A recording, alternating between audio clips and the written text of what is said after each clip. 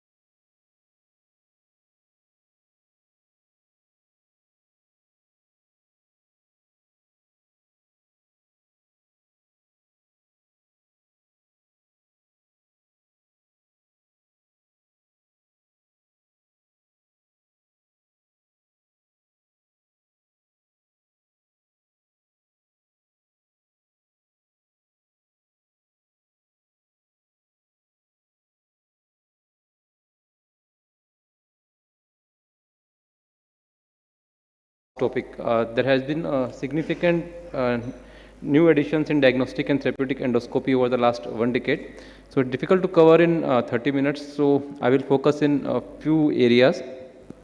So first is the image enhanced endoscopy. So what is the normally we do the white light endoscopy. So the image enhanced endoscopy, there is benefit of in vivo diagnosis and the staging. So we can diagnose the various cancers without the biopsy, and we can even have an idea regarding the depth of the cancer also. So in the image enhanced endoscopy, we look for the superficial vessels and the epithelial or the mucosal pattern. So it can be done either by the chromoendoscopy, which is electronic. You just has to press a knob on the endoscope and you can do the chromoendoscopy. So there are the NBI, BLI or the eye scan. So just require a scope and a button on the scope. Other is the conventional endoscopy, for which you have to spray the dye. It's cumbersome. So now the electronic chromoendoscopy has replaced the conventional dye-based endoscopy. So this is the normal white light imaging. So in this we see the submucosal vessel and submucosa. In this we also see the contribution of deeper muscle layer. In white light we see the mucosa, and through the mucosa we see the muscle layer also. So the mucosal pattern is not very clear. So in NBI what we use a filter. So normal white light is a mixture of red, green and blue. With this filter the red will be cut down, and only the blue and green light they will be able to pass through, and this will be an examination through the blue and green light, and they have lesser degree of penetration. The blue and green light can penetrate only up to the mucosa and the submucosa. So we see the details of only mucosal layer and the submucosal without the interference by the deeper muscular layer. And this is the difference we can see. This is the white light endoscopy. So this is the mucosa, and through the mucosa we are seeing the muscle layer. And with the NBI we can see the vessel pattern has become more clear, and we can see even the small capillaries also, which has become clear. So what is the principle of NBI? So when the tumor goes down, when the depth of tumor increases, there is change in the vessel pattern also. So this is the normal mucosa. When there is a cancer, we can see the diameter of the vessel increases and there is more loop formation.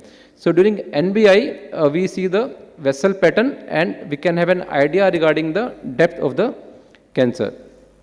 So, first is the esophageal NBI. In esophageal NBI, we focus only on the vessel pattern.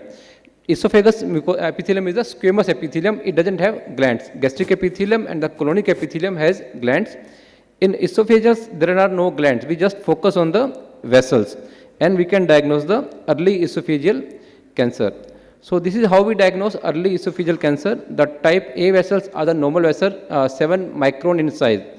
B1 is the vessel which is 20 micron. The diameter of vessel is 3 times of normal vessel, and there is a loop formation. And in B2 there is no loop formation, it's a straight vessel, and the B3 is the 10 times of normal vessel. So, B1, B2 and B3 are the cancer pattern, and A is the normal. So, here we can see A is the normal pattern, upper two are the normal pattern.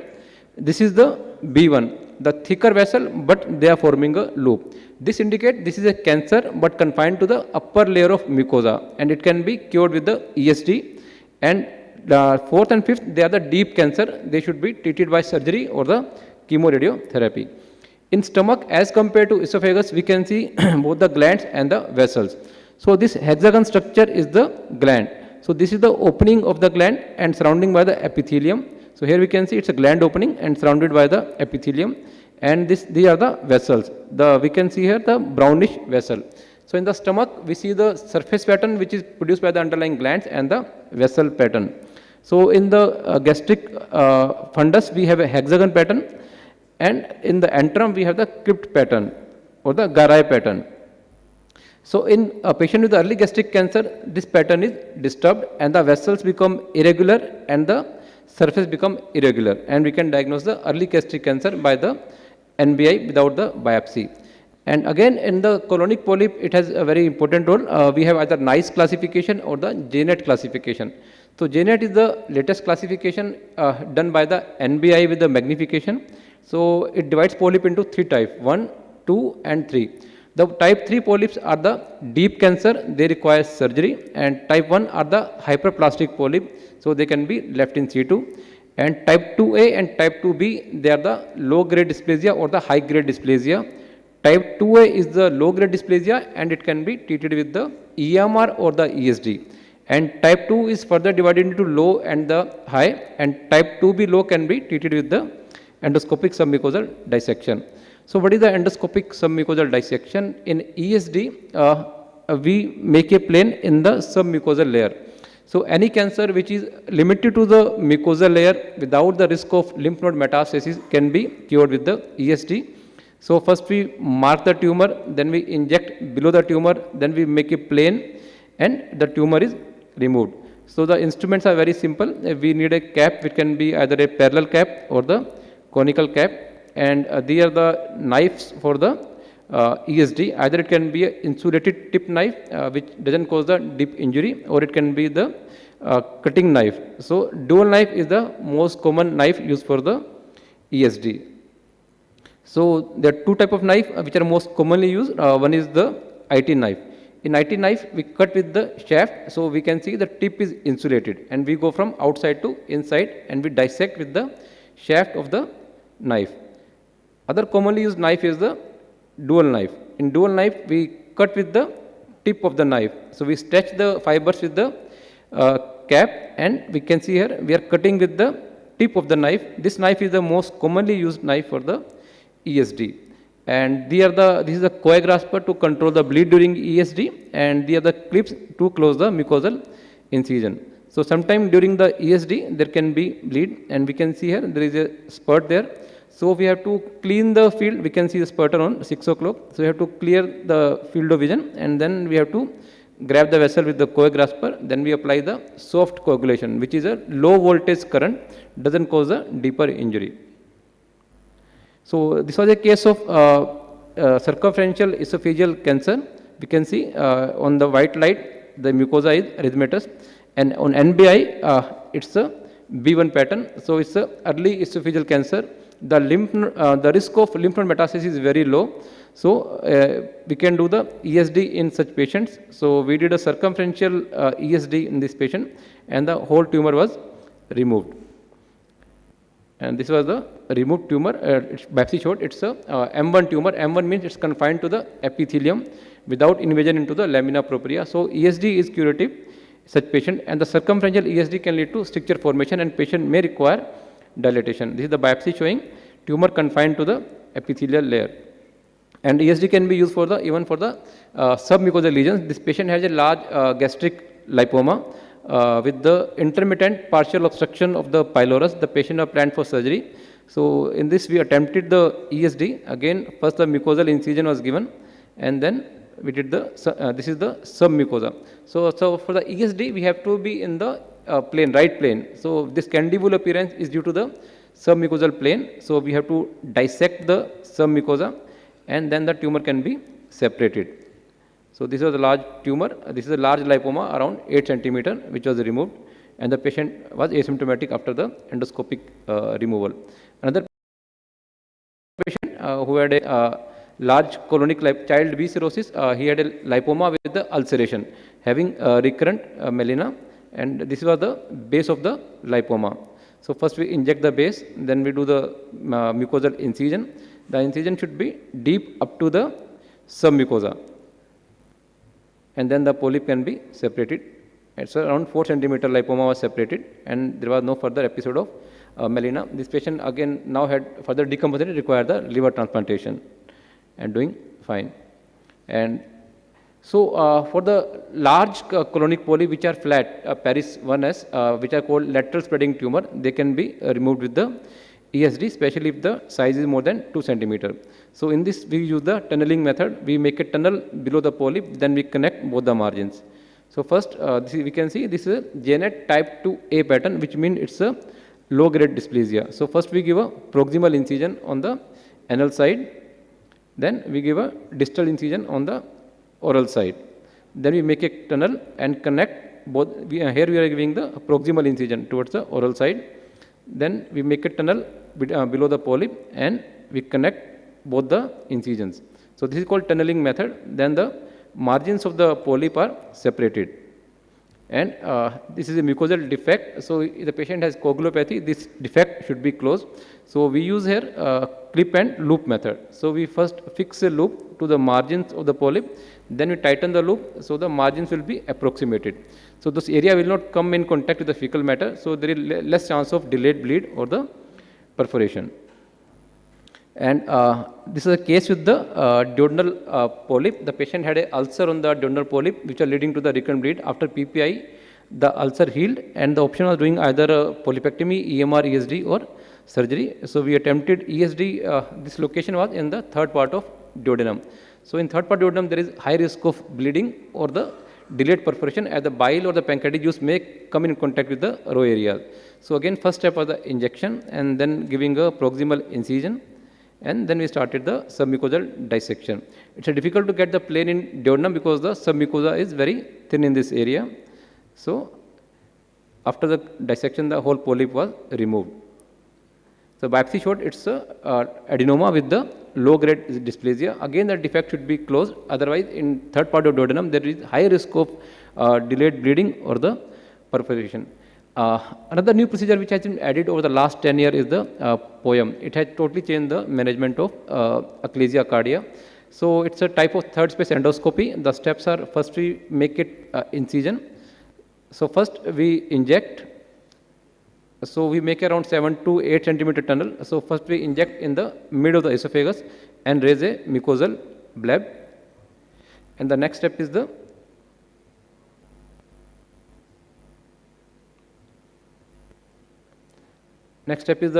incision. After incision, we make a tunnel. So incision around 2 centimeter in length. Then we make a tunnel. Again, this is the submucosal plane. The tunnel goes around 2 centimeter beyond the G junction, and then we do the myotomy. So the myotomy done 2 centimeter gastric side and 5 centimeter on the esophageal side. Type 3 achalasia may require the longer myotomy, and in the last part we close the mucosal incision. And the study has shown that efficacy of POEM is more than 90% with the clinical reflux of 10 to 20%. It's very efficacious procedure. Another type of procedure is the stir. During stir, we can remove tumor which are arising from the fourth layer. which are mostly GIST or the leiomyomas. We make an incision around 3 to 4 centimeter proximal to the leiomyoma. Then we make a tunnel, we go inside, and here we can see at 6 o'clock there is a pale lesion which was a leiomyoma. So this should be separated from the all around. From the first we separated from the submucosal layer, and last part we cut the muscle connections. Then the tumor can be removed. It's a 2 centimeter leiomyoma, and the last step is the closure of the incision. So this patient doesn't require surgery. If it's less than 3 centimeter, they can be easily managed with the endoscopic submucosal dissection. Another indication is the G poem. Many times we have a patient with the gastroparesis, especially either a diabetic gastroparesis or the idiopathic gastroparesis. If the patient has vomiting and the gastric emptying scan shows delayed emptying of more than 10% at 4 hours, this is an indication for doing a G poem. The steps are similar to esophageal poem. We first raise the mucosal bleb, then give a mucosal incision, then tunneling, and we cut up to the pylorus. So 3 centimeter myotomy is done in the gastric side up to the pyloric ring, and the last step is the closure of the incision. And efficacy of the G poem is lesser than the esophageal poem. In esophagus, food goes down with the gravity, and the efficacy is more than 90%. In the stomach, for the gastric emptying, there is no assistance by the gravity, so efficacy is lower in the G poem. So it has been seen that it's around 50 to 70% in the various studies. Sometime in patient with ecclesia cardia, there can be a diverticulum in the esophagus. So that diverticulum can also be treated with the D poem. So we make 2 tunnels on the either side of the septum. Here we can see one we are dissecting on the both the sides. So this side is the diverticulum and this side is the esophageal lumen, and this is the septum between the diverticulum and the esophageal lumen. So once you cut the septum, the diverticular cavity will join the esophageal cavity, and food will preferentially go into the esophageal lumen. If the patient has ecclesia cardia, along with the diverticulum, we cut both the septum and the G junction muscle. And in patient with the Janker diverticulum also, it's a similar thing. There are 2 cavities. One is the esophageal lumen and other is the lumen of diverticulum. Same principle. We make tunnel on both the sides. Then we cut the septum in between and close the incision. So again, the efficacy of jet poem is around 90%. And another I think area which we can discuss is the weight loss. So 2 main advancement. One is the ellipse balloon. So with the previous balloon, we have to do the endoscopy, and patient always has a fear of endoscopy for placing a balloon or removing the balloon. So ellipse is a endoscopy-less balloon. You can place the balloon in the endoscopy room. So patient swallows the balloon with the catheter, and you fill the balloon with the fluid, and the catheter gets separated. And after 4 months, the balloon will get deflated and will pass in the stool. And the initial study has shown that at 4 months, the weight loss is around 30%.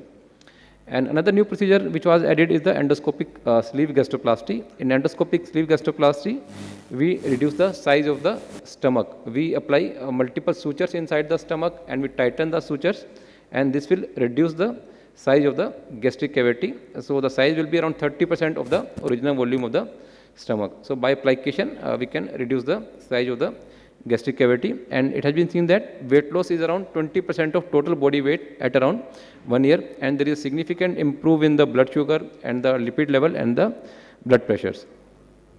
And I think we can discuss is the external pancreatic fistula. For the acute pancreatitis, now the percutaneous treatment step-up approach is preferred, either endoscopic or percutaneous. So mostly in the acute setting, we end up doing the percutaneous drain placement. So many times these patients have a external pancreatic fistula with the ductal disconnection. It's difficult to treat this patient by the ERCP as there is ductal disconnection. We cannot bridge the rent with the stent. So in this patient, we have find a new technique. We call it a double scope technique. So what we do, so this patient had a external pancreatic fistula 3 months after the drain placement. So first step is removal of the drain. So through the drain side, we can pass a ultra thin scope, 5 mm scope. It will be passed into the cavity, and then we study the cavity. If there is any, the cavity should be clean. There should be no necrotic material inside the cavity. So here we can see the view inside the cavity. So once our ultra thin scope is inside the cavity, we pass a EUS scope. So here we have 2 scopes, one in the cavity and one is the EUS scope in the gastric lumen. So we fill the cavity with the fluid which is passed through the ultra-thin scope, and this fluid can be seen with the endoscopic ultrasound. Now, this fluid can be targeted with the 19G needle. We can puncture the cavity with the 19G needle, and we can pass a wire. And we can see here the needle is coming out from the track, and the wire is coming out through the track. So we can secure the wire at two sides. One is the outside the drain side, and one is at the oral cavity. So once you have secured wire at two sides, it's very easy to dilate the track and place the stent. So it's a EUS guided tracheogastroscopy, so which can avoid the distal pancreatectomy. So we have attempted this in 5 cases with the success, and we can see, so we have dilated the tract and placed the 2 stents. So one end of the stent is in the gastric lumen, another end of the stent is in the lumen of the tract. And another area, I think the GERD.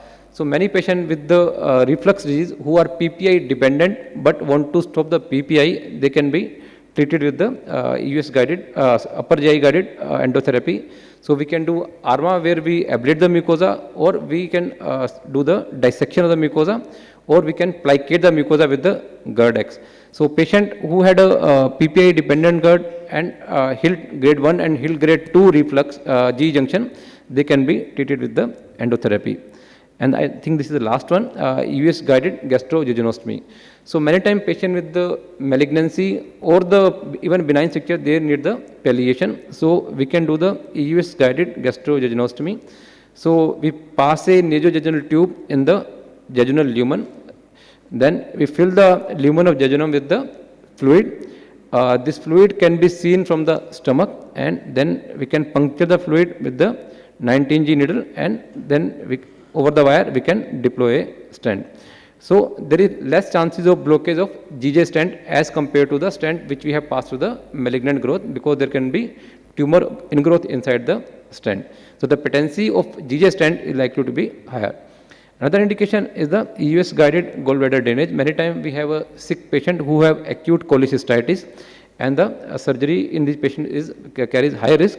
So option is either doing a PCD or the endoscopic drainage. With the PCD, there is risk of external bag.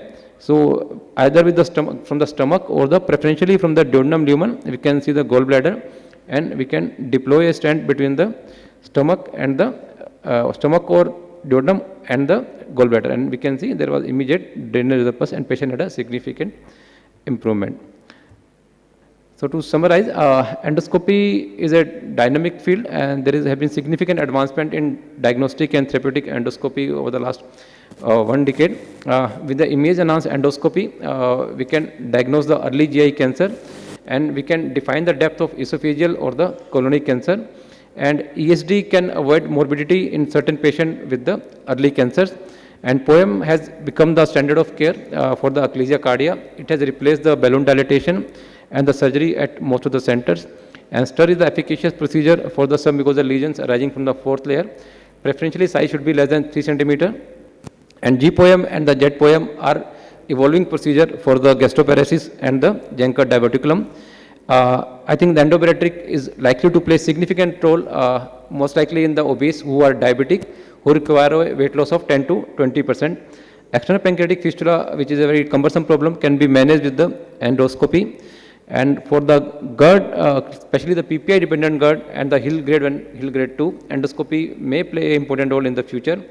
And EUS guided GJ and EUS guided gallbladder drainage are the technically feasible procedure and likely to play a role in the needy patients. Thank you very much for your patient hearing. Thank you, Vikas, for a very lucid lecture. House is open for questions, if any.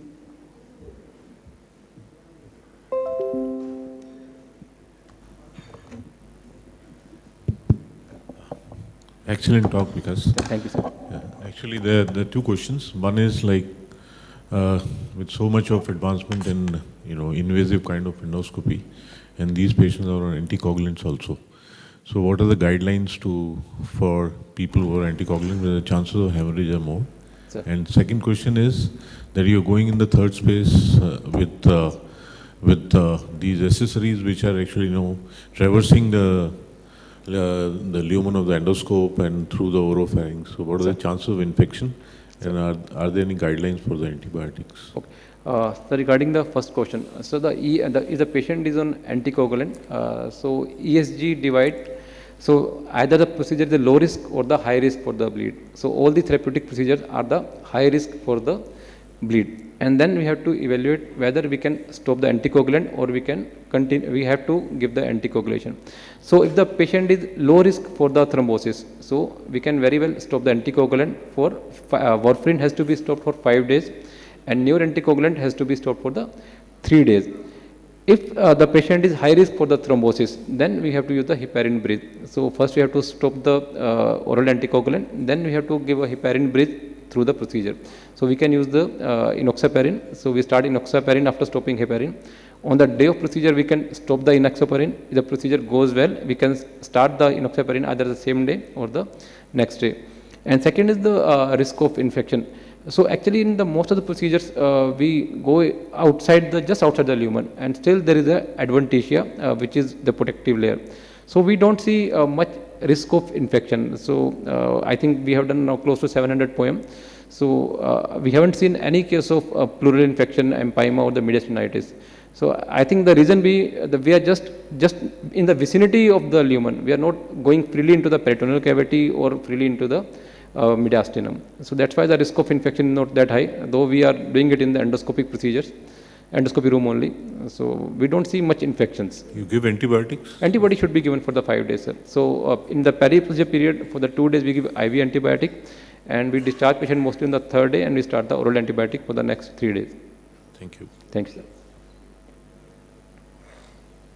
Vikas, excellent talk. Thank you.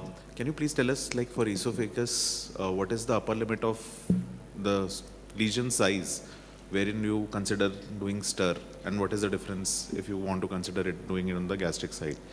So when we consider the size of the lesion, we see the 2 dimension. One is the longitudinal dimension and one is the transverse diameter. So if the transverse diameter is less than 3 centimeter, we can attempt the stir, and any length can be taken actually, even if it's a 5-6 centimeter, but the transverse diameter is less than 3 centimeter, we can do the stir. And mostly the longer length of leiomyoma we see in the esophageal side only.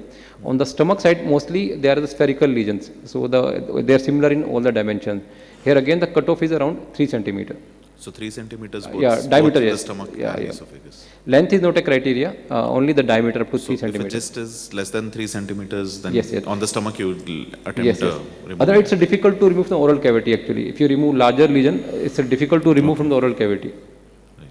Thank you. Thank you. Sir, this is a clinical scenario rather than a question. We have a patient, we did poem, and on day 2 there was drop in HP, and we did an UGI, we saw hematoma just below the clips. So what should be the approach here now? So I think we have to do the continuous monitoring. If there is no further fall in hemoglobin, there is no further increase in the pulse rate, we can very well follow the patient clinically. If there is a hemodynamic instability, patient not improving, then we have to remove the clip, remove the clots, go inside the tunnel again, and try to visualize the source of bleed. So otherwise it's a uncommon scenario. If you compare with the ESD, the risk of bleeding in POEM is very low. Both technically they are the similar procedures. The risk of bleeding is low in the POEM because there is a mucosal flap. So the denuded mucosa will be covered with the mucosal flap. So your food or acid is not going to be in contact with the submucosal vessel.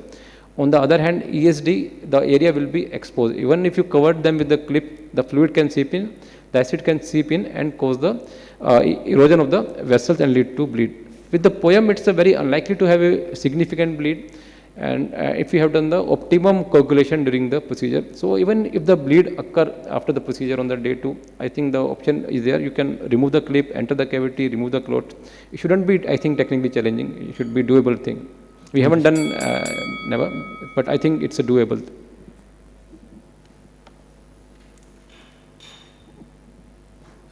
Because I have a very small query. Yeah. So for this image enhanced endoscopy in esophagus and stomach, how common is early gastric and esophageal cancer in our setting? Because we don't get some. That's why the question is. So I think we are not looking for them. So if you have to diagnose early, they're not maybe as high as the Chinese or the Japanese population, but still I think we have the cases. The point is that we are not looking for them. There are no surveillance guidelines. And especially the patient who had the previous history of head and neck cancer, so there can be a recurrence. Like one patient we had, he had a esophageal cancer 2 years back, lower end, and underwent chemotherapy, radiotherapy, curative chemoradiation. Now repeat endoscopy showed just a small area of erythema in the upper esophagus, and the NBI showed it's a brownish area with the line of demarcation, and the biopsy showed it's early esophageal cancer. So we removed the ESD. So I think lesions are there. We have to look for them, especially patients with the H. pylori gastritis who have the atrophic gastritis or the intestinal metaplasia. So problem is that we are not trained to look for them.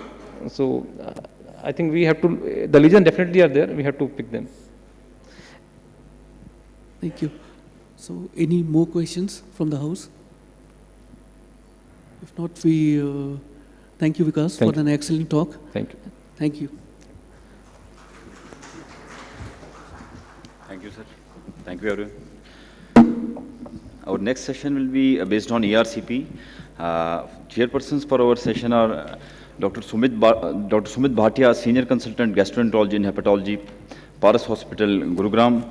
Dr. Sandeep Nijhavan, Senior Consultant Gastroenterology, Dr. Nijhavan's Gastro and Skin Clinic, Jaipur. Dr. Nishant Nagpal, Senior Consultant Gastroenterology, Max Vishali. Dr. D. Banerjee, HOD Gastroenterology, DY Patil, Pune.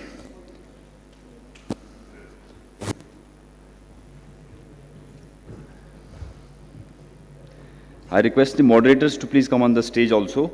Dr. Rinkesh Bansal, Consultant Gastroenterology, Asha Multi-Specialty Clinic, Gurugram. Dr. Bimal Sahu, Consultant Gastroenterology, Medanta, Gurugram.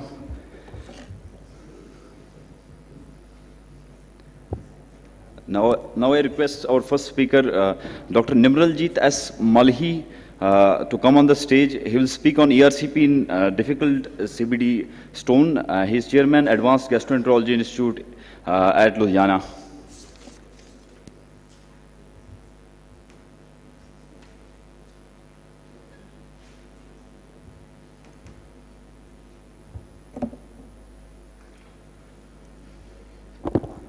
Good morning, everyone.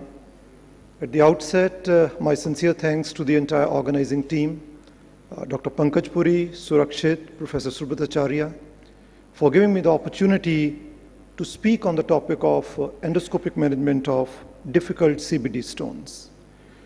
So my presentation of next 15 minutes or so, I'll first go through how we define a difficult CBD stone, and then the endoscopic options available with us to take care of that. Going through the literature, there is no universally accepted definition of a difficult bile duct stone, but we also know that majority, maybe 80 to 90% of these stones can be removed with the standard ERCP, sphincterotomy, and use of either a balloon catheter or a Domia basket. And when we look at the factors which increase our ability to remove stones during ERCP, there can be subgrouped into 4 very important determinants of our success, ranging from size of papilla, diameter, and the morphology of the distal bile duct, and then certain stone characteristics from shape, size, and consistency of these stones. So what is very clear to all of us, that size of papilla plays a very major role. So if you have a bulging papilla, chances of success are very high. And the second most important determinant is the size of the stone, and if you have multiple large size stones, the intervention is going to be tough. But 2 factors which are not discussed so often but which play a very major role, one is the diameter of the distal bile duct. So basically, if you have a stone which might not still be very big, but the distal bile duct is much narrower, the stone extraction simply with a balloon or a basket is not going to be there. And another factor which is very important is, along with if there's a narrowing, if there is an angulation of the distal or the lower bile duct. So whenever we use an accessory, the pressure transmission is along the long axis of the bile duct. If there's an angulation, the whole transmission of pressure on the long axis is going to be poor. So again, the stone removal in an angulated or a narrowed bile duct is going to be tough. And thereby, when we define difficult CBD stone, it encompasses both the stone size and the characteristics and the anatomical factors pertaining to the lower bile duct. And that's what I've enumerated in this slide. So if you have a stone size which is in excess of 15 millimeters, certain shapes of stones, barrel or squarish, or impacted stones, or stones at difficult locations, intrahepatic or cystic duct stump stones, and then the anatomical factors in the lower bile duct, more importantly the narrowing or the angulation, and even the periampullary diverticulae at times make our job tougher.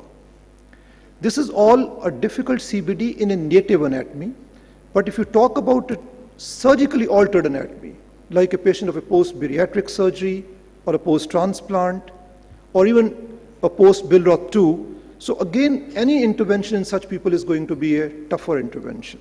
So my talk now from this point basically will be centered on a difficult CBD stone in a context of a native anatomy, because a surgical anatomy will require a separate session on its own.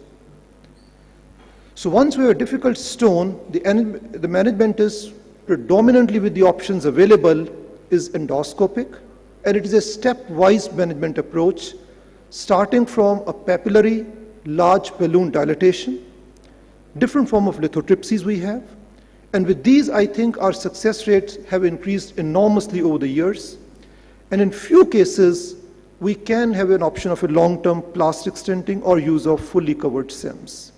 Surgery in today's era is required in an extreme minority. So the first option when we talk about a difficult bile duct stones is a papillary large balloon dilatation, which is performed after a limited sphincterotomy. We need not cut papilla in toto. We always keep a little part of papilla at the top. And by definition, a large balloon is 12 millimeters or above to a maximum of 20 millimeters.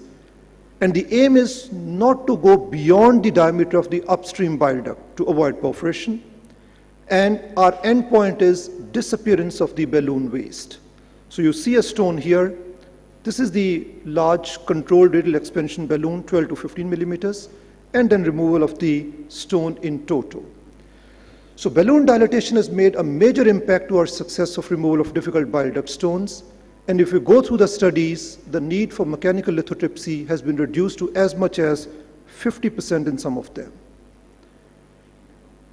When the size of CBD stones, even after balloon dilation, exceeds the size of distal bile duct, so the distal bile duct is still narrowed, then in that case, stone needs to be fragmented.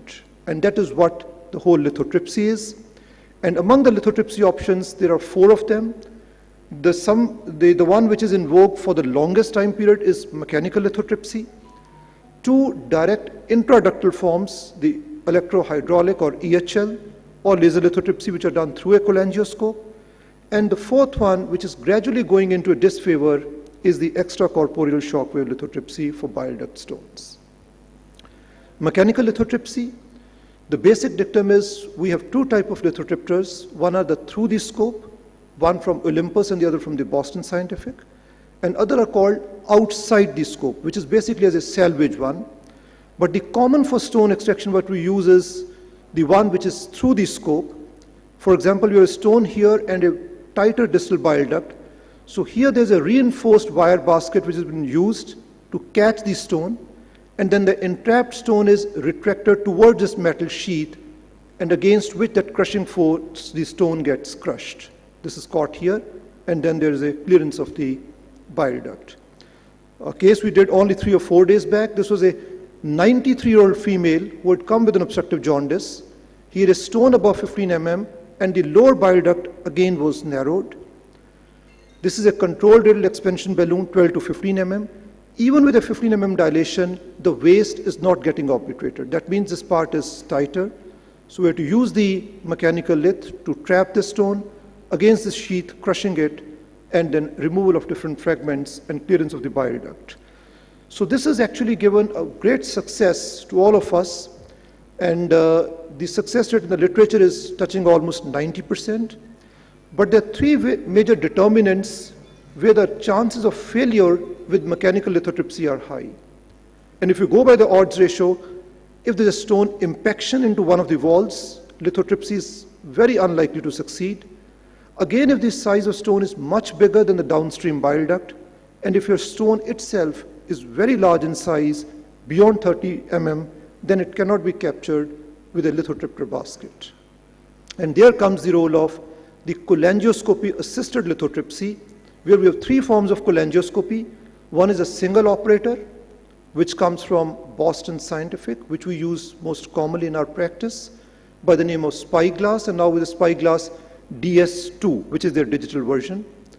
People have used ultra-thin gastroscope also, and the dual operator mother-baby scopes are practically now out for cholangioscopic-assisted lithotripsy. Two forms, one is EHL and other is laser. In EHL, we have a probe which goes through the cholangioscope, and then it generates a spark, and that spark in the fluid medium, because we are constantly irrigating the bile duct with saline, it creates shock waves which are able to pressurize and fragment the stone. On the contrary, in laser, we are using a very high power laser beam itself, which ionizes the surface of the stone, developing fractures and then causing stone fragmentation. Different centers have their own priorities. Some people are very comfortable in doing with EHL. For EHL, the FDA-approved system is by the name of Autolith. And here, you have two things, the EHL pulses, which are controlled with the help of a foot pedal. And the other thing is the power of those EHL, which is low, medium, and high. So generally, we start with the low power, and pulses we keep between 5 to 10. And depending upon our requirement, we change our settings. And two common indications where we go for EHL. One, you have a stone and a downstream bile duct, and the stone appears to be impacted there. And other is where you have multiple large-sized stones that cannot be removed only with a simple endoscopic papillary large balloon dilatation. So there are two videos. This is one of our patients, which the previous I showed. There is a stricture down there. In the mid bile duct, there's a stone. We go here. This is the EHL probe. It is generally we start from the periphery, low pulse settings, 5 pulses, and then go on increasing and move from the periphery to the center. The stone is already getting a little disimpacted. And once the edges get torn away, we actually focus on the central portion and then go on fragmenting the stone. In people who have a tighter strictures, we want to fragment it to very small pieces, maybe from 2 to 3 or 4 mm, so that we don't have a difficulty removing those fragments through the stricturous portions, so small one. So these are much larger stones, but here there is no stricture. So again with the EHL probe, the thing is we do not touch the stone with this. We keep a difference of 1 to 2 millimeters.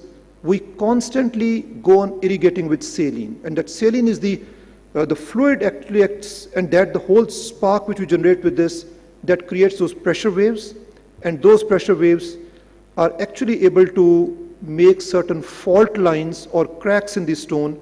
We work on those cracks and then go on fragmenting these stones. So it's a wonderful procedure, and I think with more and more expertise, majority of these stones can be handled very well with this thing. And now you see these are the fragments. They've been, even if there's no stricture, fragments of 5, 8, 10 mm, they can be safely removed with the help of balloon or the Domia basket. The laser is actually again very similar to what the EHL process is.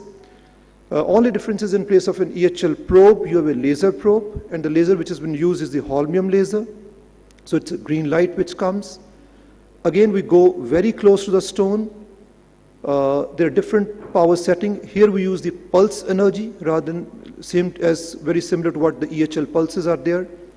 And once we go and start fragmenting these stones, the advantage sometimes with this is many times with the laser probe, you can actually burrow your way into the stone.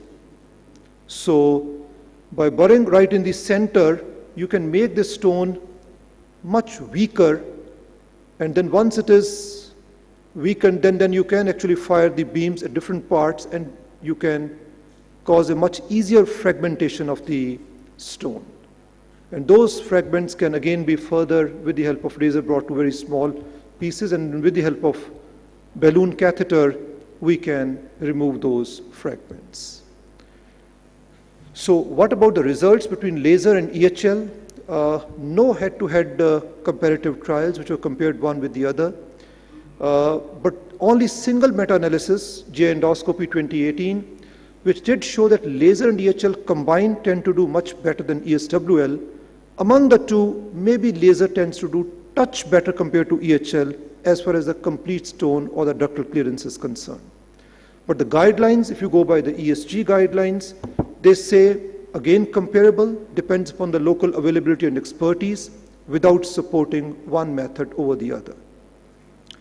ESWL, still been in use for a number of things like for pancreatic stones, but if you talk about the biliary stones, it has practically gone into a disfavor over a period of time.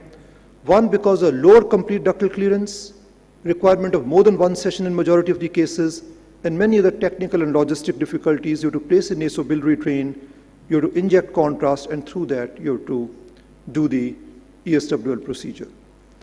One option where possibly stone extraction the first go might not be possible is the temporary stent placement that we talk about commonly is the plastic stents, keeping them for a 1 to 6 months or longer, especially if a patient cannot tolerate a prolonged procedure or patient has common cholangitis.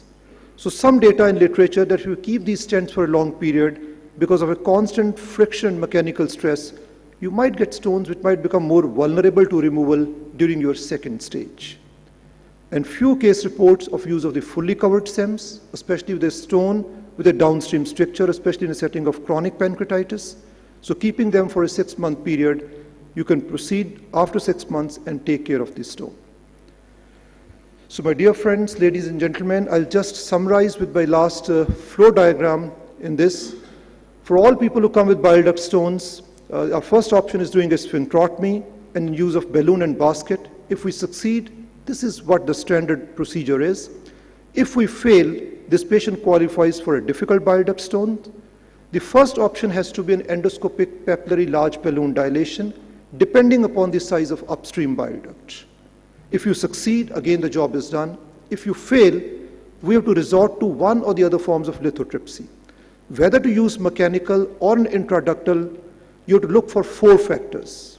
If the stone appears impacted, stone is too big in size, downstream bile duct is strictured or angulated, you'll go for a cholangioscopic assisted lithotripsy, which could be either EHL or laser. If none of those factors are there, then after balloon dilatation, you have an option of even proceeding for mechanical upfront. If you succeed, again the job is over. If you fail, you can proceed from failed mechanical to a cholangioscopic assisted lithotripsy. Thank you, and thank you for patient listening. Excellent talk, Dr. Malik. This side. At times you get a simple stone, but there is a portal biliopathy with them, and there are chances of choledochal varices also. So what are your tips to tackle such stone removal? Are there any special accessories or what precautions you have to take? And the other question is, like, when you do balloon dilatation, at times, you know, there is a stone in between the balloon and the wall of the common bile duct. So it gets impacted into the lower end of the wall of the common bile duct. It's difficult to remove with the basket. So are there any tricks for that? Right. So I'll take the second one first, sir. So whenever the impacted stones are there, they are always difficult to remove without any form of lithotripsy. In that, what our own experience is, once with the balloon, we are not able to move the stone at all. It means it's possibly into one of the wall of that. So in that case, we have found intraductal lithotripsy to be really very effective. So in that case, we need not disimpact the stone. We just go with the cholangioscope. We fragment that stone, and generally with the fragmentation, we are able to remove the stone into small pieces and able to remove it completely. Again, in a setting of portal biliopathy, these are very tough patients because they are so unpredictable because of bleed. And in that, one thing which we always tend to avoid in these patients is use of stone extraction balloon. So if we use a stone extraction balloon in people with portal biliopathy, maybe at times once you pull it down, there is a rise in pressure in some of the collaterals which can burst and cause a catastrophic bleed. So in those people, again, either stenting, which could still be a good option, and a definitive option if their stones are less in number, maybe 1, 2, or 3, again an intraductal cholangioscopy and doing a laser or EHL is going to serve our purpose. So, thank you, sir. Thanks for nice lecture. Now we invite Dr. Sood for next lecture, sir.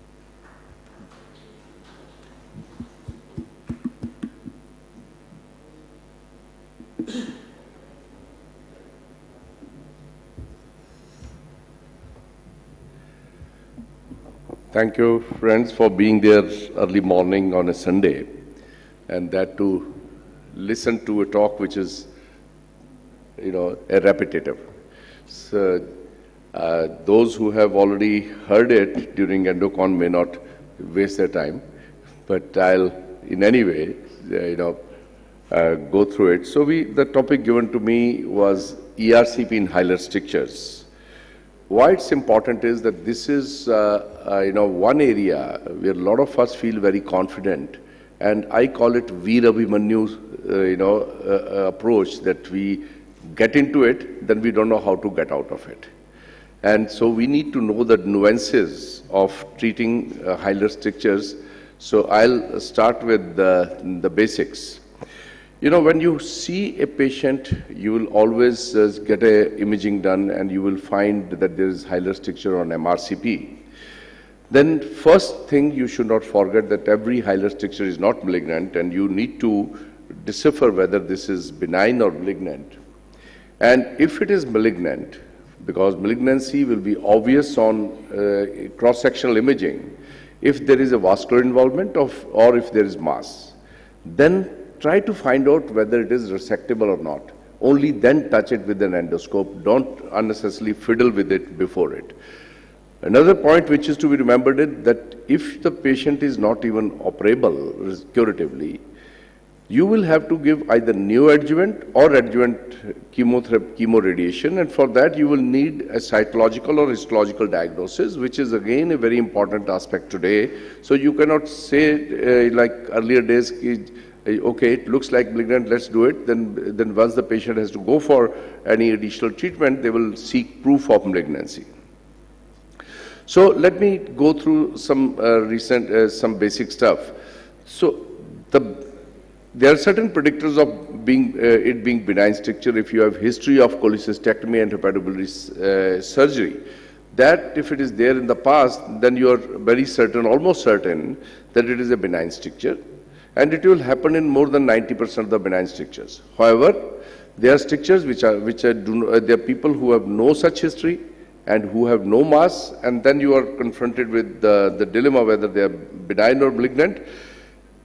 These two things are very important. If on cross-sectional imaging you do not find a mass, and particularly if the CA19-9 is less than 100 without patient being deeply jaundiced or cholangitic, then it has a very high probability of being benign. So this is from a recent meta-analysis of hilar strictures. So remember these two factors. And whenever you have a benign stricture without a mass, please look for IBD and get IgG4 levels done to rule out IgG4 related cholangiopathy, because many advanced hilar strictures could be simply IgG4 related and fully treatable. So if you have a benign stricture, then our approach is always, unless there is a total block, endoscopic. And this is a meta-analysis of long-term stricture resolution with endoscopic, with various therapies available. And just to highlight that this is a single plastic stent, multiple plastic stents, fully covered metal stent, percutaneous stenting, and surgery.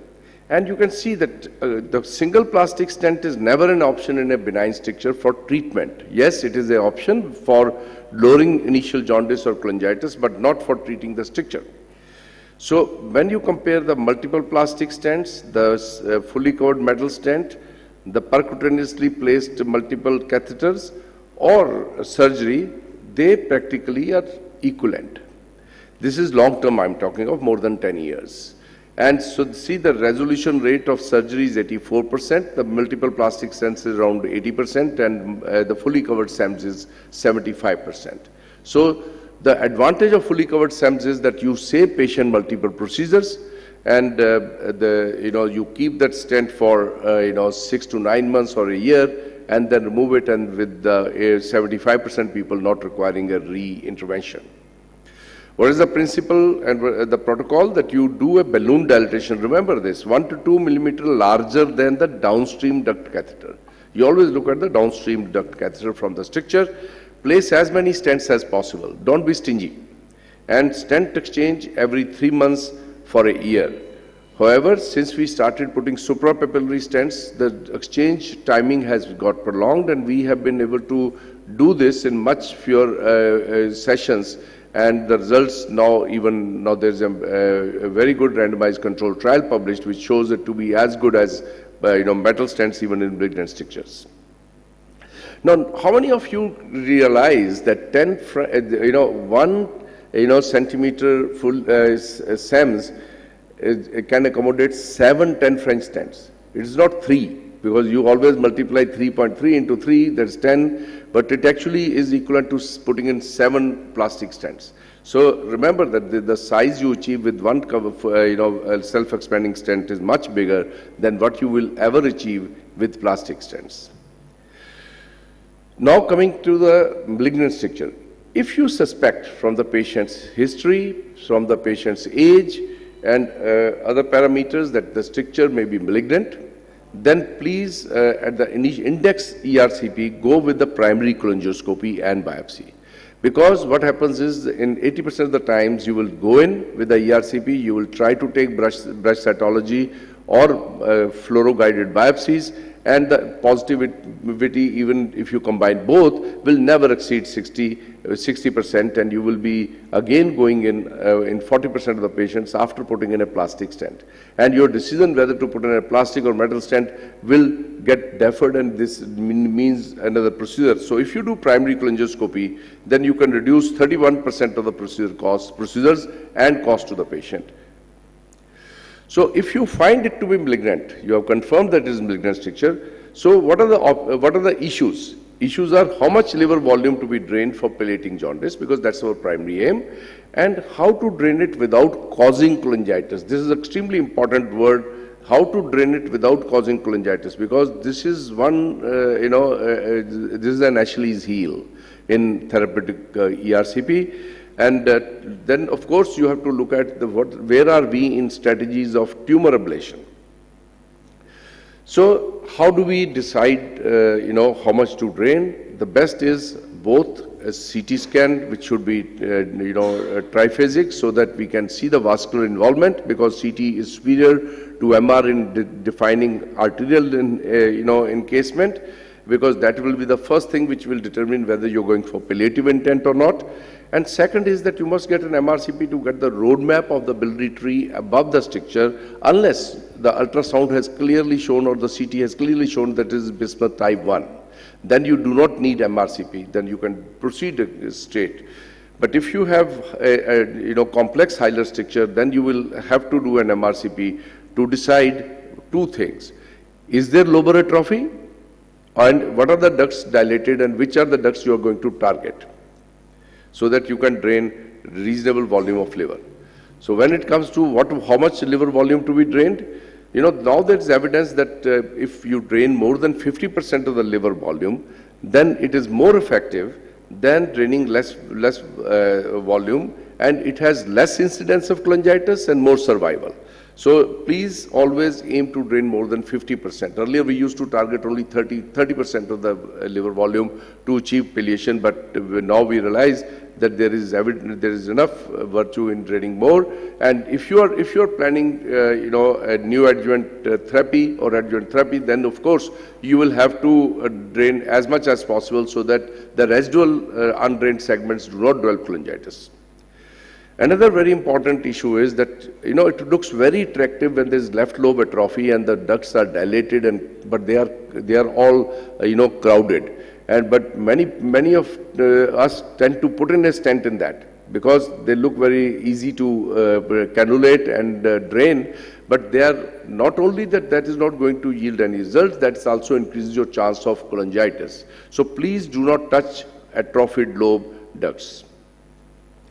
Another question is, whether we should be putting in unilateral stenting or bilateral stenting. Now, in fact, we don't use the word unilateral or bilateral. We use the number of segments. So there are 3 meta-analyses done, and then unilateral in those showed that higher technical success. Obviously, if you're going to put in 1 stent, you're technically going to be successful more often. And clinical success, complications, and 30-day mortality still remains the same whether you stent both sides. However, the later multicentric randomized control trial, was clearly showed the SEMS in bismuth 2 and higher malignant hilar blocks in 133 patients. The longer palliation of jaundice with the bilateral SEMS versus shorter palliation with single stent, and it needed fewer re-interventions and near complete drainage for patients who require chemotherapy or radiotherapy. So, dear friends, drainage of more than 50% of the liver volume is an independent factor of greater decrease in bilirubin, lower early cholangitis, and longer survival. And do not touch the atrophied lobe. Now, which stents to use? I don't think there is any confusion in our minds anymore. The Asia Pacific consensus almost 10 years back said that SEMS for palliation of high-grade malignant hilar blocks. But if the survival is more than 3 months, but ESG later guidelines told that you should always put in a metal stent whether the survival is shorter or longer, because the cost of care if patient gets cholangitic will be much higher than the cost of the stent. Another point is that we used to be very fascinated by stent-in-stent technique, where we used to have Y stent. We used to go through the previous one stent and go into the other segment. The rationale was that the bile duct is not big enough to accommodate 2 fully expanding stents, but but the problem is that if you use SEMS technique as compared to the side-by-side, the re-intervention when it is needed is more difficult, because it is not in your hand to go into whether the right duct or the left duct for re-stenting. So it becomes more difficult if the patient survives long enough and requires re-intervention. These are the data that successful re-intervention was possible in 92%, while it was possible only in 67% in stent-in-stent technique.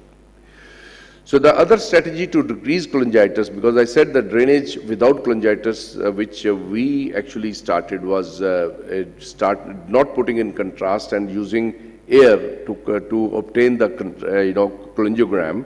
And the technique was that we will go into the obstructed ducts based on the roadmap given by the M.I.C.E, and we'll enter the dilated ductal system, aspirate the bile, and after aspirating 20 cc of bile, we will inject 10 ml of air. Air is 100,000th density of water, so it does not increase the intraductal pressure much, and so there is no biliocholangiotic, biliocapillary reflux of the bile causing cholangitis. And this gives us adequate opacification in reasonably good fluoroscopy to deploy our stents. And now there are 2 randomized controlled trials and 2 retrospective studies which show low risk of cholangitis if you use air or carbon dioxide instead of liquid contrast. So the other contentious issue is that in complex hilar blocks, whether you should be using ERCP or PTBD. And we all are ERCPs, so we tend to stick to our guns. And but there is a good meta-analysis and 2 randomized controlled trial consisting of 2 RCTs and 7 retrospective studies of more than 546 patients, and it showed that PTBD was more often successful than ERCP in complex hilar blocks, where it is type 3 or 4. And adverse events and 30-day mortality was similar. And quality of life improves with both.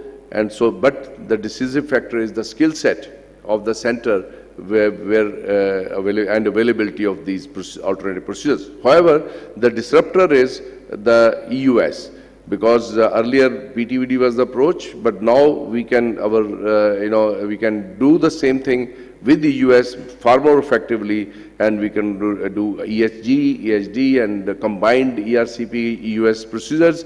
And there is another another meta-analysis of 9 studies of nearly 500 patients, and there is no difference in EUSBD versus PTBD in technical success, and EUSBD is better in clinical success, lower adverse events, lower reintervention rates, similar length of stay, and more cost effective, and but there is no comparative RCT for malignant hilar blocks. This is EUSBD for all blocks. So we still need data for malignant hilar blocks alone.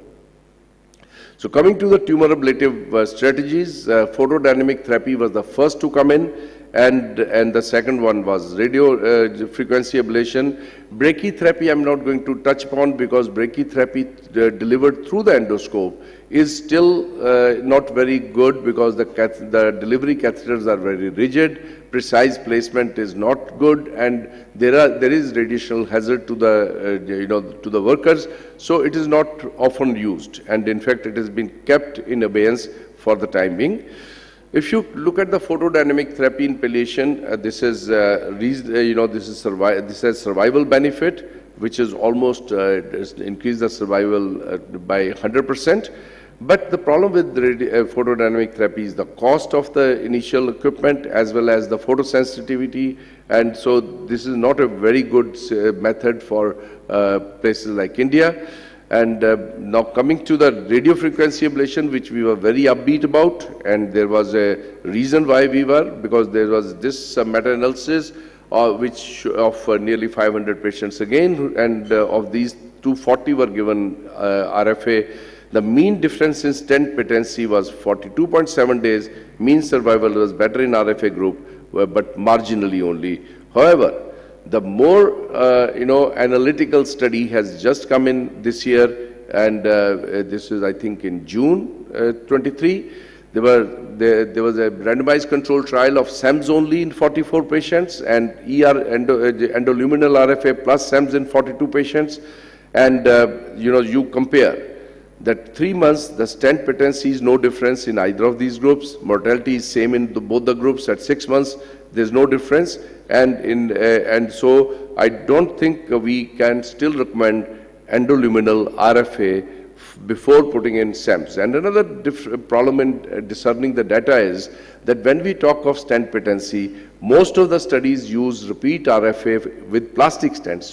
How can you say stent patency with a plastic stent? Stent patency is only when you're using SEMS, and you can't do repeat RFA with SEMS. So there are very few studies with SEMS except the one which I told you. So in summary, you must establish the diagnosis of and nature of the hilar stricture. Benign strictures should be managed primarily with biliary stenting. For malignant strictures, the rule of the thumb is more than 50% liver volume to be drained, atrophic lobe not to be touched, 2 or more uncovered SEMS to be placed to drain as much volume of liver as possible. Avoid contamination of undrained segments, and either by using air cholangiography or not being very meticulous in your injection. EUSBD is preferred if ERCP drainage fails or incomplete. PTVD is a valid option still if ERCP fails in altered anatomy. And intraductal PDT and possible ERFA may improve survival. However, we need more evidence for that. And before I leave, I would like you to join us on 30th September till 2nd October for Endoscopy Premier League, the 3rd edition, and in Hotel Andaz. And you all are most welcome to come and join it. It will be an enjoyable meeting. Thank you.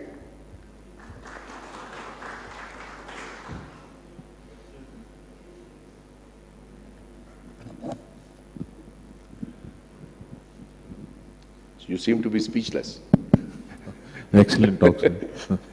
So you told the role of MRCP and CT in hilar strictures.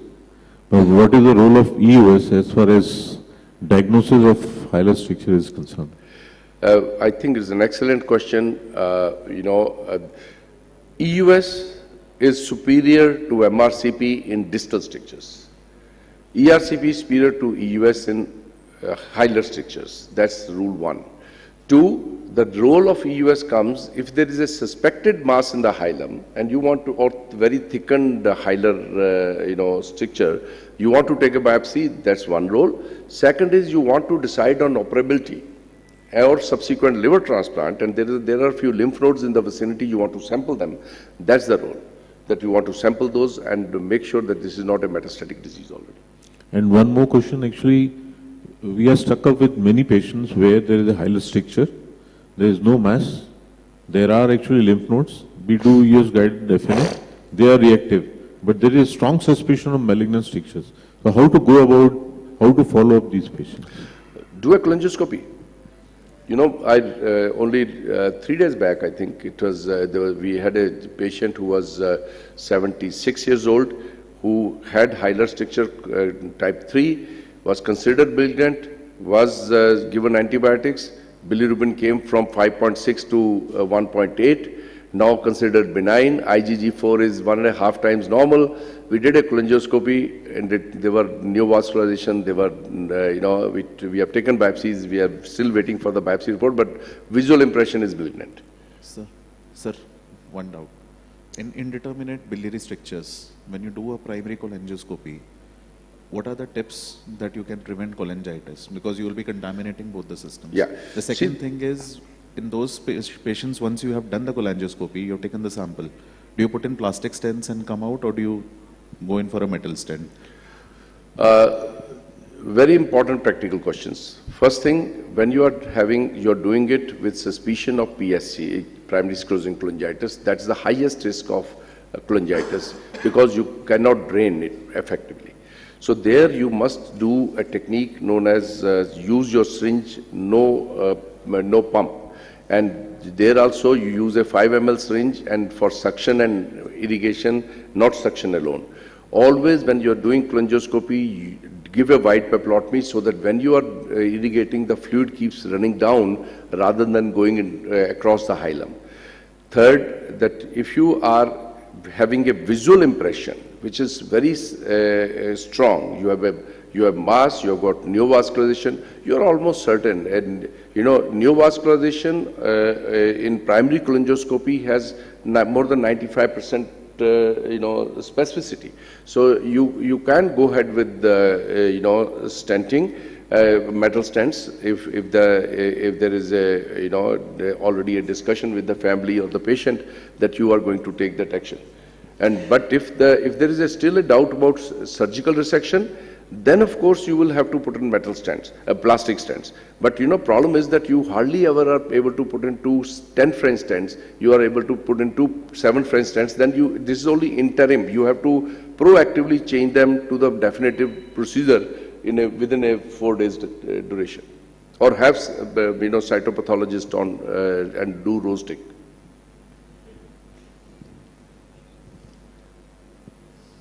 Enjoyed your talk as always. Sometimes it's very important not to intervene. We recently lost a colleague in one of the cities who had a ERCP and then he died the next day. So what will be your message on futility? How do you decide that we will not do anything for this patient? Do you have some criteria for that? I think that's when not to do a procedure is the most important cognitive skill which you have to acquire. Because it is like you have a gun, you are very fast at drawing that gun and you are very good at shooting. You think that you can come out, out of it every time. But if a patient is functional status is poor, if you find that there is a type 4 stricture, patient has ascites, what are you going to achieve? Counsel them for palliative TLC care. Yeah, last question. So we actually conducted an RCT on that, could never publish it because the results were negative.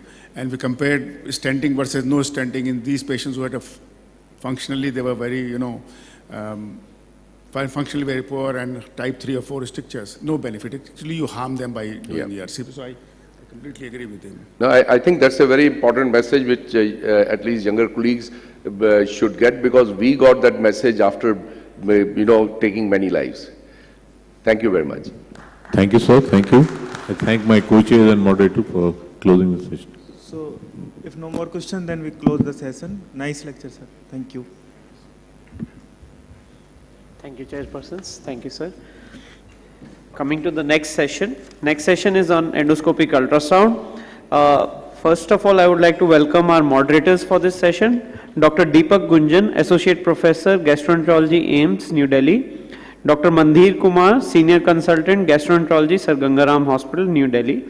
I would like to welcome the chairpersons for this session. Dr. Saumin Shah, Consultant Gastroenterologist, Gujarat Hospital, Surat. Dr. M.S. Paul, Director Gastroenterology, M.I.C.E, New Delhi. Dr. G.S. Lamba, Chief Gastroenterologist, Sri Action Balaji Hospital, New Delhi. Dr. Arvind Khurana, Director Gastroenterologist, Fortis, Gurugram. I would like to welcome the first speaker for the day, Dr. Pramod Garg, Professor Gastroenterologist, AIIMS, New Delhi.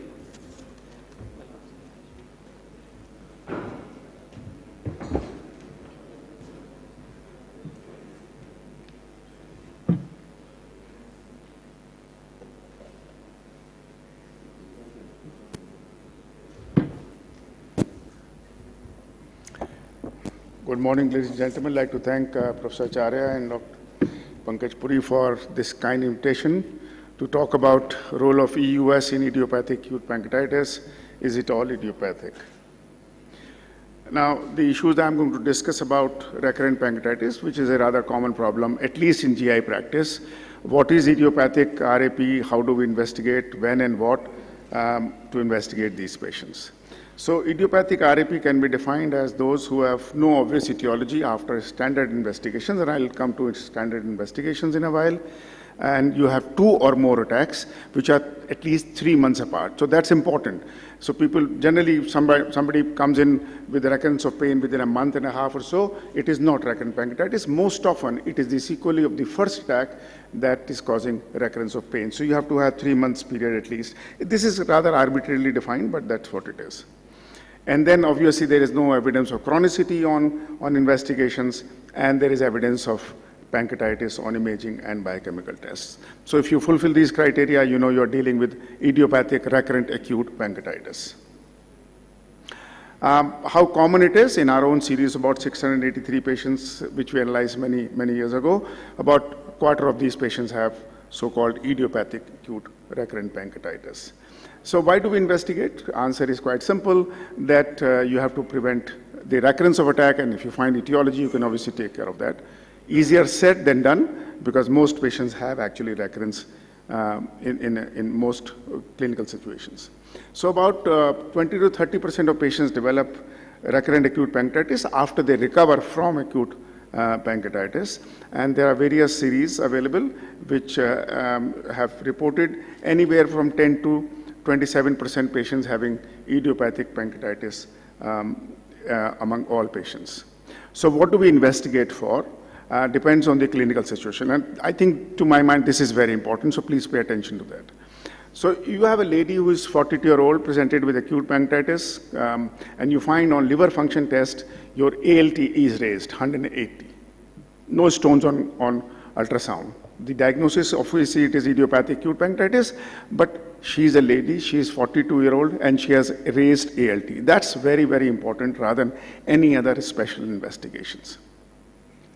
And now you have a patient who is 24-year-old, male, 3 episodes over 2 years, mind you, 2 years, and there is evidence of acute pancreatitis, no trauma, alcohol, medication, family history is negative, liver function test, calcium trioxide are normal. This is classical idiopathic recurrent pancreatitis, right? And the issue of 3 episodes in 2 years, again, is very important.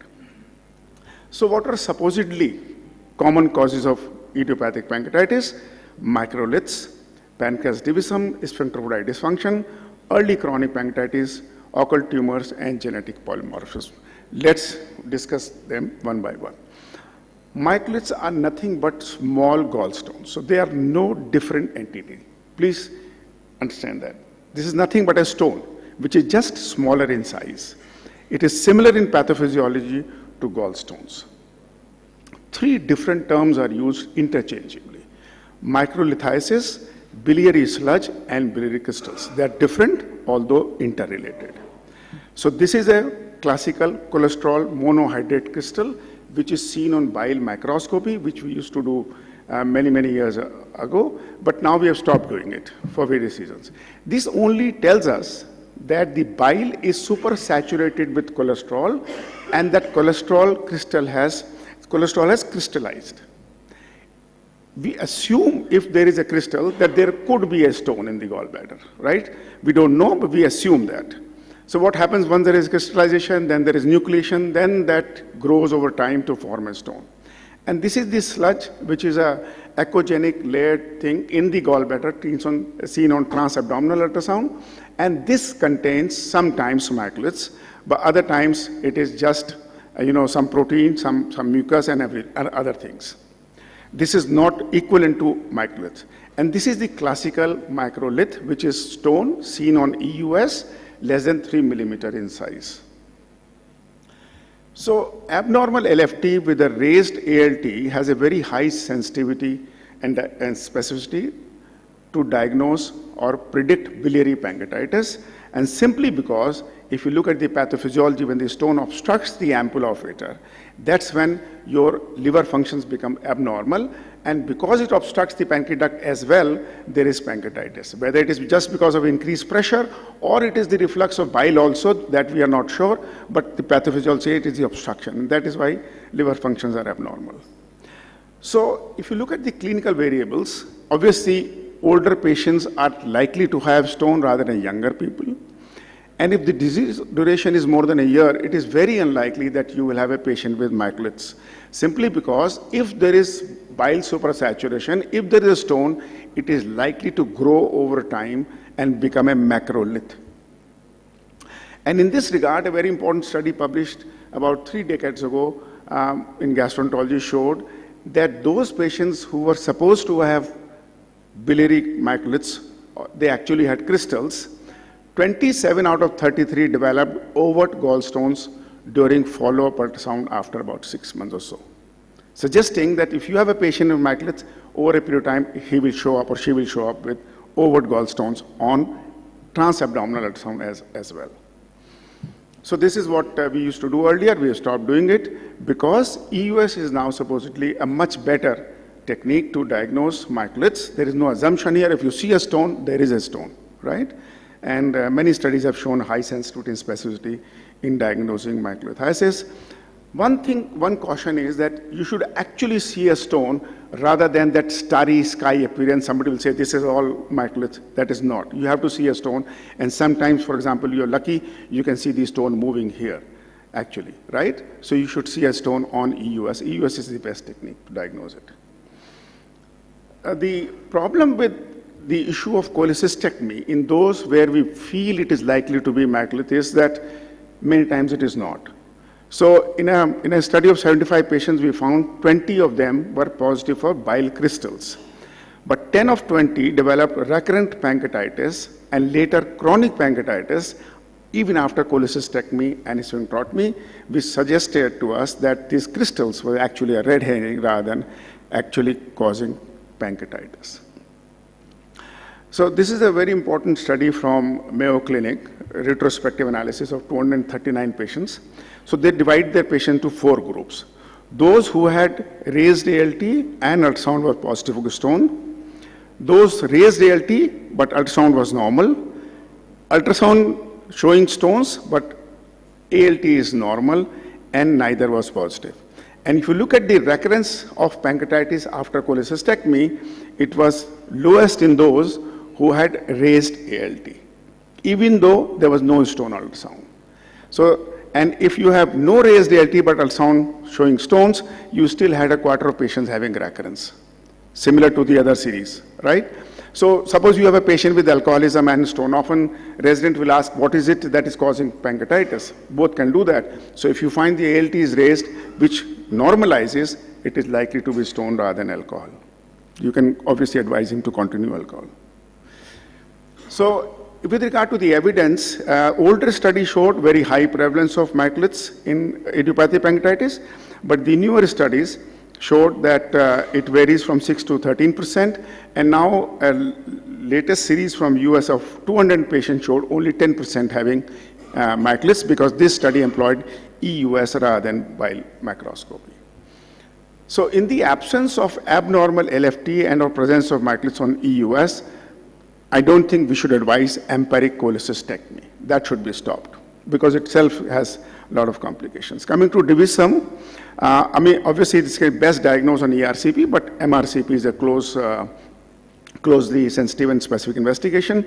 As a sole factor, the significance of divisum is questionable simply because 5 to 7% of general population has divisum, including an autopsy study from India showing about 5% people have divisum. So obviously the incidence of pancreatitis in general population much, much less, so it can't be causing pancreatitis in all of them. And we and others have shown that actually there is a presence of various genetic polymorphism and mutations in SPINK1 and CFTR which cause pancreatitis likely rather than divisum alone. And this is another series from France which has shown high prevalence of mutations in those with pancreatitis and divisum.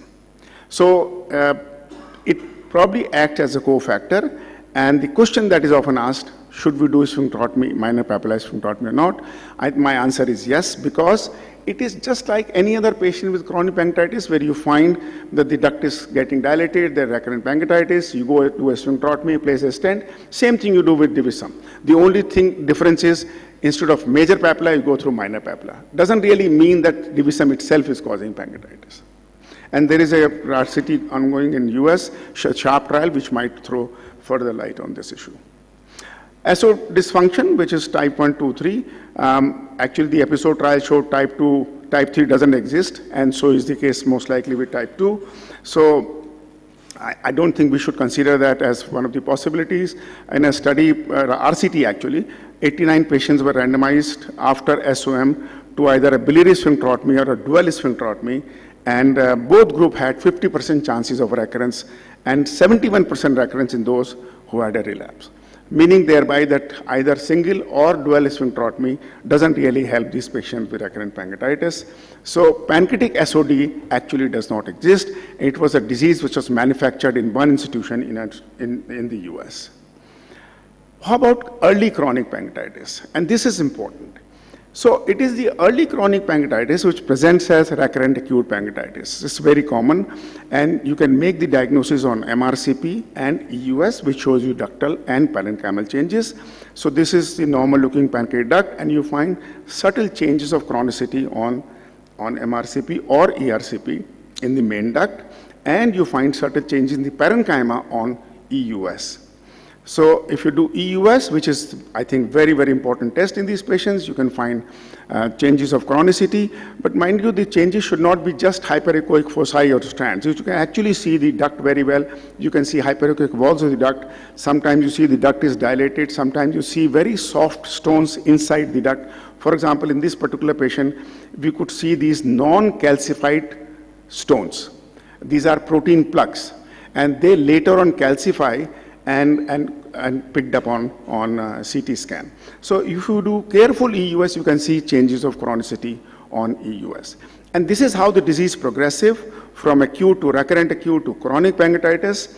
These are the ductal changes, and these are the parenchymal changes. This is a patient with acute pancreatitis. This is a patient with recurrent acute pancreatitis. You see these subtle changes, and finally they develop calcification. So you have to understand the continuum or the progression of the disease from acute to recurrent acute to chronic pancreatitis. And this is the stage when the patient comes to us with recurrent pancreatitis. And if you follow these patients up, most of them might develop chronic pancreatitis. And we showed in a study of 75 patients, 47% of our patients develop chronic pancreatitis on CT scan or MRCP during a mean follow-up of about 5 years. So this is important. So this simply we can say those destined to develop chronic pancreatitis because of some underlying predisposition present as idiopathic recurrent pancreatitis during the course of the disease. A very important subset of patients is those who are above 50 years of age. They have no etiology found, and we must investigate for periampullary and small pancreatic cancer. Even if you don't find it on the first occasion, keep looking for at 3 months, 6 months, you may still find it. So don't leave them after the first set of investigations. This is very important. So when and how to investigate these patients? We can investigate after one single attack of acute pancreatitis, but you should wait for about 3 months because otherwise the changes of resolving acute pancreatitis might be mistaken as those of chronic pancreatitis. So this is the algorithm. Most patients should have an abdominal ultrasound, repeat transabdominal ultrasound in your center, a CT scan, calcium and triglyceride, followed by MRCP. Earlier, we used to say that MRCP and EURs are second level of investigations, but I think most patients have MRCP and EURs done anyway, and we should include them in standard investigations. And only if they are negative, we can go for genetic testing. Still not under the realm of clinical practice, largely research, but I think this is important. And of course, EURs plays a very key important role in investigating these patients. So important causes now, see the list that I have shown you earlier and the list that I'm showing now. Early CP presenting the IRP is more common, very important. Genetic mutations in SPINK1 and CFTR are likely causes. Occult tumors in those with more than 50 years of age. Microliths in some, not more than 10%. Divisum in a few as a cofactor, not as the sole factor. And type 1 SOD and not type 2 and 3. We actually never did SOM, and I'm happy that we never did it because we probably didn't cause much pancreatitis in those patients.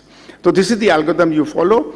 If your patient is alcoholic or smoker, if yes, you do investigation like CT-MR, EUS, stop alcohol smoking. If no, then are there gallstones or abnormal LFT within 48 hours of presentation? Yes, it is likely to be biliary etiology. You can do cholecystectomy and in some endoscopic sphincterotomy. If no, then you are dealing with non-alcoholic, non-biliary recurrent pancreatitis. And this is a term that I think should be used more often, non-alcoholic, non-biliary recurrent pancreatitis. And here you take detailed drug history, family history, measure serum calcium and triglyceride again, and you may find some patients having this problem. If not, then you do EUS and MRCP. You may find stones or microliths. You may find CBT stone, divisum, colorectal cyst. You can do endoscopic therapy, tumor surgery, and if it is normal, then you consider genetic testing. Just to put stop to further investigation. Sometimes genetic tests help you, stop investigating further, or repeat MRCP, repeat EUS, and sometimes even ERCP.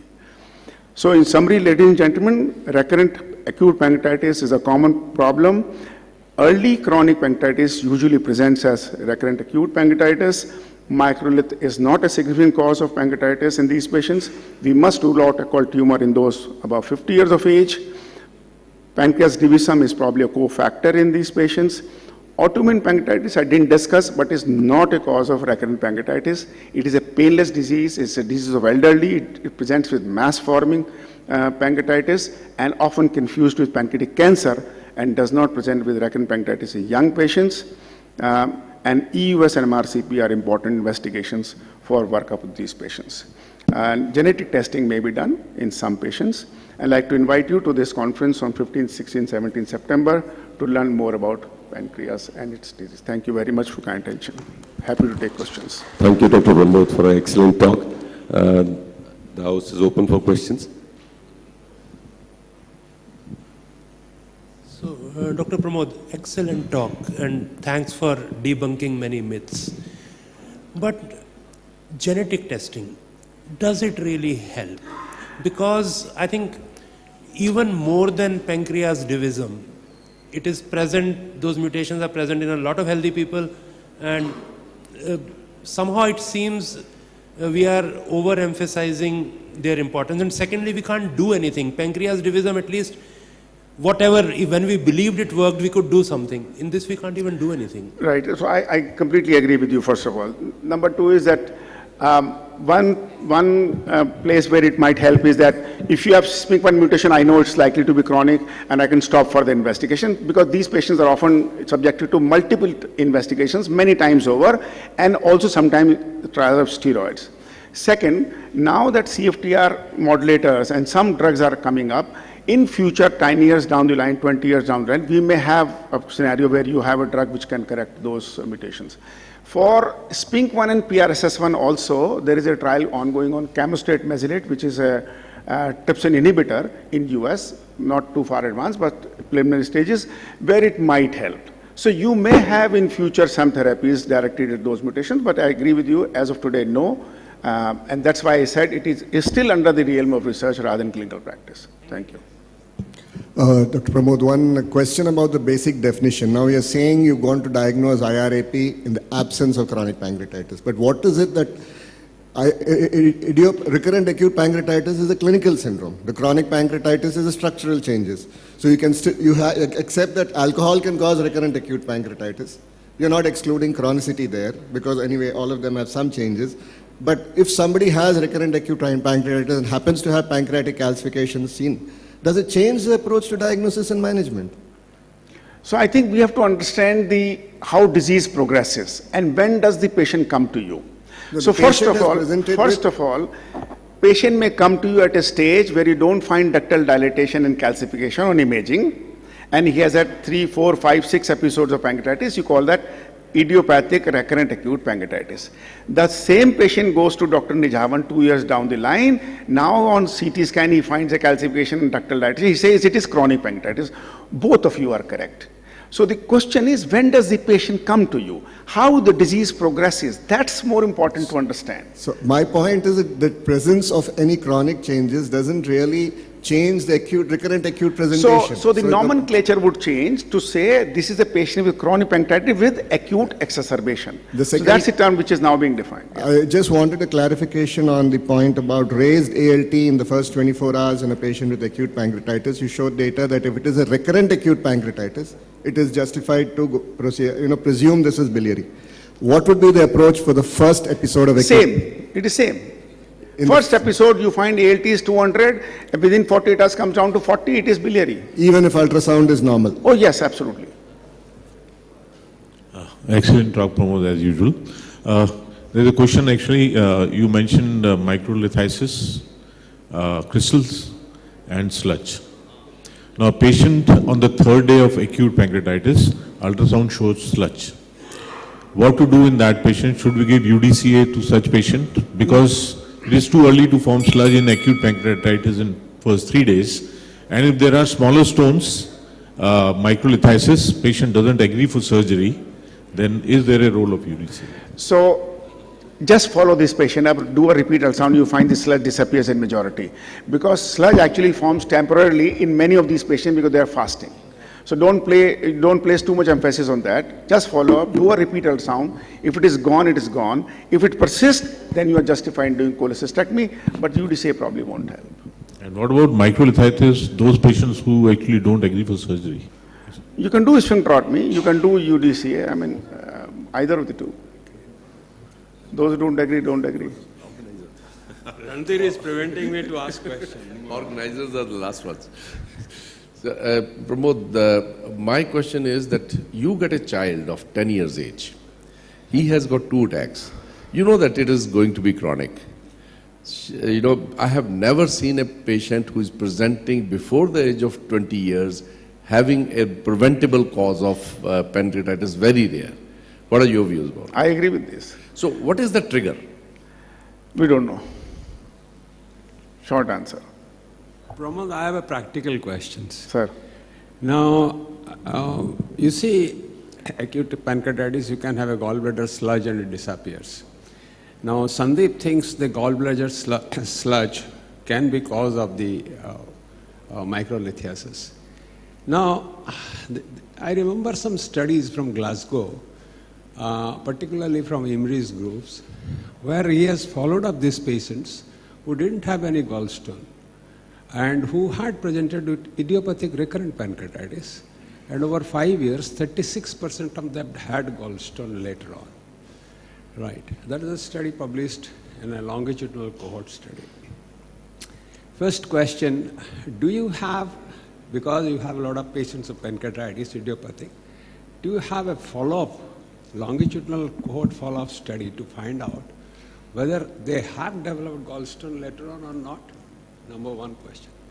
Second question, whether in such patients, functionality of gallbladder using a HIDA scan, when you have idiopathic in your, has it been tested and evaluated? Because a non-functional gallbladder in presence of recurrent pancreatitis can be because of that. So I think both are important questions, sir. With regard to functionality of the gallbladder, nowadays I was more given up, but if you think the disease, there is a diseased gallbladder, you can still do it. And some patients who present with classical biliary colic, you don't find a stone. If you find it is dysfunctional, you can advise cholecystectomy. But in the context of recurrent pancreatitis, my suggestion is that simply if you look at the liver function test, in the first 24 to 48 hours, then you will find it is biliary or not. Because you have to understand that the stone to cause pancreatitis has to obstruct the ampulla obiter. So that's the simplest. With regard to the cohort studies, I showed one of the studies there where it was positive for crystals. They actually showed majority developed gallstones on follow-up ultrasound, what you mentioned. So if you have a patient who you suspect microlith and you're not sure, follow up, they will show up on ultrasound that there is a macrolith, more than 3 millimeter stone. So. Yeah, sludge, if persists, then we will advise cholecystectomy. If it disappears, I'm fine with it. Can I make a comment with the permission of the organizer? I think if you have young patient with pancreatitis, female patient, think of gallstone, even if they are not there, it could be macrolithiasis. If you have patient who is elderly age group, especially males, rule out malignancy as a first cause because that is more important in male and elderly age group. So with regard to male and female, just would like to make a comment. If you see all acute pancreatitis, males have equally gallstone pancreatitis as females have. So when it comes to biliary colic cholecystitis, females outnumber males. When it comes to pancreatitis, they have similar, predisposition to that. So. More the practical question. I think we can put an end to the debate because it is a never-ending debate. I too have some questions, but I'm holding myself. So with this, thanks a lot. Thank you very much, Dr. Pramod, and we call upon the next speaker now.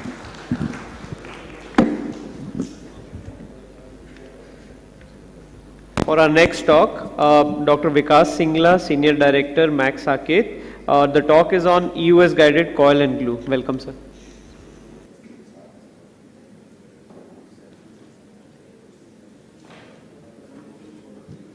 At the outset, I am thankful to Dr. Pankaj Puri and Surakshit for the invitation and the opportunity. It's an honor to speak in front of my teacher, Dr. Acharya, sir, Dr. Pramod, Dr. Rakesh Agrawal. It's a real honor to speak in front of them. So I will be discussing regarding a very important topic of US guided treatment of gastric varices. This is a common situation. So a patient, alcoholic, cirrhotic patient, and we get a call in the emergency. Patient is having active bleed, hypotension, and when we do the endoscopy, fundus is full of blood. We do endoscopy in the right lateral position. We see a spurter, and we inject the varix with the glue, and immediately hemostasis is achieved, and one life is saved. So seems to be a very effective procedure. So why we need the EUS guided endotherapy? So we'll discuss issues of the conventional endotherapy. So gastric varices are seen in around 20% of patients with the cirrhosis, and whenever a cirrhotic patient bleed, 20% of bleed are due to the gastric varices. And compared to esophageal varices, the bleed from the gastric varices are the more severe, and they have higher mortality. And after the endotherapy, the rebleed rate is around 35 to 90%. So this is the classification by Dr. Serene. So GOV1 and GOV2 are the extension of esophageal varices. GOV1 is the extension along the lesser curve, GOV2 is the extension along the greater curve, and IGV1 is the isolated gastric varix without any communication with the esophageal varix. Mostly they are in the fundus, and IGV2 are in the other parts of the stomach. So if we see the supply of these varices, the GOV1 are supplied by the left gastric, and the GOV2 and IGV1 are the supplied by the short gastric vein, which are the tributaries of the splenic vein. And with the EUS guided endotherapy, we can target GOV2 and IGV1, and GOV1 are treated with the bending. And if we see the drainage of the GOV2 and the IGV1, they can either directly drain inside the IVC, that's called gastrocaval shunt, or they can join the inferior phrenic vein, which drains into the left renal vein. It's called gastrorenal shunt. So they can drain either by the gastrorenal or the gastrocaval shunt in the systemic circulation. And because the shunt size is larger and they can decompress the portal circulation, the HVPG is mostly less less than 10 in a patient with the large gastric varices. So the direct injection of the glue inside the varix has been the standard of care for the decades, but there are certain issues. One is the risk of rebleed. So why the rebleed occur? One is the fear. We have fear of injecting glue inside the varix and we don't obliterate the complete varix. And another reason is that if we see the endoscopic ultrasound, there are multiple locules inside the varix. So in the endoscopic image, it seems to be a large vessel. But when we see the endoscopic ultrasound, there are multiple locules inside a single varix. So if we inject inside one varix, we cannot achieve the complete obliteration. That means with the, even with the endoscopy, we have to inject at multiple sites to obliterate the complete varix. If we don't obliterate the complete varix, there will be rebleed. And second is the needle entrapment, because we inject the N-butyl cyanocrylate, which has a very small solidification time.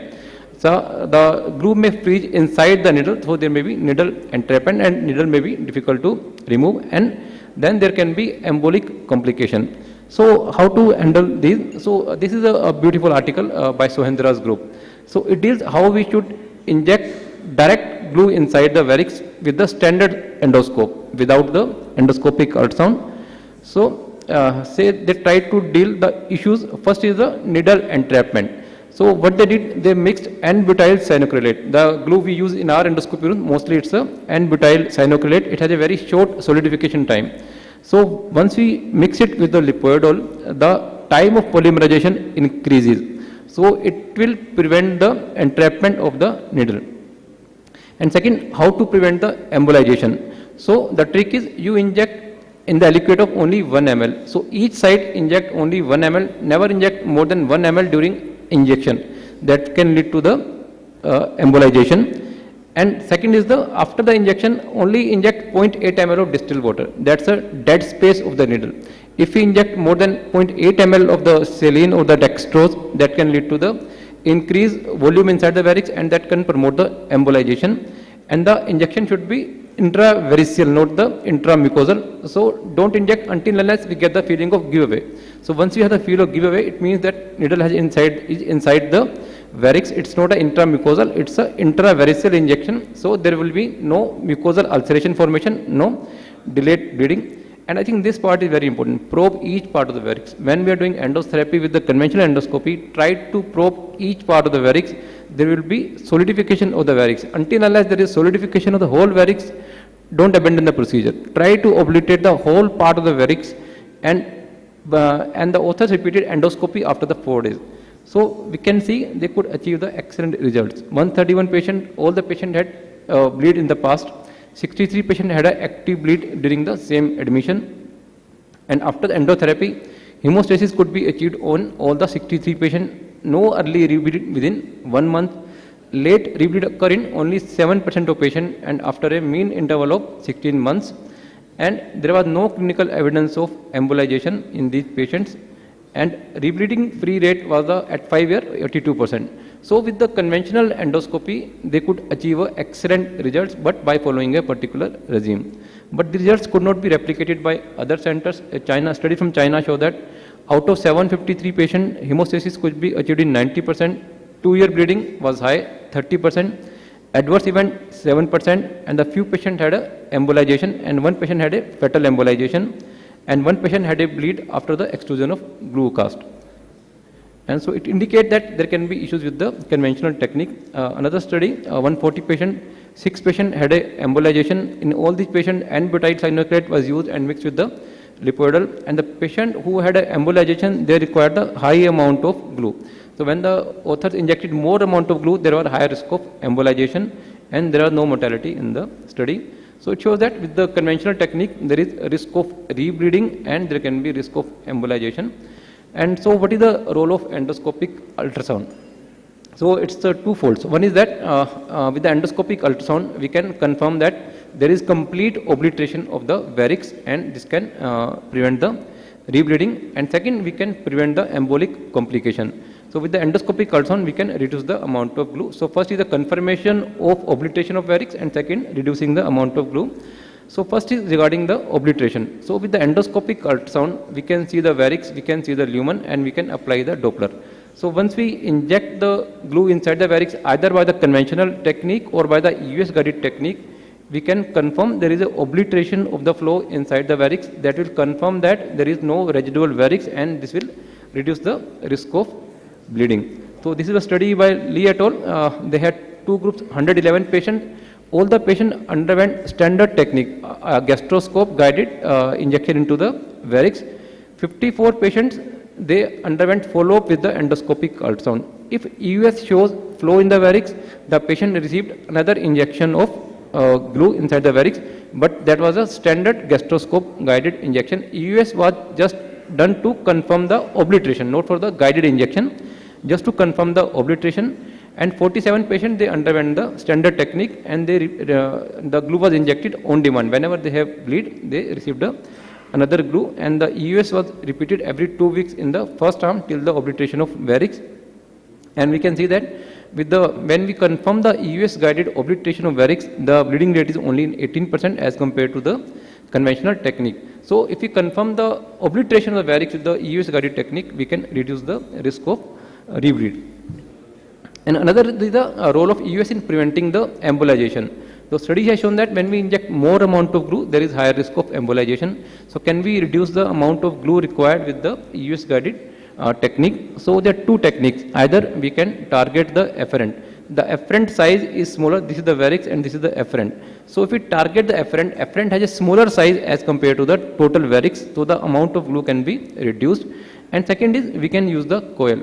So once we push the coil inside the varix, it can do two things. Once we have the coil inside the varix, it can do two things.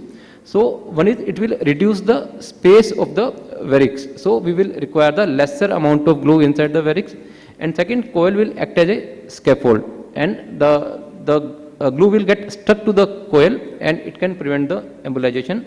This video I have borrowed from Dr. Rajesh. So we can see. So once we have a coil inside the blood pool, and we inject the then we inject the cyanoacrylate,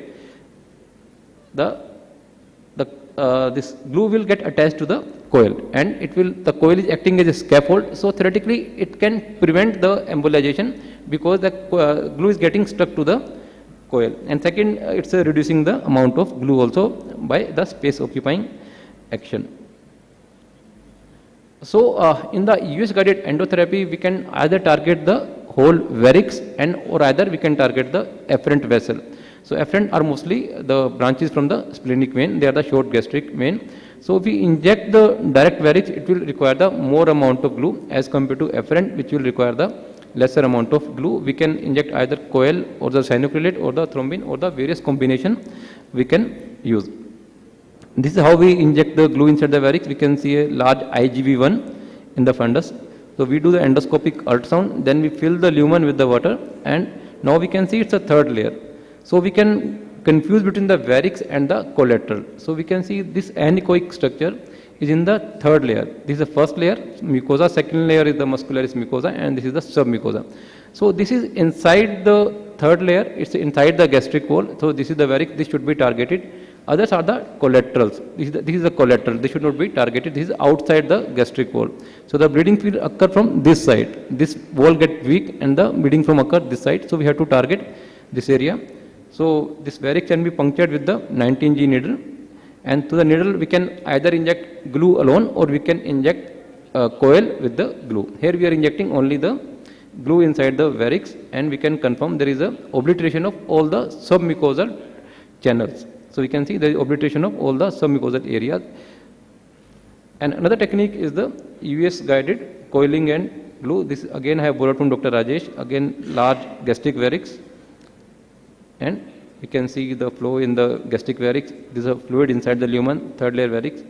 So first we puncture the varix with the 19G needle. We may or may not aspirate the blood to confirm the position. By visualization alone, we can confirm that needle is inside the varix. Then we load the needle with the coil, and we have to use 19G coil. Through the 19G needle, only through the 19G needle we can pass the coil, and the coil diameter should be 25% larger than the size of the varix. So after deployment of the coil, we can see here there are multiple coil inside the varix. Then we can inject the glue. So this glue may get stuck to the coil and may prevent the embolization. So Binmuller group is the big proponent of the combined cyanoacrylate and the coiling for the gastric varices. So they are using the transesophageal, transcrural approach. So you can approach varix either from the gastric side, from the mucosal side, or we can target varix from the transesophageal side and to the diaphragm. So we don't go through the gastric mucosal side. So in the varix we are entering through the esophageal wall, and they injected both the coil and the N-actyl cyanoacrylate. So 152 patient, the technique was successful in nearly all the patient. After a mean follow of 436 days, only one patient had a embolization, and the rebleed rate was only 6.7%. So it seems that US guided coiling and the cyanoacrylate is an effective technique to prevent the embolization and to prevent the rebleed. Another technique is the US guided targeting of the afferent vessel. So this is the gastric varix and this is the afferent which is joining the splenic vein. So we can target the afferent vessel directly. So with this, lesser amount of glue will be required. And on the endoscopy, we can see this is the before the injection. This is the varix before the injection, and once we inject the afferent vessel, that during same session, the varix start shrinking. So we can either target the afferent or the direct varix. So this RCT compared US guided coil plus cyanoacrylate versus coiling alone. Two groups, one received US guided coiling alone and another group received cyanoacrylate plus coil, and 30 patients each group, and the varix disappearance was higher in the combined group. The group which received coil and glue both had a higher disappearance as compared to patient who received only coil. It means coil alone is not sufficient for the obliteration of varix, and glue is mandatory for the obliteration of the varix, and the rebleed rate is lower in the patient who received both coil and the glue, and reintervention rate again is lower in the combined group, and the adverse events were similar in both the groups. So once we are doing the US guided endotherapy, we need both coil and cyanoacrylate compared to coil alone. And this is meta-analysis, three arms. One is the US guided combined therapy, glue and cyanoacrylate, one arm coil alone and one arm glue alone. And we can see that the patient who received coil plus glue, they did better than the patient who received either coil or glue alone. And the higher technical success and the lesser complication was there in patient who had a combined injection of the glue and cyanoacrylate. And we can see that patient who received coil alone, they had the least embolization. It means that glue is responsible for the embolization. If you are not using the glue, the risk of embolization is lowest. It's in the coil group only 3%. And patient who received both coil and glue, they had a 10% risk rate of adverse events. And patient who received only glue, they had the highest complication. So it means that glue is responsible for the complication and coil can reduce the complication and increase the efficacy for the procedure. Another idea is injecting the thrombin. So thrombin has been used for the aneurysm. Can it be used for the gastric varices? So what the thrombin does, it activates the fibrinogen to the fibrin. It will lead to the immediate clot formation inside the varix. But remember, it's a physiological clot. The fibrin clot can be lysed in the future. It's different from a glue. Glue forms a solid thing, that's a permanent thing inside the varix, but the clot formed by thrombin will be a fibrin clot, and the body's fibrinolysis system may lyse the clot in the future, and there can be rebleed. In a study of 8 patients, 3 had active bleed. All patients received a thrombin injection, and 5 patients received injection for the primary prophylaxis, and author could receive obliteration only in the 4 patients out of 5. One patient, they couldn't receive the complete obliteration, and one patient had a recanalization of the varix after the thrombin injection. So thrombin alone is not sufficient for the obliteration of gastric varix. And this is a meta-analysis which has compared the US guided endotherapy with the conventional direct endotherapy. So in US guided arm, there are 850 patients. In the direct endotherapy, 3,400 patients. So patient who received the US guided treatment efficacy was seen in 93%, varicose obliteration 84%, recurrence 10%, and the bleeding rate 7 to 10%. And it was seen that EUS guided endotherapy is comparable to the standard endotherapy except for the obliteration. The rate of obliteration of varix is higher in the EUS group. That's understandable because we are doing the direct EUS examination of the varix and we can confirm the direct obliteration of the varix. And in the EUS, various EUS subgroups, it was seen that EUS guided coiling and glue was better than either coil or the glue alone. So to summarize, EUS guided endotherapy of gastric varices is an evolving technique and it's a effective and the safe modality for treatment of gastric varices. EUS guided injection of coil and glue, it's better than either coil or the glue. And if we use only the thrombin, the risk of recannulation is higher with the thrombin alone. And it's better than the conventional technique for the obliteration of varices. Whether it leads to better control of bleed or the rebleed, it still has to be seen. Thank you very much for your patience here. Dr. Vikas, I have a very simple question. If you don't have access to EUS, Sir. It means you should inject the glue, you should palpate the rest of the fundal varix. Sir. If it is still pressing, it is not solidified, you should inject there. Yes, sir. Right? Yes, sir. Thank you. Sir, yeah, in each session you can inject up to 10 to 15 ml glue also. So inject only 1 ml at each injection. So load the syringe with the 1 ml of injection at injected various places and keep on palpating till the whole varix is solidified. That's the technique. Excellent, Vikas, as usual. My question is, when we inject endoscopically, we are very much worried about the endoscope channel. Then there's pilling over the face of the scope. Then blockage of the needles, and we used to keep acetone with us to clean it. So, what is the blockage rate of the? Because these needles are costly. US needles are costlier than the normal injectors. So, how much is the risk for getting blocked and damaging the scope also? So, if you are doing the transesophageal approach, your probe is not in contact with the gastric varix. So, the glue doesn't spill over the scope. So, even if you suspect there is some spillage of the glue on the scope, you remove the scope with the needle and then you cut the tip of the needle with the blade and then you remove the rest of the needle. That will prevent the scope blocking of the scope. Another thing is the channel is larger. If you see the US channel, it's a 3.8 mm compared to the standard endoscope, which is 2.2 or 2.8 mm. So the rate of blockage of scope is lesser with these scopes. What about needles? Needles also get blocked? So mostly yes. If you don't mix them with the lipoidal, mostly you are able to inject only once. So it becomes a costly affair actually. You may have to use the multiple needles, or then after the what you can do, you make a scaffold of the coil inside the varix. Then you can change to the standard endoscope, and then with the standard endoscope you can inject. Endoscopically we can inject. Yes, yes. Yeah. So once you have scaffold, you can do that. That's the more practical approach. Yes. So Dr. Singla, it's not a question but a comment.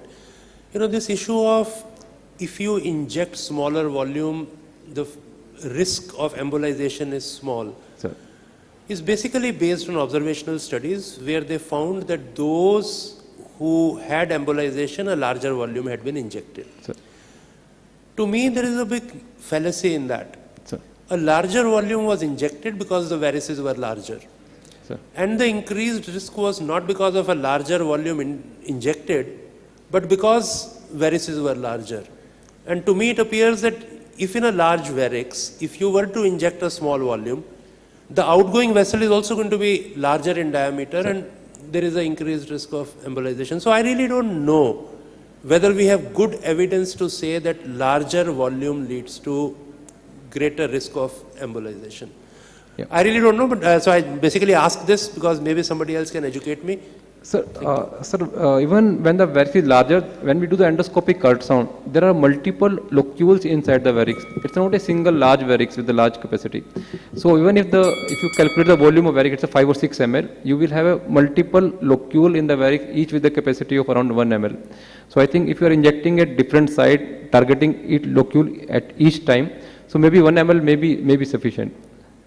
So, and if you inject more volume, I think with the speed of injector or with the more volume, there is a theoretical chance of the glue maybe going through the outflow channel. But the study by Sohendra sir, it showed that if you inject 1 ml each time, you can totally avoid the embolization. And we are following that practice of injecting 1 ml at each site at our center. I have one comment, sir. Very good lecture. Thank you. So I used to do the same at one point in time using the sclerotherapy needle. But what we realized under endo-ultrasound vision, once you have deployed the coil, there might be pockets in each locule, which is not obliterated. So it still makes sense to go with the EOS needle. Maybe finding a lower ratio, a 1:5 ratio of glue to lipiodol gets us the best of both worlds. We can avoid embolization while preserving the needle. Just ask the technician to be very quick with the flushing. We are able to save our US needles now. I think that's a good idea, mixing the glue with the lipiodol. Thank you. Vikas, wonderful talk. Thank you. 2 quick questions. How you decide you go transesophageal, or in which case you'll go transesophageal, and which case you'll prefer a transgastric approach if you're going for an US guided obliteration? 2, if let's suppose you have high esophageal varices, grade 2 or higher, will that be a contraindication for a transesophageal approach? Yeah, so if the varix are far away towards the greater curvature, I think they will be difficult to target with the transesophageal approach. If they are GOV2 varices near the G junction, then you can target with the transesophageal approach. Yes, if they are a larger esophageal varices and you go through the varix, they can be bleeding from the esophageal varices. So it's better to go through the transgastric approach. Perfect. Yeah. Dr. Vikas, how easy is the to trace the afferent? So I think in few cases you can do that. So when we visualize a varix, our scope is in the up and the anti-clockwise torque position. So you give a further anti-clockwise torque, you can trace a vessel from the gastric varices to the splenic hilum. That will be the afferent vessel. So I think mostly it can be done, but still the most common practice is to target the gastric varices directly. Now there is few centers which are targeting the afferent also. Will the size of varix, if the size of coil, if we take a bigger coil, will that prevent embolization? So the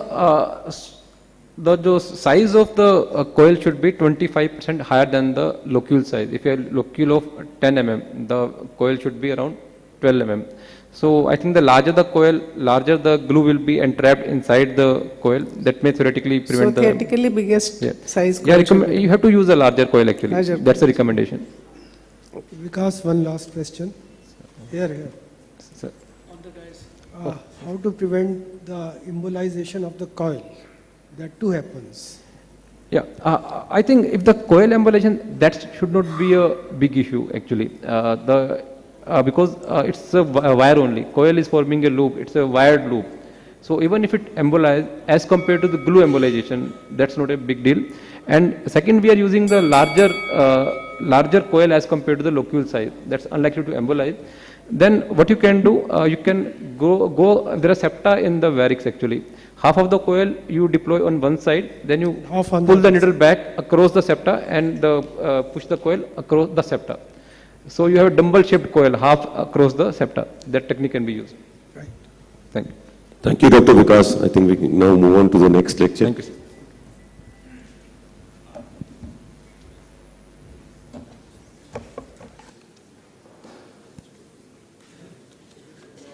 Next speaker, Dr. Siddharth Srivastav, Professor G.B. Pant Hospital, New Delhi.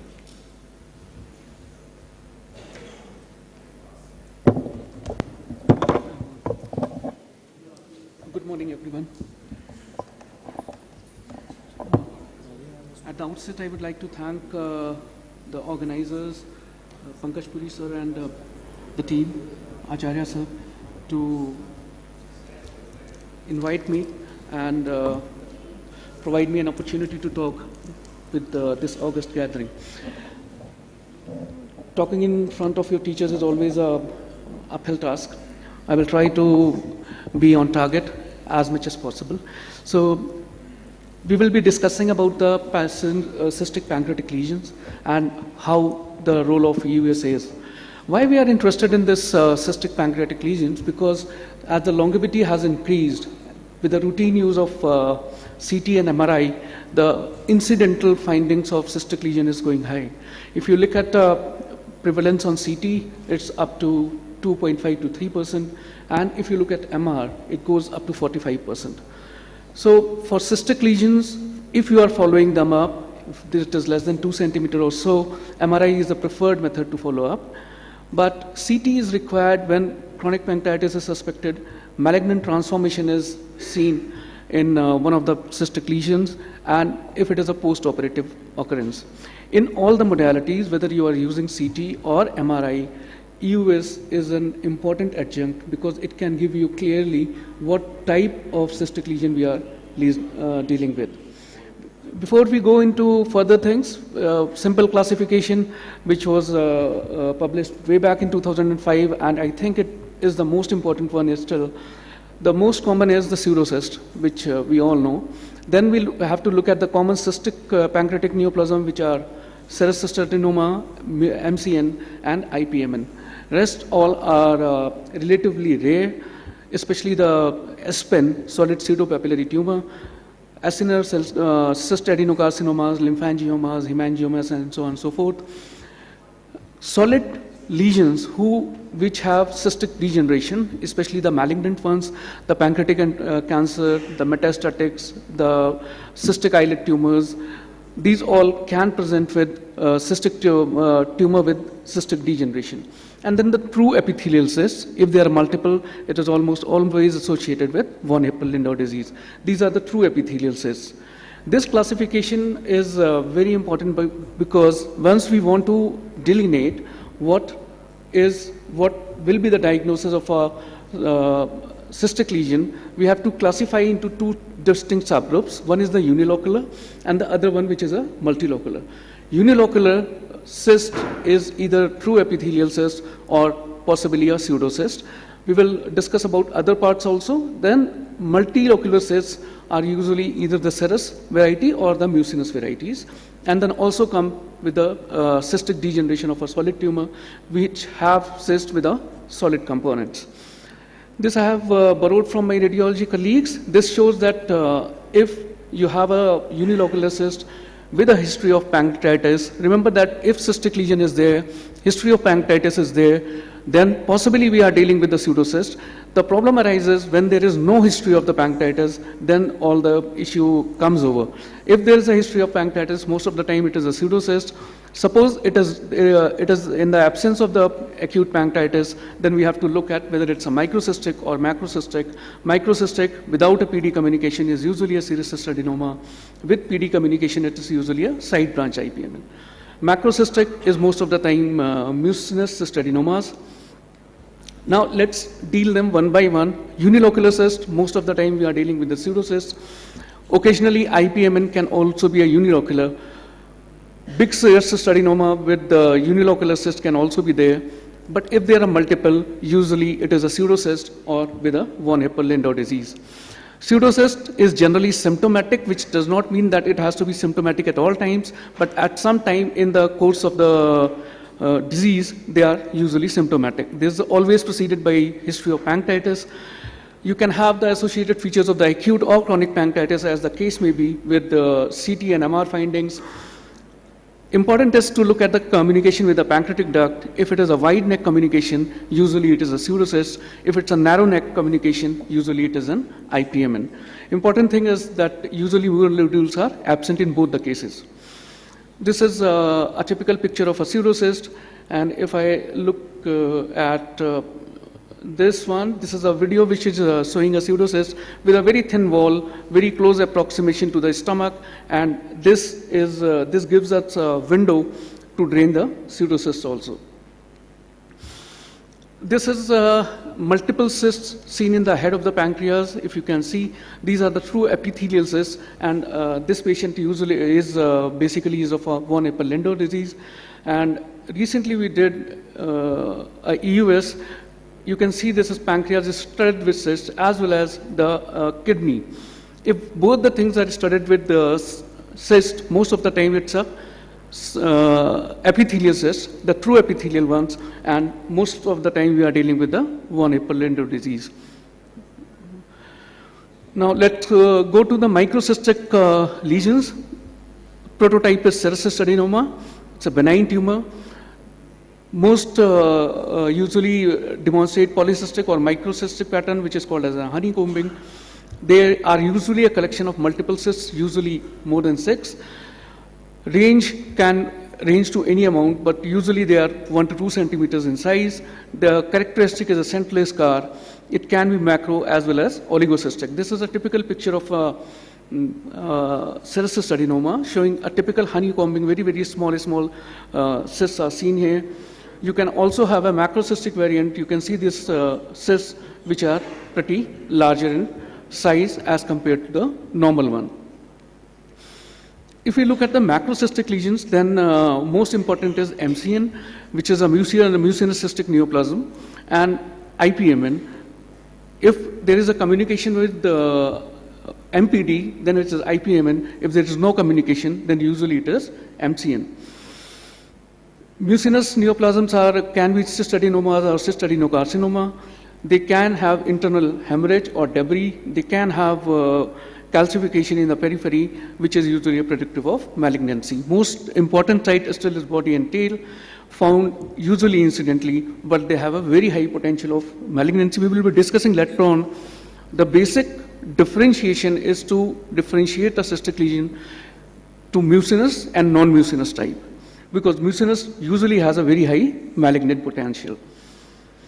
This is a pictomicrograph showing the mucinous cystic neoplasm. You can see the number of larger cysts which are seen.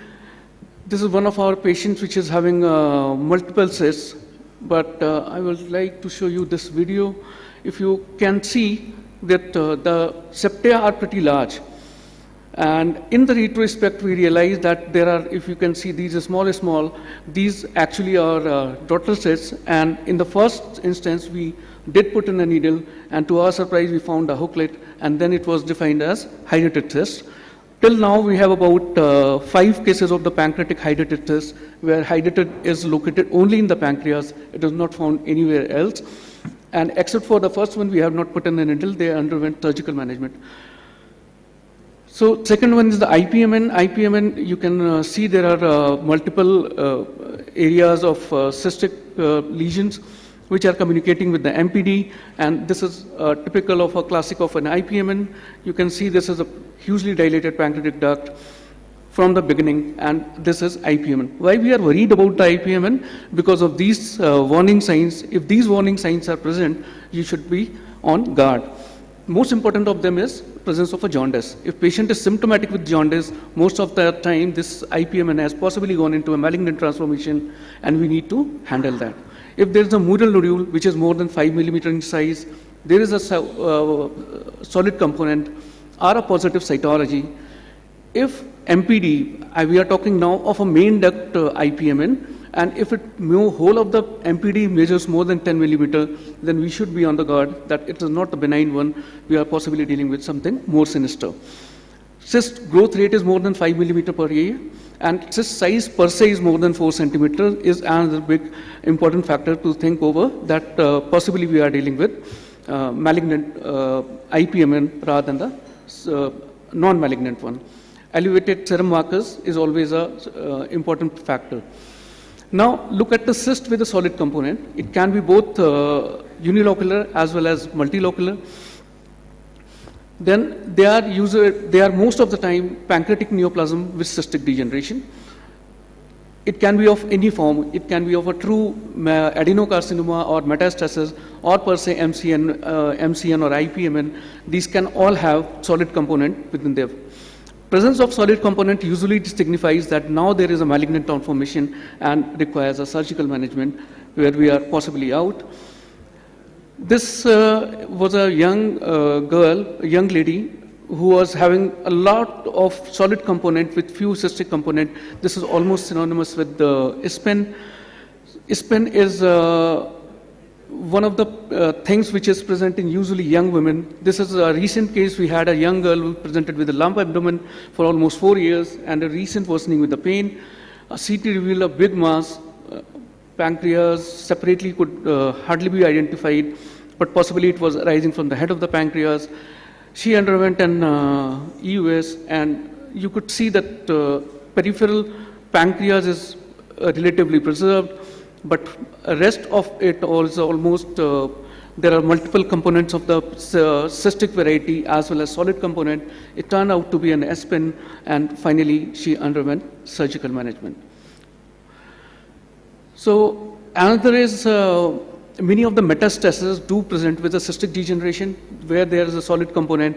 Like this is a patient with of adeno-CA where multiple cystic components are there. And it is a malignant IPMN. If you can see, this is an IPMN, but there is a solid component out, and that makes it malignant. We analyzed our data long back, and only about half of them were symptomatic.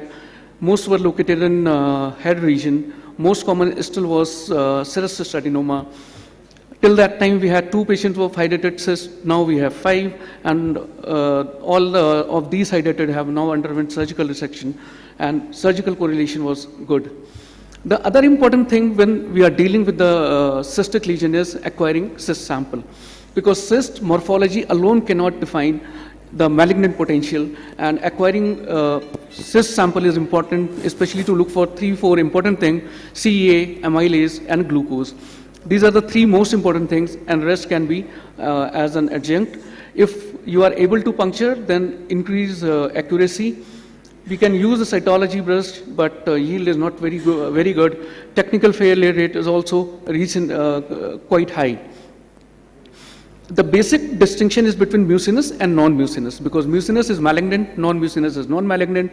Various things have been identified for that. One of them is needle confocal endomicroscopy. This is how IPMN looks like, just like a simple sheets. This is serous cyst adenoma. If you can identify, these are the spreading sheets, just like the arborization. 2 major trials have been done, the INSPECT and the DETECT trial. Both have shown a very high positive predictive value, but the complication rate was relatively higher at to 9 to 10%, mostly because of the pancreatitis part. And the subgroup is the microforceps, which this forceps goes from the 19 gauge needle to take the samples from the areas. If you can identify, this is a cystic collection with a mural nodule, which is pretty big. So you can always take a biopsy from there for histopathological evaluation.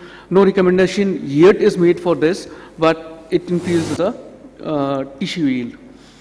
This is a very important, I think this last month publication from the Italian group. They analyzed 110 patients with cystic lesion.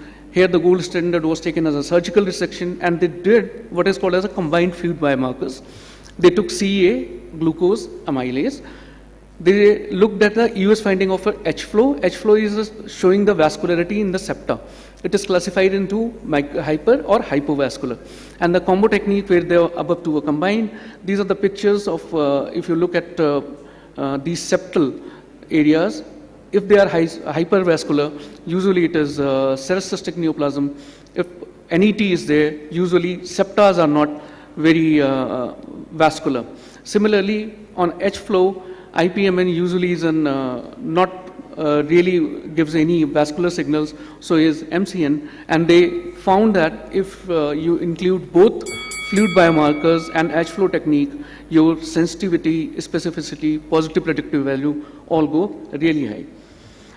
This is an interesting case of 50-year male, pain and jaundice of 4 months duration, underwent an underwent a CT scan. You can see this is a hugely dilated CBD, and there is a cystic lesion in the head of the pancreas.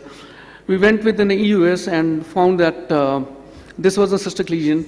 We aspirated it and found that it is bile, so it was a spontaneous leak from the communication between the cystic duct and the CBD, and he underwent this drainage. Presently, he is doing fine.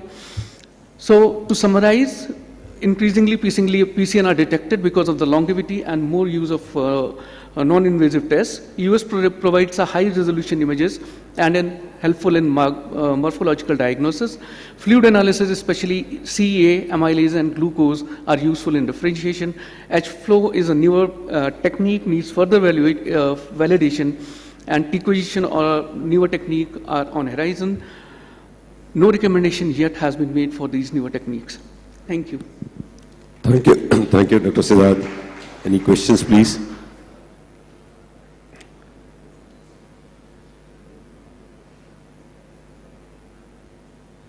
Okay, I think, is this the end of the session? We have the 4th lecture. Wonderful. Okay. Dr. Puri said? Okay. So we move on to the next lecture by Dr. Rajesh Puri. Thank you, Sudha.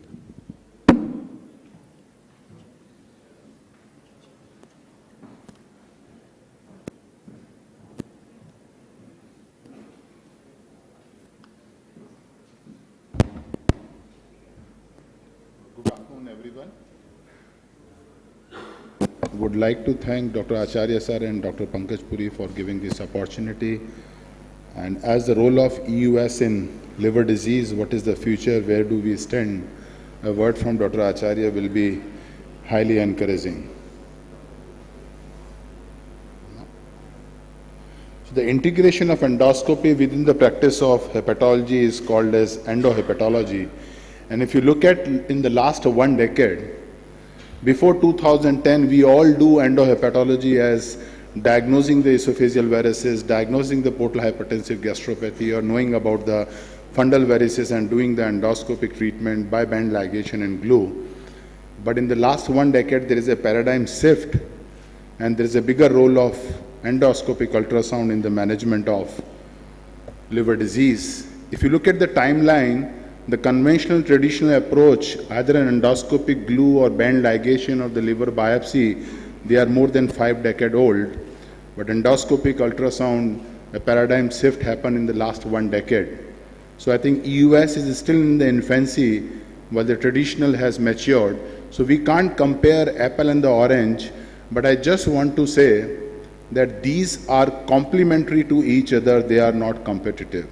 There are subgroup of the patients where endoscopic ultrasound is definitely going to help and has an edge over the existing conventional traditional approach.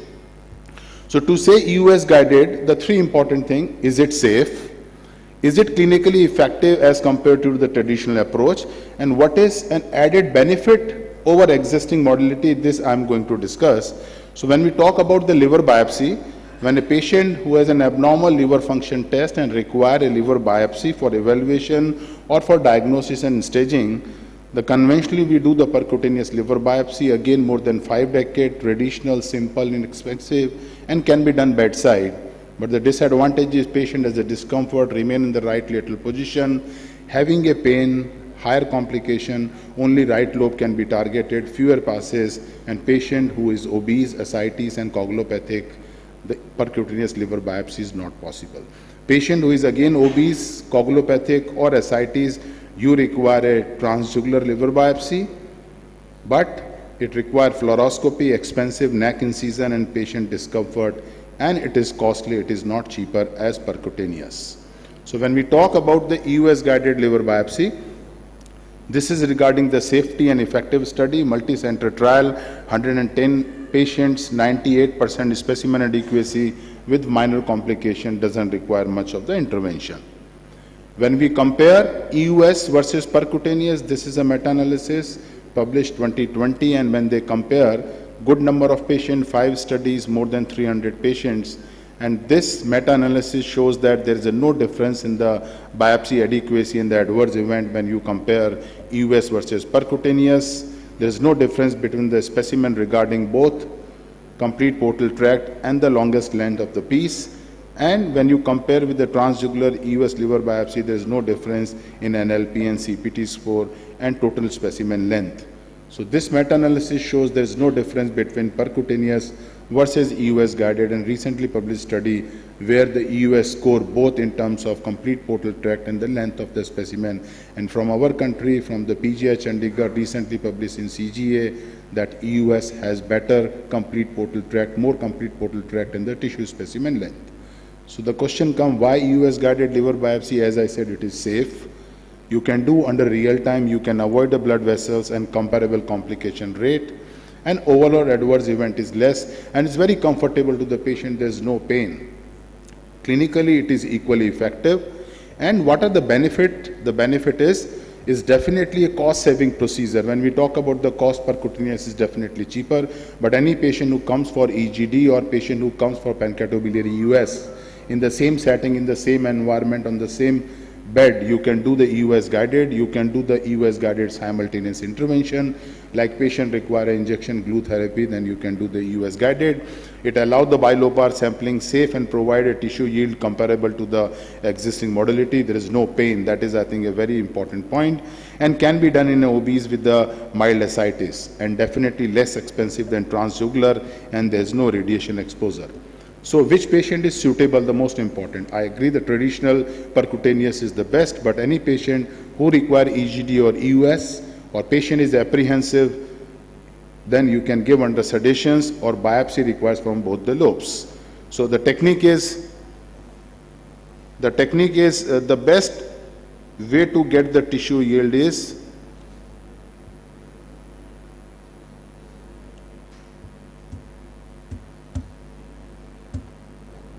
So the best way to get the tissue yield is, if you look at the literature, the 19G FNB needle Francine design using the diluted heparin saline, and you do a one puncture with the 3 actuation. So these are the 3-4 points. One puncture with 3 actuation, heparinized diluted saline, FNB needle Francine design, and always apply the Doppler before, avoid the anechoic area, either a blood vessel or the dilated intrahepatic duct, and before withdrawing the needle, put a Doppler. So these are the important points while doing the EUS guided liver biopsy. I think the slides are hanging. Yeah, when we talk about the EUS guided portal pressure measurement, I think the portal pressure measurement is an important associated with the increased risk of death, and if you reduce by 20%, then the risk of variceal bleeding is less. Again, the question comes, EUS guided is safe, is it clinically effective when compared to traditional, and what are the benefits? Then this is an animal model study comparing the HVPG versus EUS guided, and it shows excellent manometric data correlation on 30.4 scores, and there is a absolutely correlation between the transjugular as well as EUS guided. This is a human study comparing that shows 28 patient, 100% technical success, no adverse event, and there is an excellent correlation between the clinical parameter of portal hypertension in the form of presence of varices, portal hypertension, or thrombocytopenia. So this is in a patient of acute and subacute liver failure, and they compare EUS versus HVPG, and that shows a Pearson correlation coefficient, high degree of consistency between the transjugular route versus HVPG. So benefit of EUS guided, again simultaneously you can do the variceal management if required. The most important thing, it give a direct portal pressure measurement, especially the pre-sinusoidal cause where HVPG is not accurate, EUS can give a fairly accurate. And it has a potential to supplement HVPG measurement. The limitation of HVPG, as I said, it gives an indirect portal pressure measurement, is more invasive, require ionizing radiation, inaccurate in a patient who has a pre-sinusoidal portal hypertension. And how do you do EUS guided? You focus the middle hepatic vein, puncture with the 25G needle, again flush with the heparinized saline. You take 3 readings. There is a manometer which is attached on the 25G needle, and same you do with the direct on the portal vein. And when you do a PPG, is mean portal vein pressure minus mean portal hepatic vein pressure. Regarding the EUS guided portal hypertension, it has a role both in diagnosis as well as therapy of the gastric varices.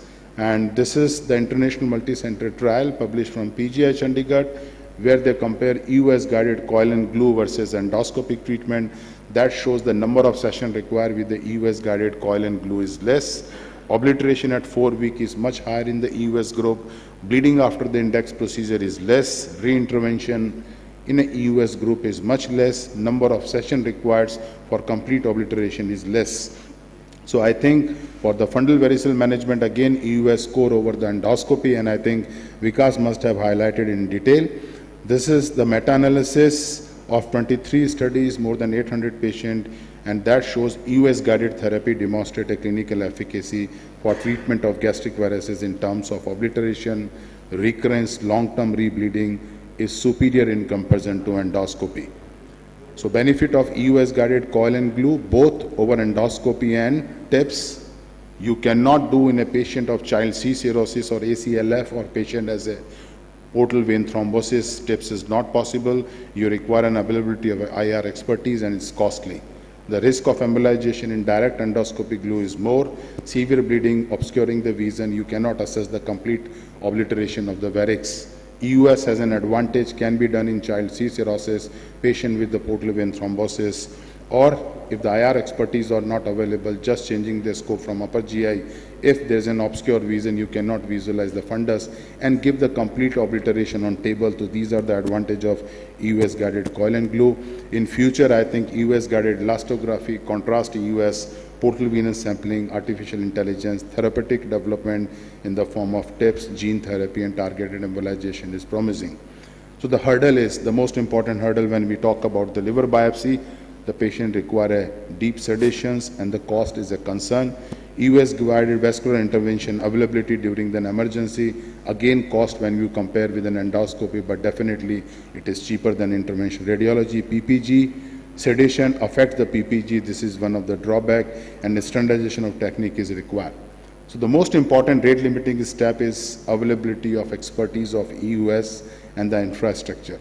As more and more user is going to come, then I think this will be a standard of care.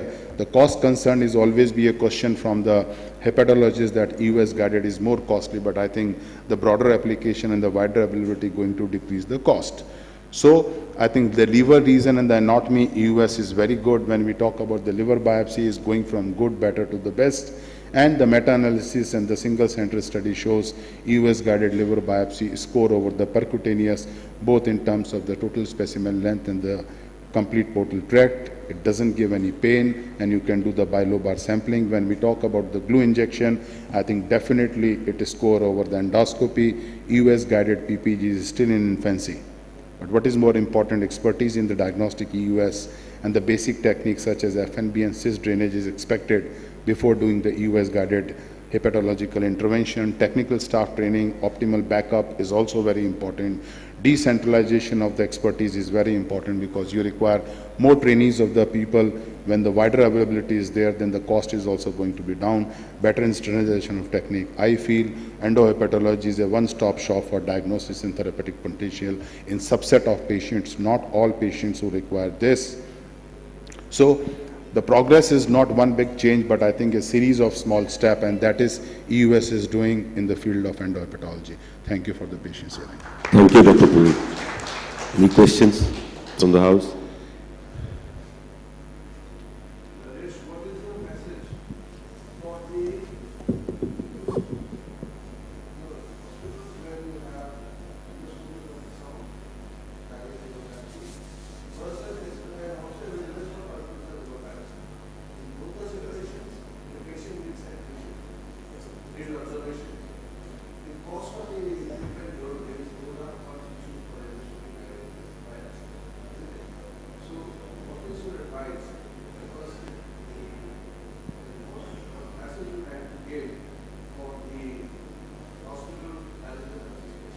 So I think it's a very relevant and the pertaining question.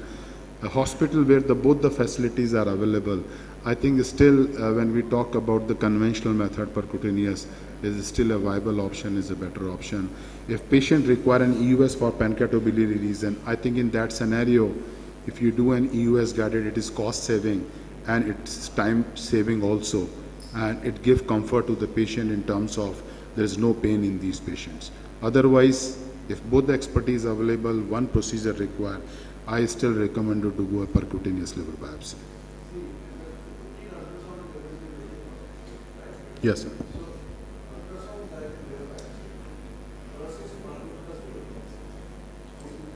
I think ultrasound guided liver biopsy I will still suggest.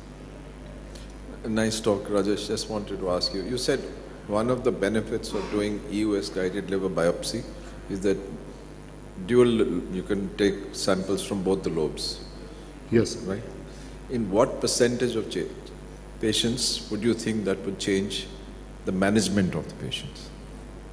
So I think is again good question, and we have a pathologist that generally it shows that patient who has a NASH and it is a patchy distribution. So there's a one study which shows that around 18 to 23% of the patient, when you do a shear wave elastography and the liver biopsy, there's a discordant results when you do a single lobar liver biopsy. No, the question is not discordant results. This question is change in the management based on the discordant results. I mean, that is the crux of the of the matter. So I think I'm not aware about this, Dr. Puri. Sir, before going, I'll just supplement to previous one. When you do the donor workup, the left and right lobe, there is fat stone discrepancy. We see sometimes when you go for MRI PDFF, if you get more and remnant liver is to be right or the left, where you can get some help by the dual biopsy. So we have done in few. So the message is only if the physician want a liver biopsy from both the lobes, yeah, then this is feasible. That is the message. Sir, my point is that now we are discussing ultrasound guided or US guided. So how you think of transnuclear versus US guided liver biopsy? What is your question? Transnuclear liver biopsy and US guided liver biopsy. How you think the differences are there? So as you shown that meta-analysis, when you do a transnuclear liver biopsy, the specimen length is less, and you generally do patients who has coagulopathic or ascites. So the same contraindication with the US also. If there's a coagulopathy, if there's ascites, then you cannot do the US guided liver biopsy. In those situations, you have to go the transnuclear liver biopsy. Yeah.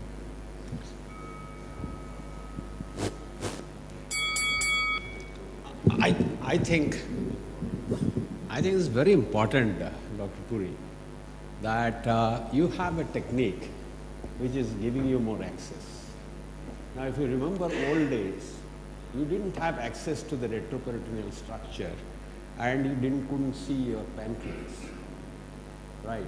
If you didn't have an ultrasonography, you have not developed the technologies today with ultrasound guided. I know Rakesh will object.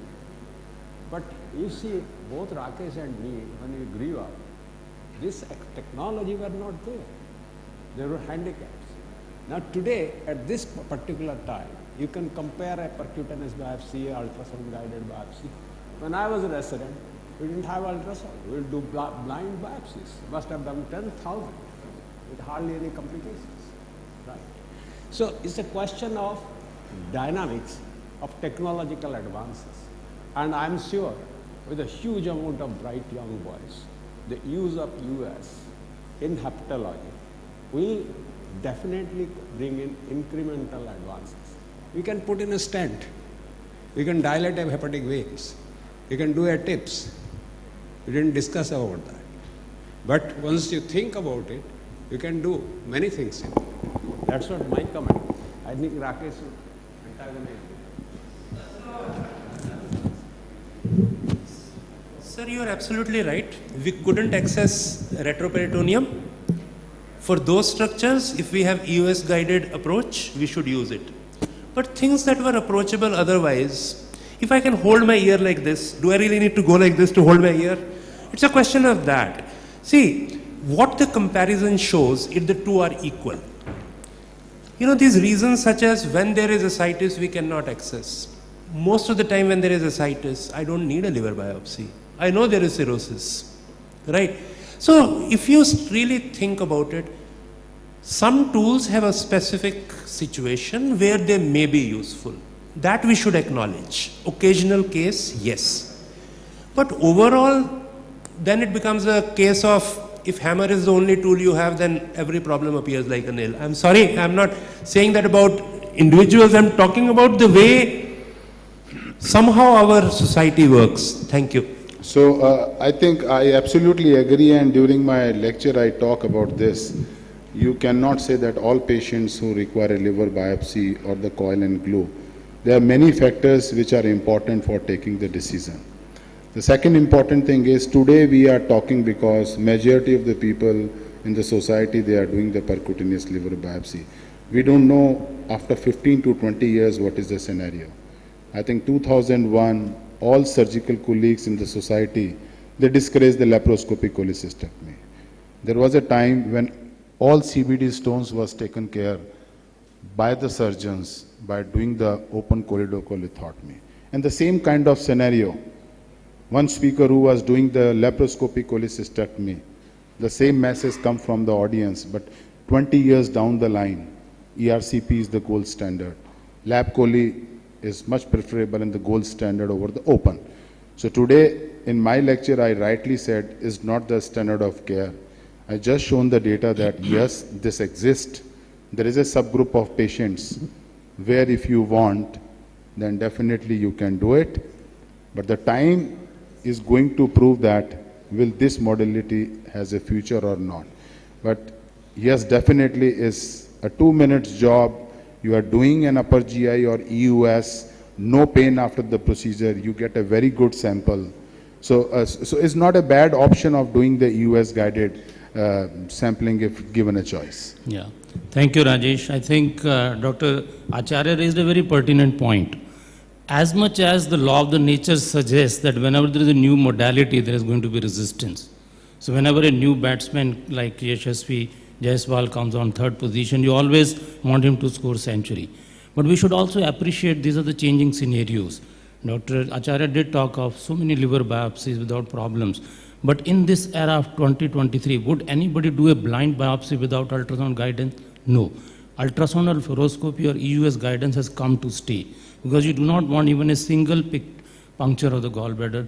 I'm sure all of us would remember, those who are from our days, that we have had pancreatic tissues, we had the gut tissues, we had the omentum when we were waiting for the biopsy report. So that era is gone. Second advantage is it has proven that it is non-inferior to the percutaneous biopsy. In terms of the cost, it is going to be almost the same. So what is the hitch? As gastroenterologists, why should we be dependent on radiologists to give us the access? Biggest advantage is that you're doing it live under your own vision. Even the small vessels can be avoided if you are carefully doing a Doppler study. And lastly, and not the least, this is an opening of an absolutely new era of endohepatology. I have given the example only last week of a new technique called POEM for achalasia cardia. Rakesh will be surprised to know we used to do achalasia dilatation in 2 minutes in AB2 ward. Pneumatic dilatation, and Dr. Acharya had taught us 5% of the patient would have perforation, which is a big problem. That is a bird, this is established data. Now, when Amit presented his data of POEM in Ahmedabad 10 years ago, at least I was the person who was laughing. So you have so much of mediastinitis, you had pleural effusion, and why the hell do you want to do a procedure called POEM when you have pneumatic dilatation? But look at what has happened down the lane, thanks to Pankaj who developed this technique. Now you have a totally new field of therapeutic endoscopy, third space endoscopy, because of development of that procedure. So rather than condemning it, I think it's high time we appreciate the upcoming speciality. Now you have newer arenas, as Dr. Acharya said, you can go inside the liver, you can do an RFA, you can give targeted therapy, you can pick up smaller lesion which will be missed on CT scan. Let's welcome the new modality rather than condemn it. And if you see that 15 years before, when the endoscopic ultrasound started in the live endoscopy, everybody goes out of the room. And now is an integral part in the pancreatobiliary management. So I think another 5 to 10 years, it has a promising results, and it may be the integral part in the endohepatology also. So the time is going to prove where we stand. Thank you, Rajesh. It was a very dynamic presentation, as dynamic as your looks now. And thank you very much. Thank you, sir.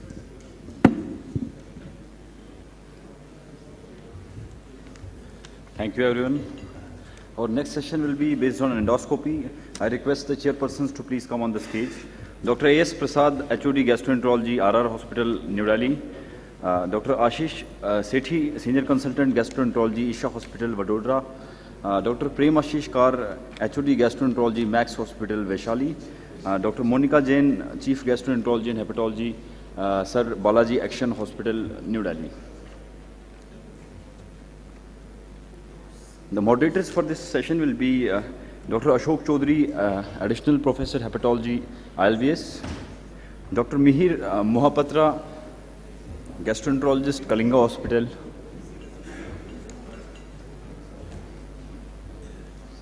First speaker will be Dr. Siri Hari. He will be speaking on troubleshooting with esophageal manometry.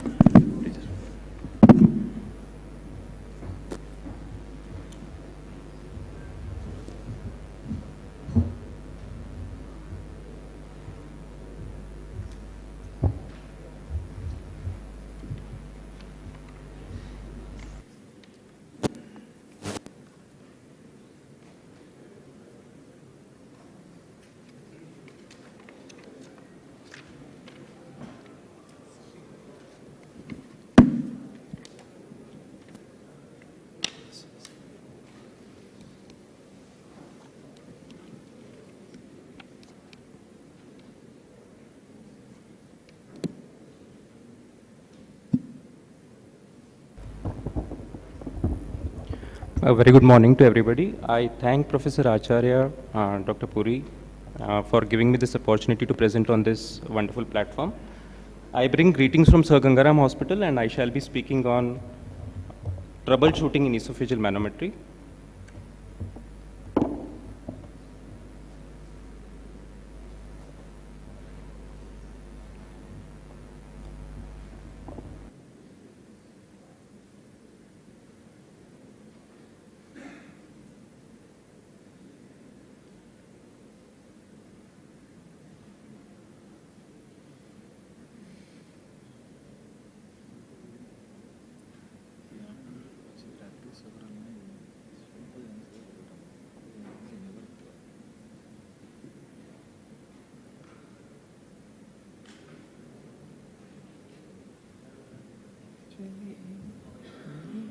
Situational.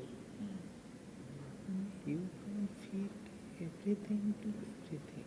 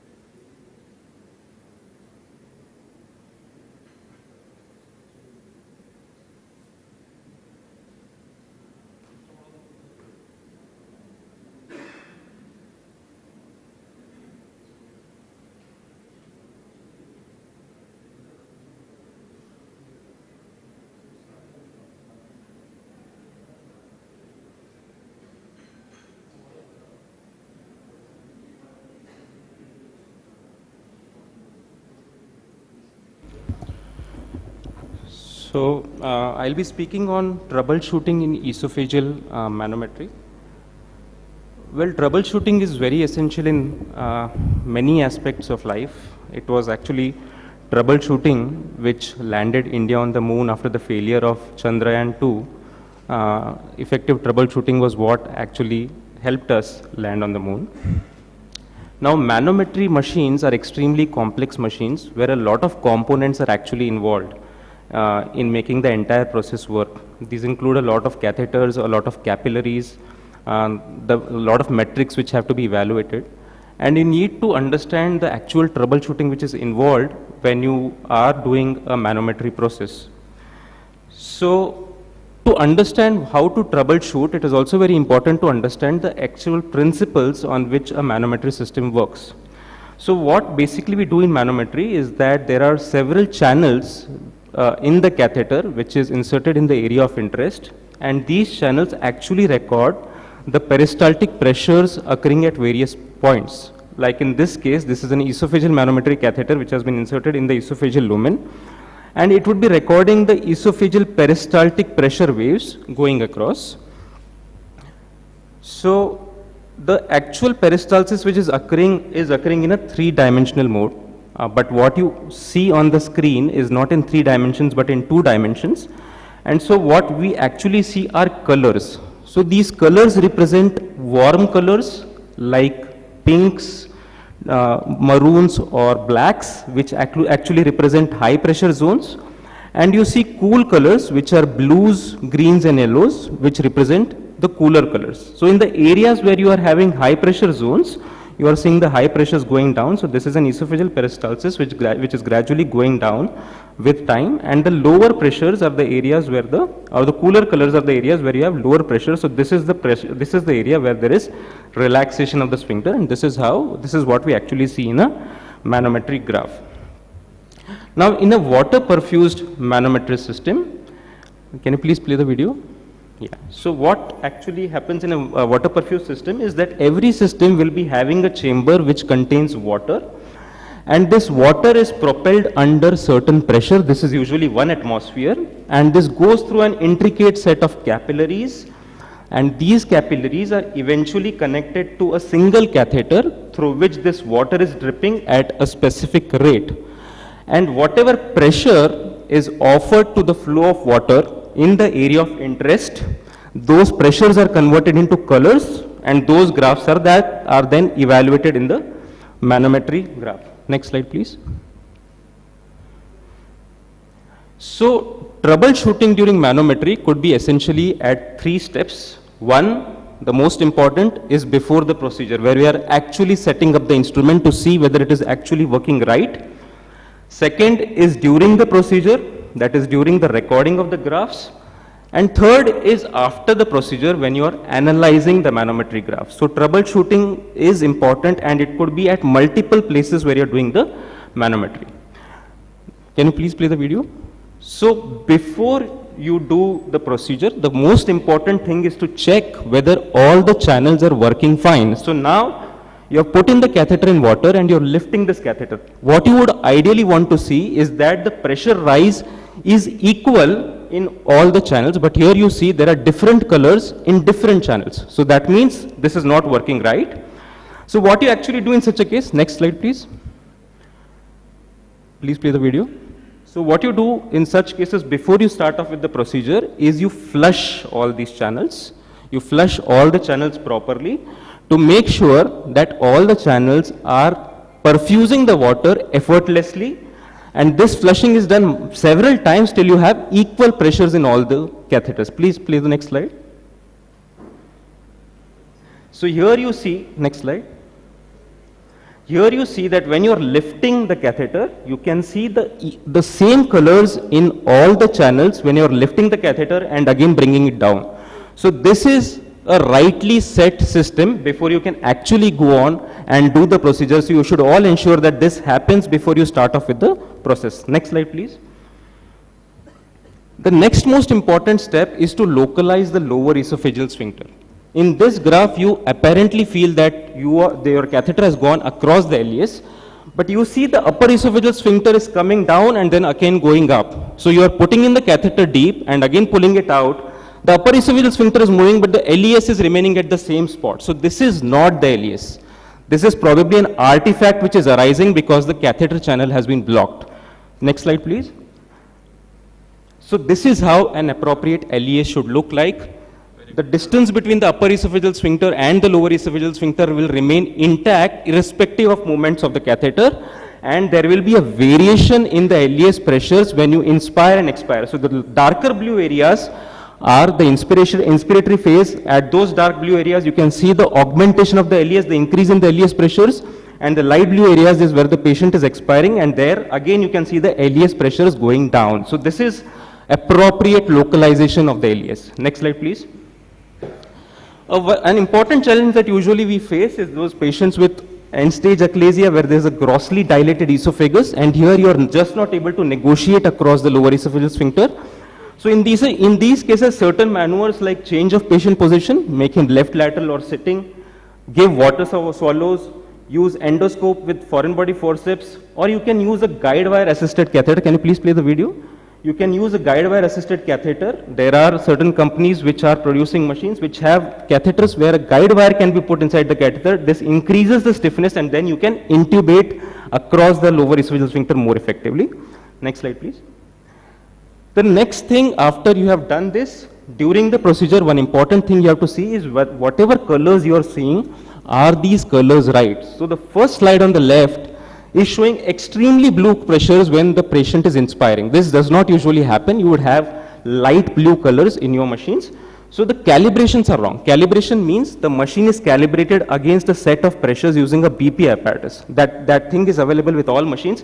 Make sure that your calibration file is right. If you are getting inappropriate pressures, check the calibration file, again repeat the procedure with the appropriate calibration. The right side graph is showing the correct calibration. You can see the difference in the pressures. In the left side, you apparently are feeling there is an EGG outflow obstruction, which is not the case with the correctly calibrated file where there is no EGG outflow obstruction. Next slide. So another thing that can happen is sometimes during the procedure you can suddenly see that one of the channels is showing an abnormal pressure. Like you can see a dark blue line at the bottom. That means this channel is not working right. Next slide. Next point. So you have an option of closing that channel during the procedure time, but be very sure that this channel does not affect your lower esophageal sphincter. So if this channel is right at the LES, There is no point in closing this channel, or if this channel is the last channel of your catheter, you just cannot switch it off because that is your reference channel. So if this is affecting other channels on your manometry catheter, you can switch off that channel and then go ahead with the procedure. Next slide. With solid state manometry catheters, though these are available at only very few centers, there is something called as a temperature drift. So in these cases, there is an option to set your thermal compensation and make sure that this thermal compensation is on when you are using a solid state catheter. Next slide. So sometimes, next slide please.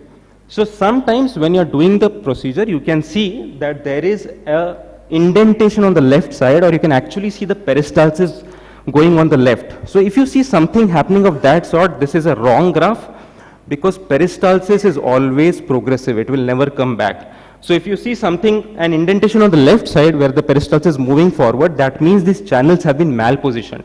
The channels have not been set right. The most common problem occurs is you are misplacing channel 6 with channel 9 on most of the systems. You repeat the procedure with setting the channels in the correct procedure. Next slide. Sometimes you can get a bat wing kind of an appearance. So here again you can see that the peristalsis is moving forward and again come back. This never happens with peristalsis. So here what the problem is happening is that the catheter is actually kinked into the esophagus, and that is giving you a false bat wing kind of an appearance with the pressure graphs. Next slide. One important aspect is diagnosing of EGJ outflow obstruction. So the most common reason for diagnosing EGJ outflow obstruction is actually artifacts. Next slide. So when you, next slide please. So when you get an EGJ outflow obstruction, just make sure that it is actually EGJ outflow obstruction. This can be confirmed by changing the patient position. Sometimes it is the cardiac indentation which causes an increase on the pressures on the lower esophageal sphincter. You change the patient posture and this becomes normal. Next slide. Positioning of the contractile deceleration point. This is again very, very important. You have placed the contractile deceleration point and you can see that the distal latency is less than 4.5. Mind you, a very low distal latency is extremely uncommon as an isolated disorder. When you see a low distal latency, you make sure that you have placed the contractile deceleration point right. So CDP is basically a point which has to be set on the isobaric contour. It has to be set on the isobaric contour of 30 millimeters of mercury, and it is almost always within 3 centimeters of the lower esophageal sphincter. Make sure you have placed your CDP right. Next slide please. So once you have done the procedure, when you analyze the graphs, one very important thing is to make sure that you are analyzing it yourself. Unfortunately, in most of the manometry systems, these AIs are not very good. So in manometry systems, your human intellect has to be always used. Just don't rely on what the machine is telling you. Make sure you are diagnosing the final diagnosis itself. So you always have an option of manually classifying whatever graphs you are seeing. So don't rely on software generated diagnosis. The final diagnosis always is manometry findings with the patient's history and also looking after the ancillary tests that are available to you. Next slide please. So troubleshooting is an important aspect of all manometry procedures. Accuracy of manometry depends not just on performing the procedure, but in performing, interpreting and reporting it right. Thank you so much.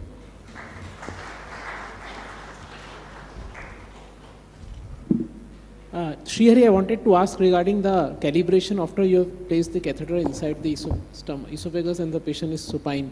So 2 things. You should calibrate after you place the catheter. Again, reset the pressures.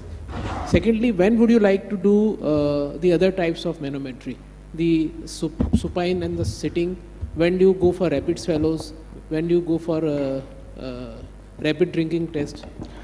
So the first question, calibration. So calibration, if you are seeing the pressure graphs wrong, you come out, take out the catheter and again calibrate and then go in. So sometimes when you have the patient in sitting position, the newer versions of manometry systems that are now available, you can do it in real time. You can change the calibration file when you are actually doing the procedure and use a different calibration file. Now with different postures, the newer Chicago 4 that has come up, that recommends that you should do all manometry procedures irrespective of the indication in both the primary, that is the supine position, as well as in secondary positions, that is also in sitting position. In general, we change the postures, especially in patients with EGJ outflow obstruction, where change of posture really helps you in actually making a diagnosis whether this is actually EGJ outflow obstruction or it's not EGJ, and most often it is not. Swallows, rapid swallow test. So multiple rapid swallows is extremely useful when you have an ineffective esophageal motility or absent contractility, and the patient is a patient of GERD and you're planning for a surgery. So in those cases, if you have you do an MRS and you see an augmentation of the peristalsis, that means that there is a peristaltic reserve and you can go in for a 360-degree fundoplication. On a multiple rapid swallow, if the peristaltic reserve is absent, so there is no augmentation, then you should not do a 360-degree fundoplication. This is one for MRS. Rapid drink challenge is useful in differentiating between an EGJ outflow obstruction and an achalasia cardia.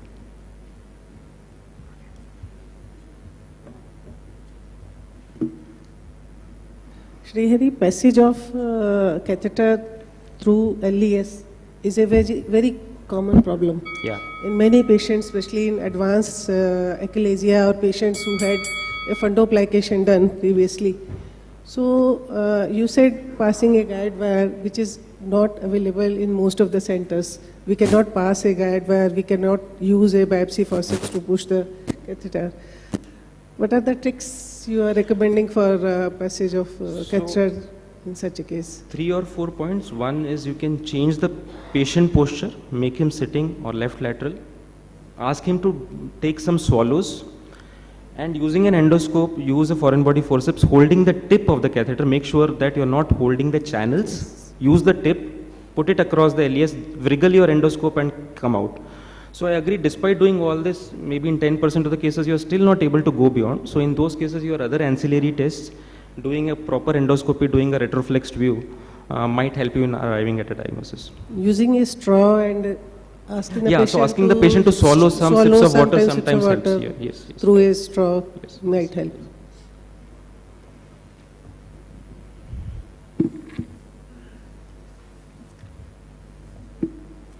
If there are no more questions, thank you, Dr. Srihari. Thank you.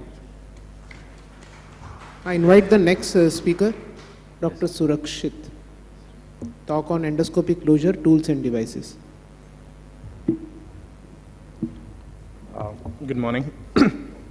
So I'll be talking about endoscopic closure, what are the tools and tricks we have. I'll be talking about basically iatrogenic perforations and not about the spontaneous perforations. So endoscopic perforations, the incidence increases with the advanced procedures. More advanced the procedure, the higher the incidence of perforation. And incidence may vary with EMR and ESD based on the location. The incidence may vary from 1 to 5% in EMR, and ESD it is 5 to 15%. So based on the location, if it's in the duodenum, if it's in the right colon, or the lesion is fibrosed, larger the lesion, and the duration of the procedure, if the duration of procedure is longer, and also age more than 75, there is a higher risk of perforations. So there are few frequent injury prone sites, that is post-EMR, especially in the right colon, sigmoid and rectum, ampulla and duodenum. These are the risk areas where the chance of perforation is much higher. So before coming closure, we need to know certain aspects of the GI tract. That is the esophagus, stomach and rectum. Especially the stomach and rectum, they have a thick mucosa and muscular layer. So you can see here, so there is a, when we close, if it's a superficial closure, it forms a dead space. There is a submucosal dead space that forms.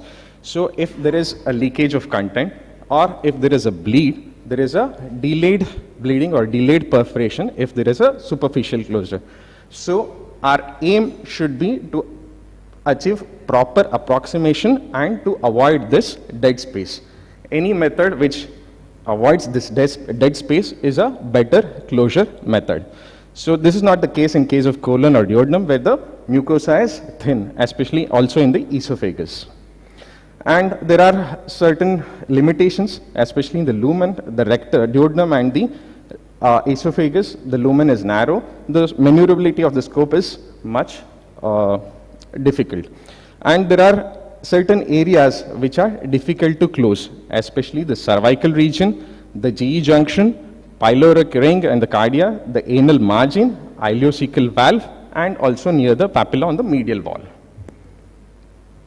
So before coming to perforation, it is very important to recognize this perforation earlier. 1/3 of the perforations can be missed during the procedure and they can present later after 2 or 3 days with the signs of frank peritonitis and sepsis. So early recognition decreases the mortality, and early recognition and timely endoscopic intervention is very important. And we have to assess whenever we are doing, especially holds true for EMR and ESD, so we have to assess the depth of injury. That is by Sydney's classification. This was developed based on EMR findings. So it is important to recognize the deep muscular or mural injury. So Sydney's classification was based on EMR. So whenever we do a EMR, so type 5 is contamination where there is frank peritonitis. So these are the patients who may require surgical intervention, or probably along with endoscopic closure, we have to put in a drain, percutaneous drain to drainage this thing. So apart from that, if type 3 and type 4, they can be managed endoscopically, and it is very important to avoid any spillage. So whenever there is injury beyond the muscularis propria, it is important to close. And based on certain locations, like especially in the duodenum and the right colon, even if we have not injured the muscularis propria, it is very important to close these lesions, because there is closing these lesions can decrease the delayed bleeding rates and also delayed perforation. So this is the type 1 and type 2 injury. So whenever we use a staining, indiocarbamine or methylene blue, the muzzle does not stain. So it remains white, the submucosal space stains. So this gives a ventral side of a veil. It's called a veil sign. So if there is a veil sign, that means you have not injured the muzzle. Whereas when we go deeper, when there is a type 3 or type 4 injury, whenever there is a muzzle injury with the cautery, it forms a target sign. So it is very important to recognize this target sign. So whenever there is a target sign, you should be careful, and this should be completely closed. And also closure, if it's esophagus, even though there is some gap, it doesn't matter, but especially duodenum and the colon, it should be tight approximation. So you should use more clips than what we use in esophagus. So general conditions, whenever we see a target sign or a perforation, do not panic. If you're not using CO2, or ideally all procedures should be done under CO2. If it is not used, switch over to CO2. Use the fluoroscopic help and minimize the inflation. So avoid inflating much higher. If you inflate, the tissues may give away and the closure may be difficult. And sometimes during inflation, there may be pneumoperitoneum. In that case, we can drain the pneumoperitoneum with a small needle, 16 gauge or 18 gauge needle, and put in a small saline, and we can see the air escape out. Or even the surgical Verey's needle can be used. So after the closure, it's very important to put a nasogastric or a nasojejunal tube so that you avoid further contamination. And apart from that, NPO and IV antibiotics, watch for signs of peritonitis. And if you have a doubt or if there is a mild peritonitis, better to get a imaging. Also keep a backup, surgical backup, inform the surgical team, and have to closely monitor these patients. So what are the tools we have? First, coming to through the scope clips. There are multiple varieties. One is open and closable, which can be open and closed multiple times, and the single firing easy clips like Olympus.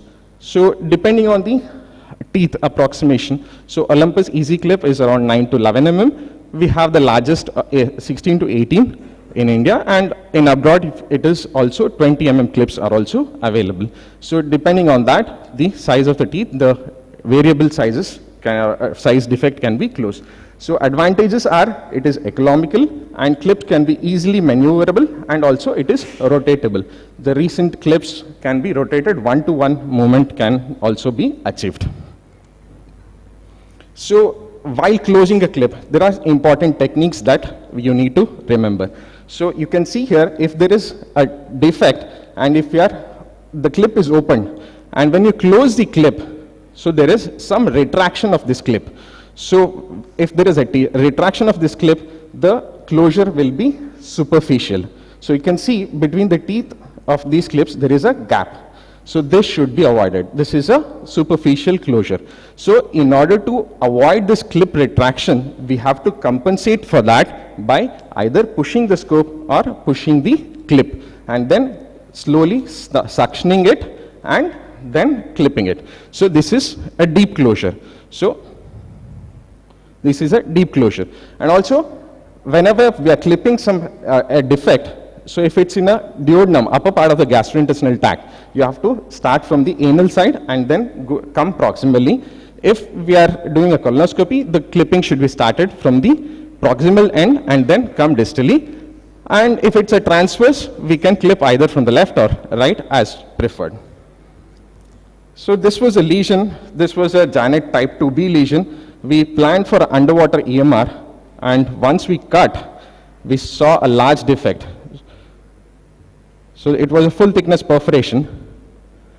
So apart from that, even if underwater, if we are underwater, we should not inflate it, and even clipping underwater can help in approximation the tissue better. So after firing that first clip, you can inflate air, and then multiple clips can be applied. So this was the end. So we clipped in, and it should be a complete closure. Like there should not be any gaps between any of these clips. So in case of esophagus, some amount of gap is still acceptable, but not in colon, because esophagus is a tubular organ and there is only transverse distension. Whereas in a colon, it forms a saccular region, though expansion can be in any direction. So it can give away. So if there is a large defect, even with the clips, we can approximate using, there are different techniques. We'll come to each and every technique. So if it's a stomach or a duodenum, especially in stomach, there are also studies which have shown if you are sucking, the omentum can come inside this gap. So we can even use a omental patch to close the lesion. So there is this thing is a drag and clip method. So you can grasp one end of the lesion with the clip and then pull it to the other end and then open and fire. So this can approximate the lesion much better. So again, there is other this thing, like you can use a small ring which is tied to the one end of the clip, and then we can grasp this ring and then try to approximate. So there is clip and line traction. So if it's a larger lesion like this, we can apply a thread and then give traction and close it by giving traction. So in this way, you can approximate even a larger lesion. So if it's a larger defect, we can use a endo loop. So this can be done either with a double channel scope or with a detachable endo loop. So we can clip the ends of the endo loop into the stomach, and we can even clip it using some of the intramuscular, even muscular layer also, so that we can have a deep approximation. And when we close the endo loop, if the clips are falling in between, you can use a RTF and push the clip outside and achieve a better closure. Especially in stomach, there are few studies which have shown even endo loop using a double channel scope, we can grasp the tissue, the defect.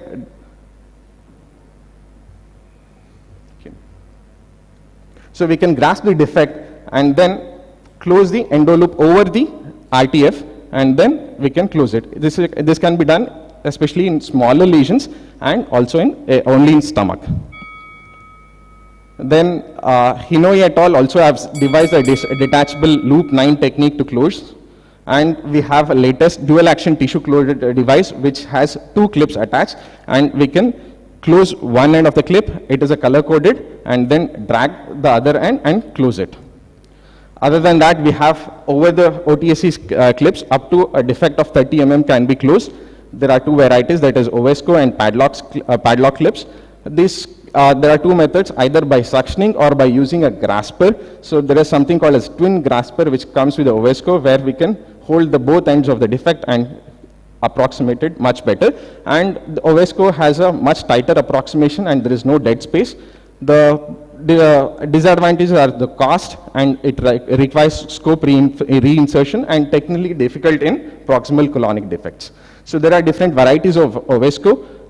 These are the blunt end, which is used mainly for hemostasis, and there is the GC type and the T type, where the teeth is shorter and the longer teeth. The longer teeth is where we use in the stomach because the stomach mucosa is thick, and also in the rectum, whereas in the other case, this thing we can use the T type of Ovesco. So apart from that, we have endoscopic suturing device. The disadvantage is the cost. It can take multiple full thickness suturing, and it can we can do a running or interrupted sutures and short procedural time and more than 95% clinical success rate. It requires a double channel scope, and also there is a endosurgery SX, which even a single channel within a single channel scope we can do a suturing. And we have also the X-tack technique, where even with the single channel scope we can suture. So it may be difficult for a duodenal and proximal colonic perforations, but X-tack can be used even in duodenal or proximal colonic perforations and does not require any scope reinsertion. And apart from that, lastly, we have the stents.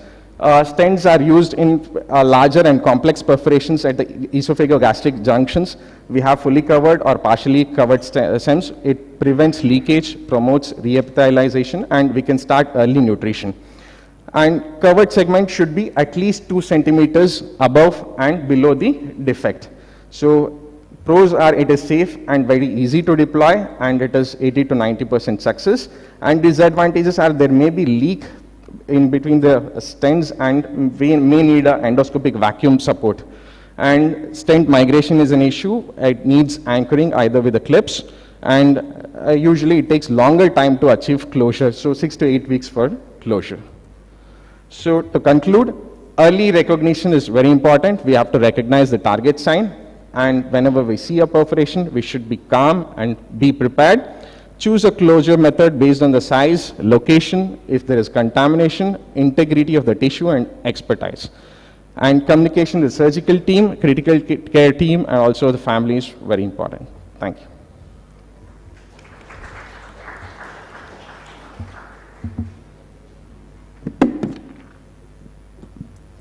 Thank you, Dr. Surakshit.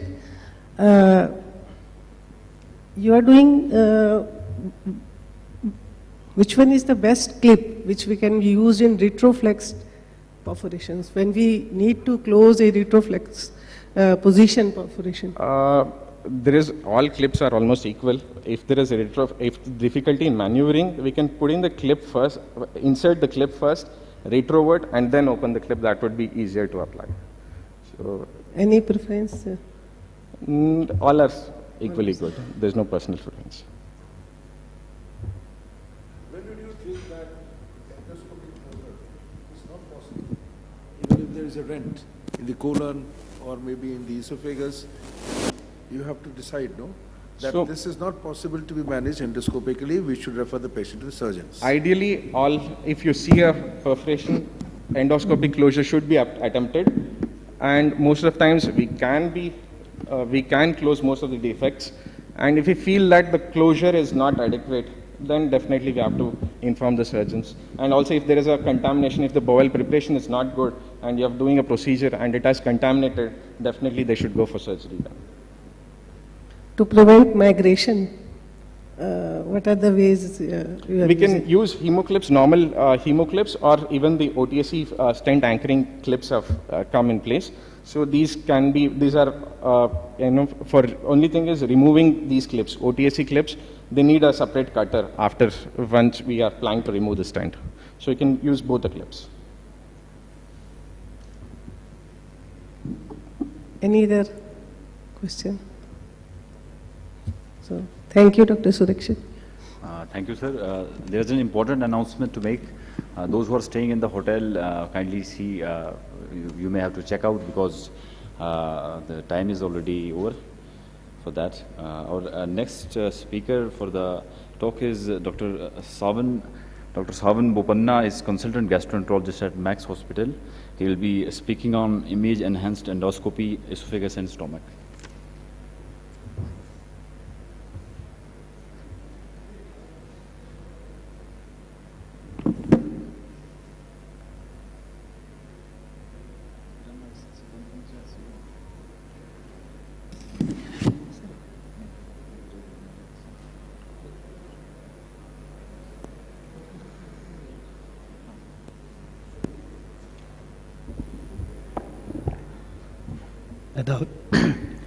Good morning, everyone. At the outset, I would like to thank the organizers for giving me this opportunity to speak on image-enhanced endoscopy.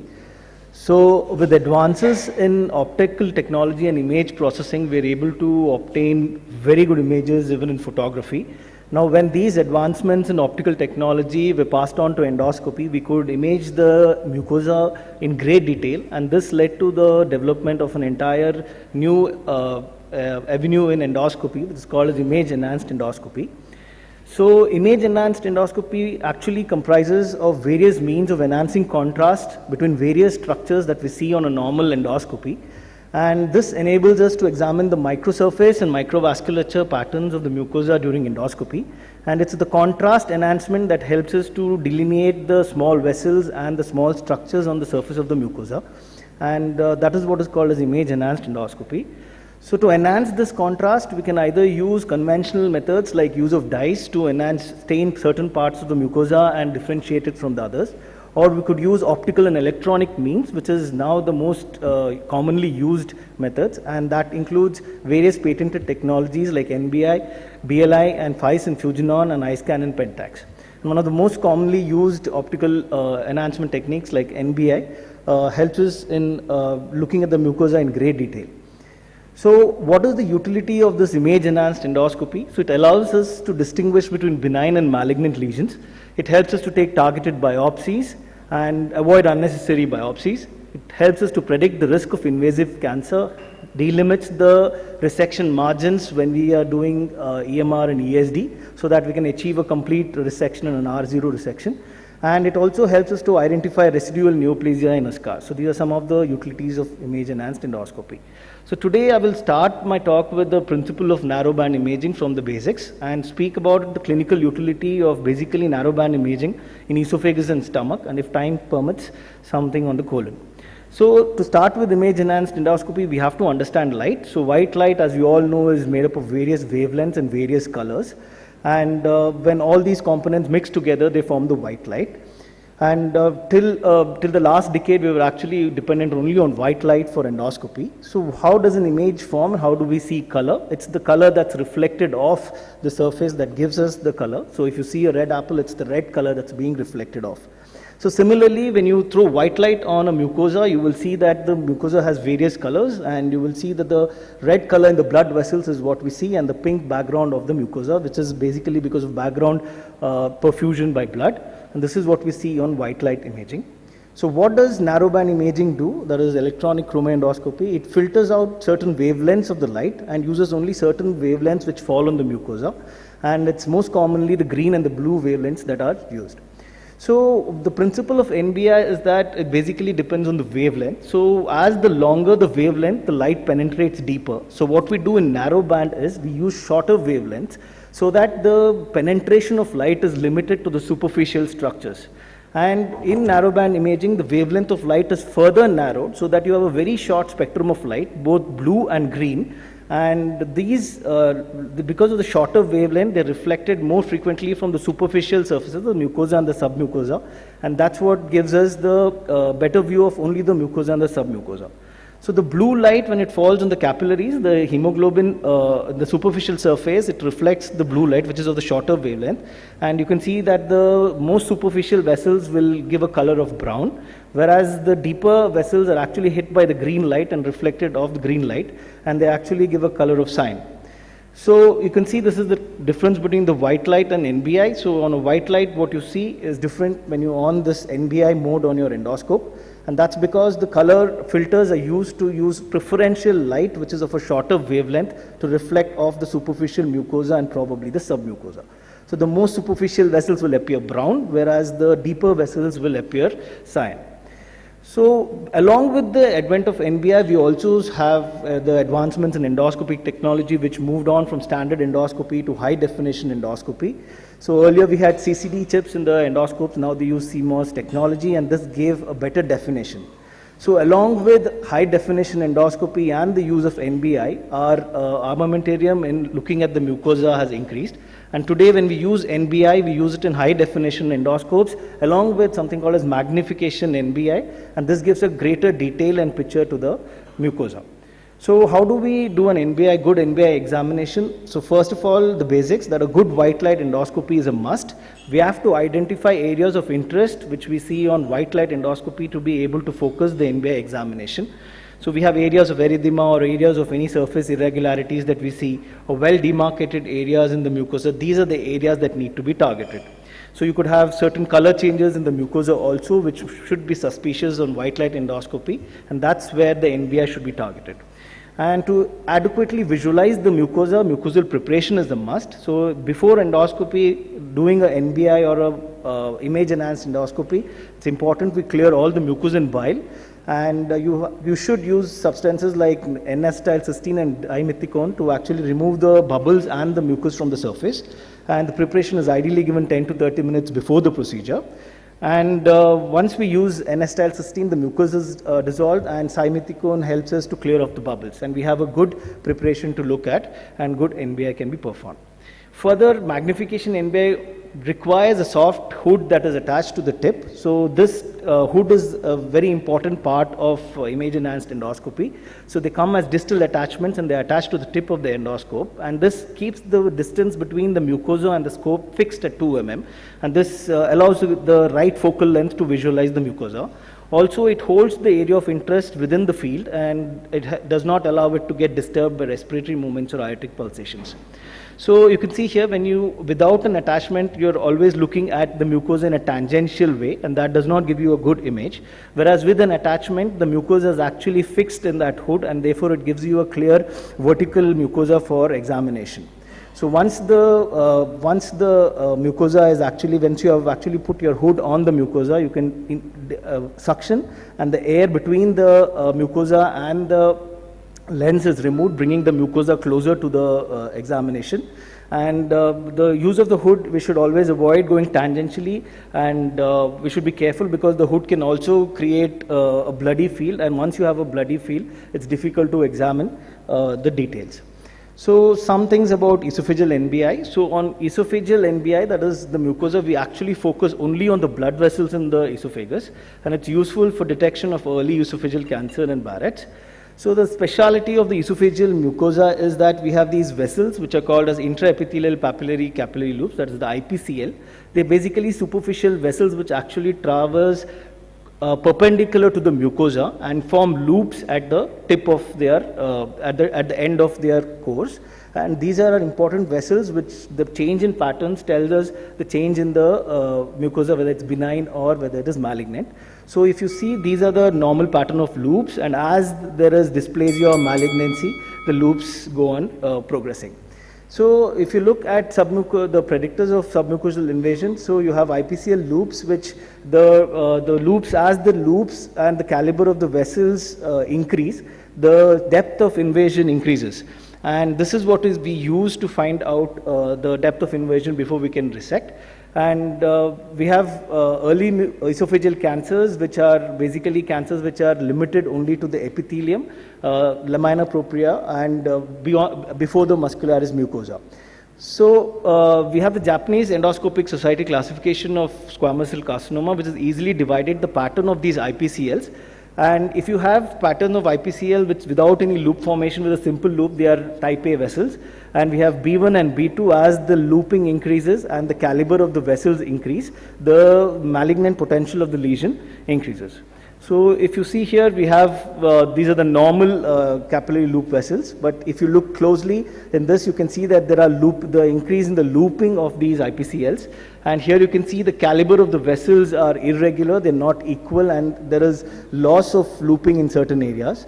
And when it is completely, there is no formation of any loops, that means this area is completely malignant. So we have, this is a case which, this is a video from Dr. Vikas. So it's a 62-year-old male presented actually with dyspepsia, and endoscopy showed an erythematous area. So you can see in this photo you have these erythematous patches that were seen on endoscopy in the esophagus. And on NBI examination they showed a B1 pattern, and in some areas there was a B2 pattern of IPCLs. And the utility of this examination is that you can actually demarcate the entire place, and because of the examination, we know that it is a superficial cancer and it is early esophageal cancer. So you can perform a complete resection by doing an ESD and removing the entire mucosa. So this is the specimen that was removed, and on histopathology it showed just early esophageal cancer. That is the abnormal cells, epithelial cells, did not go beyond the muscularis mucosa. So this is another case which was recently done, and this is a patient with esophageal carcinoma who was treated with radiotherapy, and on follow-up endoscopy 6 months later he was found to have abnormal areas, and these abnormal areas actually showed an abnormal pattern. And we could resect the entire specimen and achieve R0 resection. So that is the utility of image-enhanced endoscopy. So because of want of time, I will skip the Barrett's esophagus. And gastric NBI is similar to esophageal NBI, and the most important thing even with gastric NBI is to make sure that a good white light endoscopy is done. So we generally do not follow principles of diagnostic endoscopy, and therefore we miss several lesions. So at least 8 minutes is what is required to actually look at the entire stomach, and the Japanese follow a pattern where they look at various parts of the stomach and photograph at every different area. And these photographs, at least 22 pictures are taken in each segment, like the antrum, the lower body and the mid upper body, and then on retroversion the fundus, the middle upper body and the incisura. And they're looking for abnormal areas, and they look at on the NBI on the abnormal microvasculature and the abnormal microsurface. And the vessels are basically, they look at the vessels whether they're regular, irregular or absent, and also on the surface whether they're regular, irregular or absent. And the pattern of mucosa differs in the fundus and in the antrum, the normal pattern. So in the fundus, you have the vessel surrounding the epithelium, or in the body, the vessel surrounding the epithelium, whereas in the antrum, you have generally the mucosa which is surrounding the vessel. So this pattern differs normally in the fundus and the antrum, and it's one of the basic principles of gastric NBI. And I will just talk a little about the most important features of gastric NBI when we look at it, and then end my talk. So what we're looking at is areas of irregularity and also an area of demarcation between the mucosa and the normal and the abnormal area. So just to show you some photos, so you can see here that this is an abnormal area, and there's a clear demarcation line between the normal and the abnormal mucosa. And when you look at these areas also, you can see that there is a difference between this area and this area. So you could have many such areas, but what is important is you look for a clear demarcation line, and whenever there's a clear demarcation line, that is abnormal. So to summarize gastric NBI, so whenever you have a suspicious lesion, you look for a demarcation line, and if it is absent, that is, there is no difference between the surrounding areas and the area that you're actually finding abnormal, then it is non-cancerous. But if you have a clear demarcation line, then there is an irregular microvascular pattern or an irregular microsurface pattern, then there is possibility of malignancy. But if there is no irregular microvascular microsurface pattern, then it is a non-cancer and there is non-malignancy. So I think for want of time, I think I will stop here. So sometimes it's easy to miss lesions. Certain areas of just erythema may be present, but on NBI you are able to differentiate between the areas which are normal, and this is NBI with magnification. And because you can identify these small lesions, this area can be easily demarcated and an ESD performed to remove the lesion. Thank you. Thank you, Dr. Samant. You talked about post-radiation recurrence pickup by NBI. how accurate is the NBI in patients who had radiation in the past for different lesions? So in esophagus, this patient actually had a lower and mid esophagus malignancy to begin with. So generally they use targeted radiation at these places. So the lower and the mid esophagus, the lesions had completely disappeared. And now on follow-up, later on in the upper esophagus, the patient had this thing. Because the area which are irradiated, in that case, in that area, if there is a recurrence, then NBI is not a modality to be predicted. Correct. So if that area does not, generally the vascular pattern is not very visible in post-radiation areas. But if you have a very good vascular pattern showing B1 and B2 loops, where the vascular pattern is there, but it is abnormal. So that differentiates a radiation area from a malignant area. So just by looking at vascular pattern, you cannot exactly predict the depth of the lesion in post-radiation area. If you have abnormal vasculature, no. But if you have the characteristic pattern, I think it is possible. Because in this case also we could completely remove it, and the lesion showed a carcinoma in situ, and both the vertical and the horizontal margins were clear. Thank you. Thank you, Dr. Sir.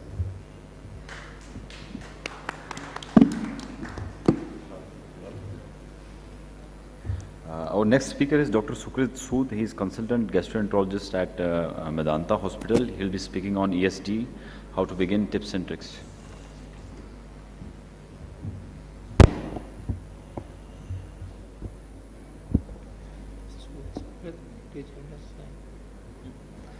So at the outset, I'd like to thank Dr. Acharya, Dr. Puri and Surakshit for the kind invitation. And I'll be talking about something very close to my heart, is endoscopic submucosal dissection. This is where endoscopist can take the role of a surgeon to some extent. So I'll be dealing with the tips and tricks for beginners. So first, before you start thinking of yourself as an endosurgeon, you have to keep certain things in mind. You have to define the clear-cut indications and goals for endoscopic submucosal dissection, have a thorough understanding of your equipment and your technicians and how well they are trained, learn and incorporate the skills required during each step of ESD, and your technician learn side by side, and learn to prevent and effectively manage complications without panic. So indications, to some extent, the upper GI indications have been dealt with by Dr. Sarvin. So for esophagus, we know the B1, B2 loops, as we discussed, will tell you whether the carcinoma is in situ, that is in the mucosa, or in the superficial submucosa till the 200 micron mark, which is the Lakshman Rekha per se for endoscopic resection, barring a few Japanese which go beyond that line. Not us though. For the stomach, for differentiated carcinoma restricted to the mucosa, if it's unulcerated, you can go beyond the 2 centimeter mark as well. In ulcerations, you should restrict yourself to 3 centimeters as per the Japanese guidelines. And superficial submucosa is again a gray zone in the stomach. We avoid touching it though, especially if the differentiation is not clear-cut well. And in the colon, as we discussed, the laterally spreading tumors, non-granular, that is flat lesions, with especially the pseudo-depressed ones will be the first ones where EMR is not adequate for en bloc resection. Lesions more than 3 centimeters, especially flat lesions again. Lesions showing a Kudo 5i pit pattern. And those lesions which are suspecting SM1, again T1 invasion, slight invasion is there as per NBI. So as per JNET, these will be the 2A, 2B regular. And large depressed type tumors can be taken out by ESD under specialized hands, and even protruding lesion with the dominant nodule, even though that becomes very difficult, where you suspect a carcinoma in situ. Mucosal tumors which have been previously undergone polypectomy or EMR, but there's a recurrence, so you suspect submucosal fibrosis can be attempted, and patients where you suspect diffuse fibrosis, like in chronic inflammatory condition like ulcerative colitis with dysplasia associated malignancies, and localized residual or recurrent early cancers after previous resections. But we also need to understand what not to touch endoscopically. So malignancy which is you suspect deep submucosal invasion, biopsies previously are showing poor differentiated or signet cells, differentiated lesions having deep ulcers, that is Paris O3, and be very cautious in the duodenum and the right colon. It is not where you want to take up an ESD and cause a complication unable to complete the procedure. So be well knowledgeable about the equipment that you need, a good high definition endoscope with water jet function and CO2 insufflation always, like Dr. Surakshat had mentioned, because complications are a part and parcel of this procedure. Have a good understanding of electrosurgical unit, the knives, the coagulation forceps, the injectate you'll be using. We use gelfusion most often with injection needle, distal attachment or the hood. The traction devices may come in handy, and the closure devices like clips and loops. So the most important of the knives, there are two types: the non-insulated needle type with jet function knives. Most commonly what I end up using is a dual J by Olympus. This is again the T-type knife, which is very short. It's a 5 mm knife with the injection as well. Hybrid knife by Irby can be used as well, but again it's a bulkier knife, but importance comes in submucosal fibrosis, where the Irby jet makes our life easier. Then comes the insulated knives, the insulated tip knife, the IT Nano or the IT2, which has a TT knife with an insulated ceramic tip, and the IT Nano is a bit smaller, which can be used in the esophagus and the right colon. And again, what we don't have access to, but we are waiting for them eagerly, is the scissor type knives, which can make our life easier for large lesions where they might be, we have to go submucosally through a peduncle. These are two types of knives. The needle type knife, the basic principle is you cut from the center outwards from the lesion more laterally, and a insulated tip knife like the IT knife, you cut from the lateral margin and bring the incision centrally. I'll be showing videos to explain the same. Then distal attachments, different hoods and caps are available. We use the usual Olympus cap. Most commonly, tapered cap may be used if there's a lot of submucosal fibrosis and you're unable to get a good plane. And make sure there's a side hole which prevents accumulation of blood, and the field remains clear. Then you can wash through it as well. So these are what I end up using most commonly during my ESDs, the cautery settings. For marking, I commonly use the soft coag mode effect of 4 or 5 and 80 watts. Incision, I use endocut I with the effect of 2, interval and duration of 3. Dissection, most commonly forced coagulation, effect of 2, 40 watts. And the Irby, the Vio3 precise sect is a very good mode, 4.5 effect and 60 watts. Hemostasis, smaller vessels which are smaller than the size of the knife, you can use forced coag at the same setting. Large bleeders, coag grasper and soft coag again at the same 80 watt and effect 4 or 5. Precise sect in the new Vio3 by Irby as an AI enabled mode. So when you have a broad contact area with the tissue and you have slow knife movement, it will have a lower impedance and will give you more coagulation even when you use the yellow pedal. Whereas when there is just a sharp tip contact with the tissue and fast movement is occurring during submucosal dissection, it will have high impedance and help in more dissection. So faster dissection is possible. So very important to, before you start, always put some fluid, because there will be certain positions which you want to be sure that you can use gravity to provide some auto traction. So in the colon especially, we inject some, either you can inject dye, you can inject just fluid, and see which way is the gravity helping. And you want to start dissecting anti-gravity, so the lesion keeps falling towards gravity and gives you a good plane. So you can find a good SM3, that is a deep submucosal plane, to maintain. Again, like I said, when you go in the opposite direction, the ESD key is becoming more and more difficult. This becomes a problem when you're resecting lesions at the incisura without traction devices, because here you want to keep using gravity as much as possible, and it will be much easier to resect these lesions in the antrum than to resect these lesions at the incisura. So with the importance of all third space procedures, the scope is and the device is extension of your arm. So do not keep fiddling with the device length in and out, keep it a fixed length. This dual knife has a blue marker which I keep just beyond the cap or the hood, and that remains a fixed length, and the movement is occurring at the scope shaft and the knobs with my left hand. So coming to the basic steps, we'll be dealing with these step by step: the marking and the injection, the mucosal incision, followed by the pre-cutting to achieve the SM3 plane, submucosal dissection, hemostasis, closure if needed in high-risk areas like the duodenum and the colon, and specimen retrieval and presentation for the pathologist. So first step is marking and injection. First, always map the true extent of the lesion. You may depend purely on NBI like we do these days most often, or you may use diachromo if you're not sure, and keep a 5 mm margin outside the lesion where you start marking, and try to keep the markings within the incision as well. So you're 100% sure you haven't left anything in situ in the colon or in the stomach. And mark before injection, inject at a 30-degree odd angle with the mucosa, and always start injecting distally more than the proximal. And a quick jab of the needle is important, after which you inject and then withdraw the needle gradually while your technician is injecting till you see the bleb. And always make a note on white light for presence which of any features of fibrosis, easy bleed where there may be local inflammation, especially in the esophagus and the rectum where may be prolapsing lesions, can cause submucosal fibrosis as well, and correlate with the submucosal lift as per how easy or difficult the procedure is going to be. Then comes a very important, probably the most important part, which is mucosal incision. Keep an adequate and stable knife length, as I mentioned earlier. Incise from outside the pre-marked areas, make ideally circumferential if you're doing conventional procedure, and incise towards the luminal side. Repeat the incision several times to cut muscularis. And you don't want to make too large incision because there'll be leakage of injectate. And always do hemostasis adequately before entering the submucosal plane because it will keep bothering you otherwise. Then the submucosal dissection, and dissect in the lower third, that is SM3 layer. Keep that plane, keep seeing the muscle without injuring it. Unlike poem, here you do not want to injure the muscle, and you would rather injure the tissue a little bit, even though pathologists are not happy when we do that. And stay in this layer and keep dissecting layer by layer, being sure that the injectate is also not too blue, so you are able to see the vessel through it. And using the new modes if available, the red dichromatic imaging allows you to deal with vessels better as well. And you can use a typical dual knife with on the video above, or with the IT knife where you're cutting slightly blindly because you're not afraid, because the tip is insulated, so you're not going to go through the muscle usually.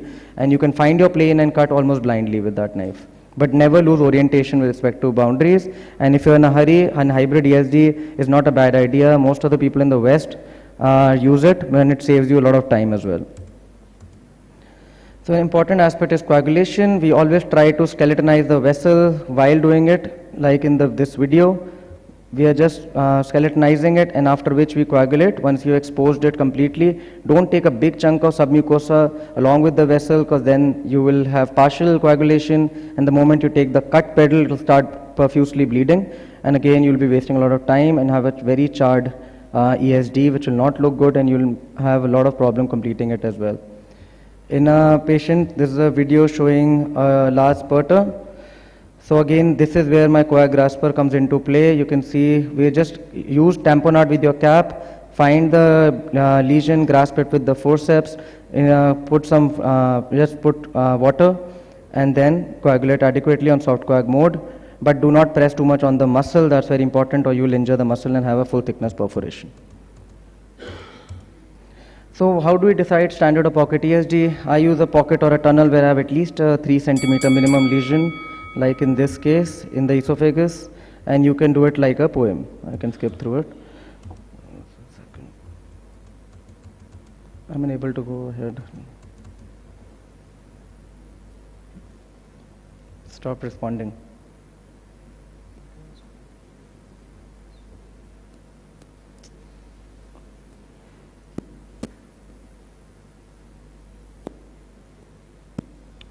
Sorry for the glitch.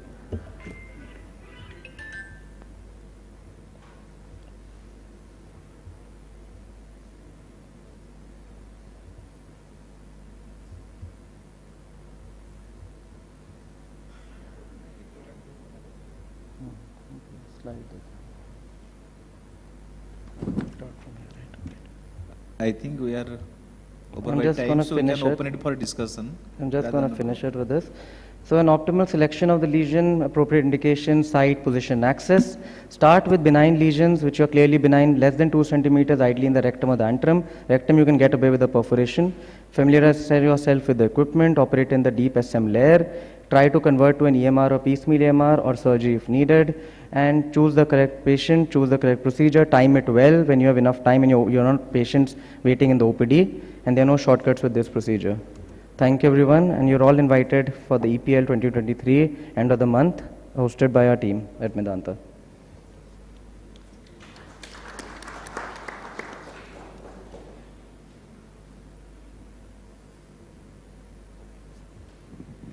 Thank you. Thank you.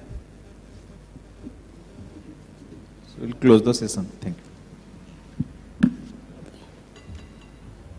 Thank you, sir. Thank you, chairpersons. For our next session, it's a case-based discussion on variceal bleed. I would like to invite our first speaker, Dr. A.C. Anand, Professor Gastroenterologist, Kalinga Institute of Medical Sciences, Bhubaneswar. I would like to invite our panelists, Dr. Anil Arora, Head of Department, Gastroenterology and Hepatology, Sir Gangaram Hospital, New Delhi. Dr. S.K. Tyagi, Senior Consultant Gastroenterologist, Meerut Medical Center, Meerut.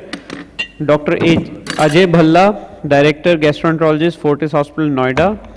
Dr. Madhumita Prem Kumar, Professor Gastroenterologist, PGI, Chandigarh. Dr. Arvind Ron, Consultant Interventional Radiologist, Fortis Okhla, New Delhi. I would like to call our chairpersons. Mic band kar diya. Our chairpersons, Dr. Atul Jha, Senior Consultant Gastroenterologist, Army Hospital, New Delhi. Dr. Zubindev Sharma, Senior Consultant Gastroenterologist, Medanta Hospital, Gurugram. Dr. Prateek Padole, Consultant Gastroenterologist, Nova Clinic, Nagpur. Dr. Gaurav Bachav, Director Gastroenterologist, Dhanvantri Center of Digestive Sciences, Maharashtra.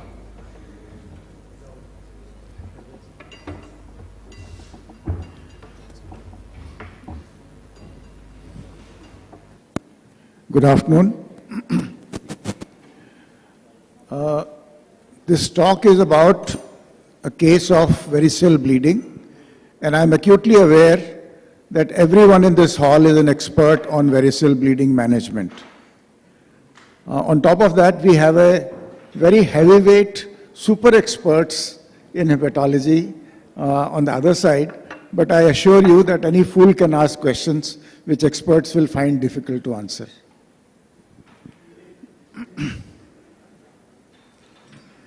So let's begin with the case. I have 14 questions and the time is about 25 minutes. I'll take 3-4 minutes to present the case, and therefore it will be a rapid fire round. 14 questions, don't take more than 1.5 minutes to answer the question.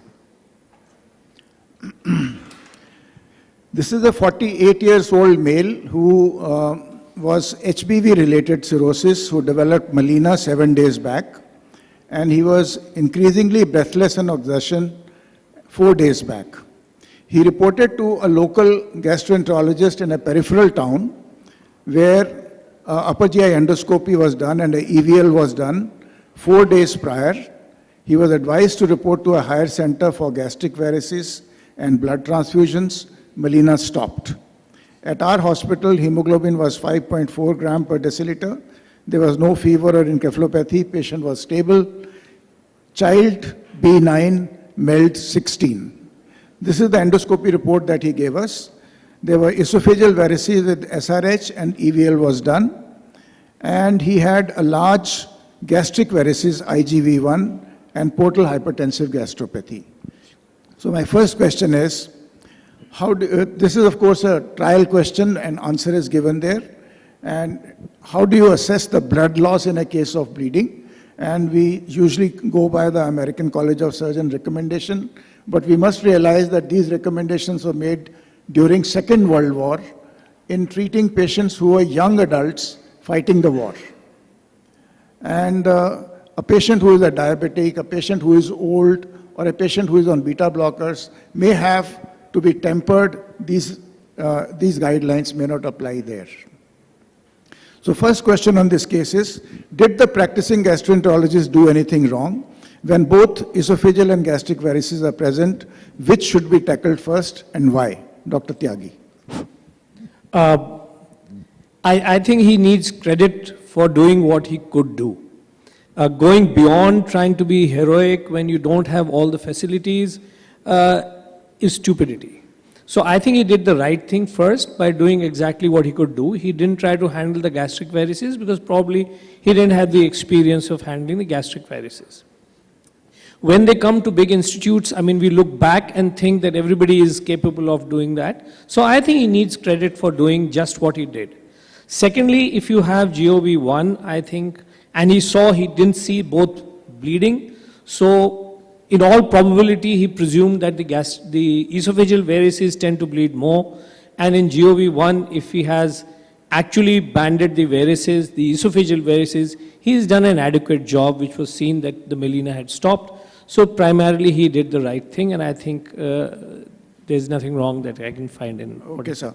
I quite agree with you. When we had a discussion in our department, we also had a similar view that he did the right thing. But generally, it is mentioned that when you have GOV1, esophageal varices ligation is all that is required. But when you have IGV1, which is probably the highest risk varices, and very large ones too, I think they should be tackled first rather than the esophageal varices. Because once the EVL has been done on esophageal varices, any other endoscopist will be hesitant in putting in an endoscope because it may cause the slippage of the bands that have been given. So that is the situation. Classify gastric varices. If it is GOV1, EVL of esophageal varices will suffice. GOV2, IGV1 targets GV before doing esophageal varices. That is the message which is there. What is the risk of rebleeding now from esophageal varices or gastric varices? Are the risk factors for bleeding from esophageal and gastric varices same or they are different? Dr. Balla. The risk of rebleeding from esophageal varices after varicose ligation is about 20 to 25%. For gastric varices, if they are subjected to only ECI, that is using cyanoacrylate injection, is about the same, about 20%. But if you are to use combination therapies, I guess the rebleeding risk decreases.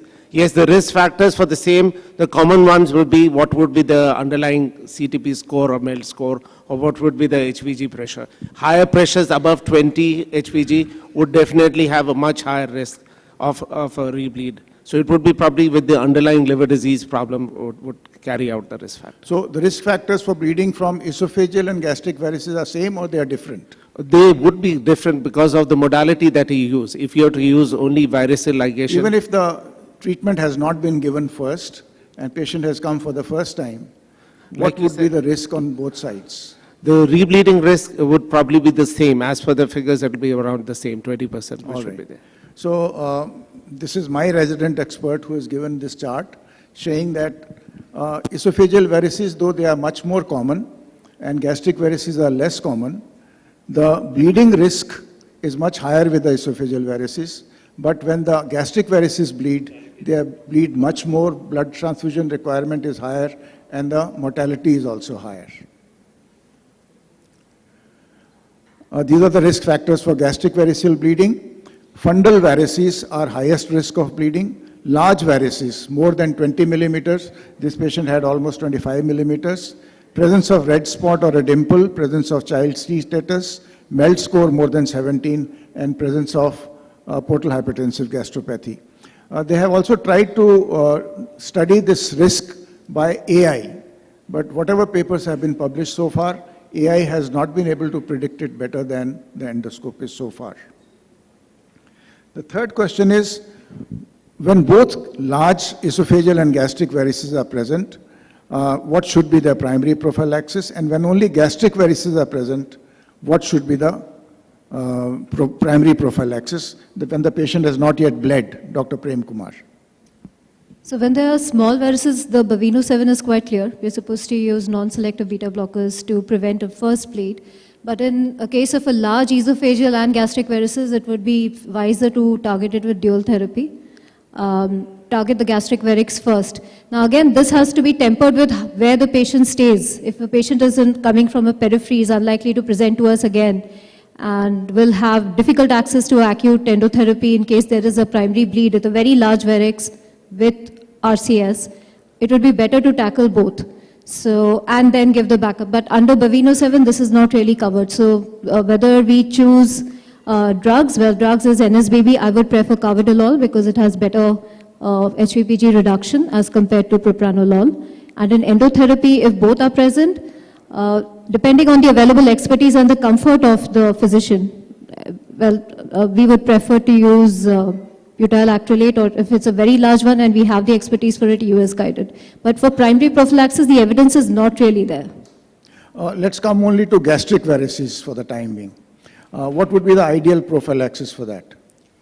Again, under when you're looking at primary prophylaxis, there's only one RCT, which is Dr. Sareen's, which has said that it is better to treat.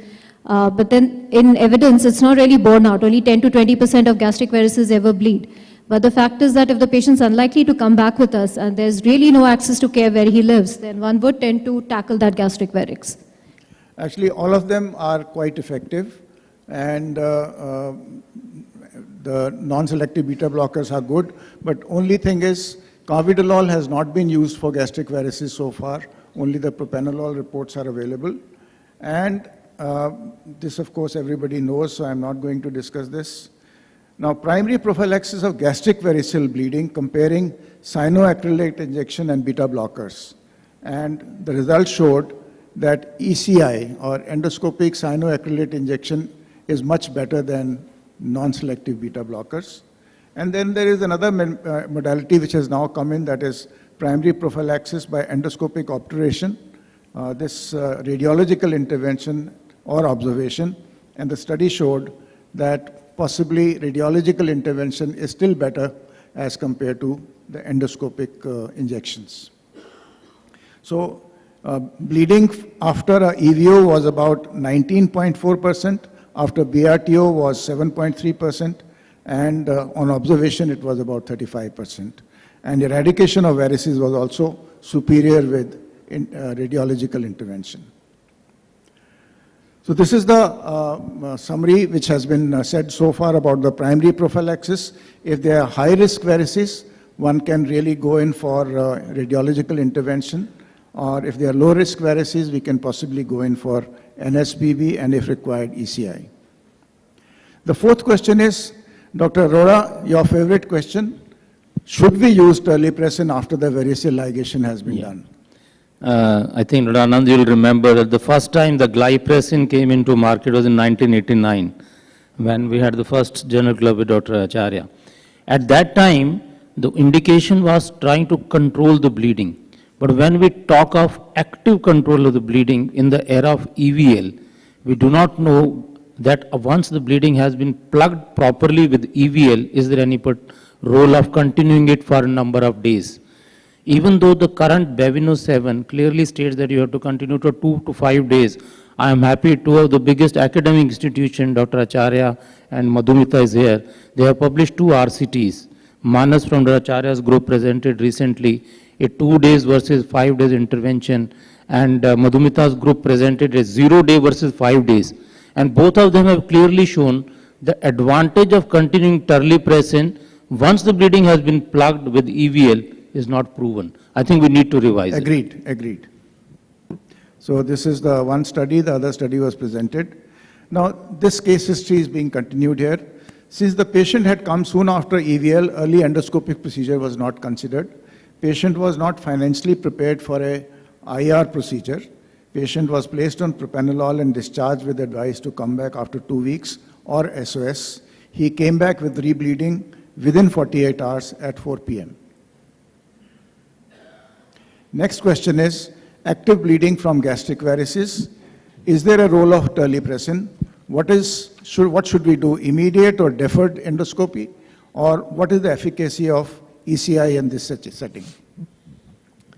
Well, all patients who have active bleeding going on, I think terlipressin to reduce the portal pressure is required.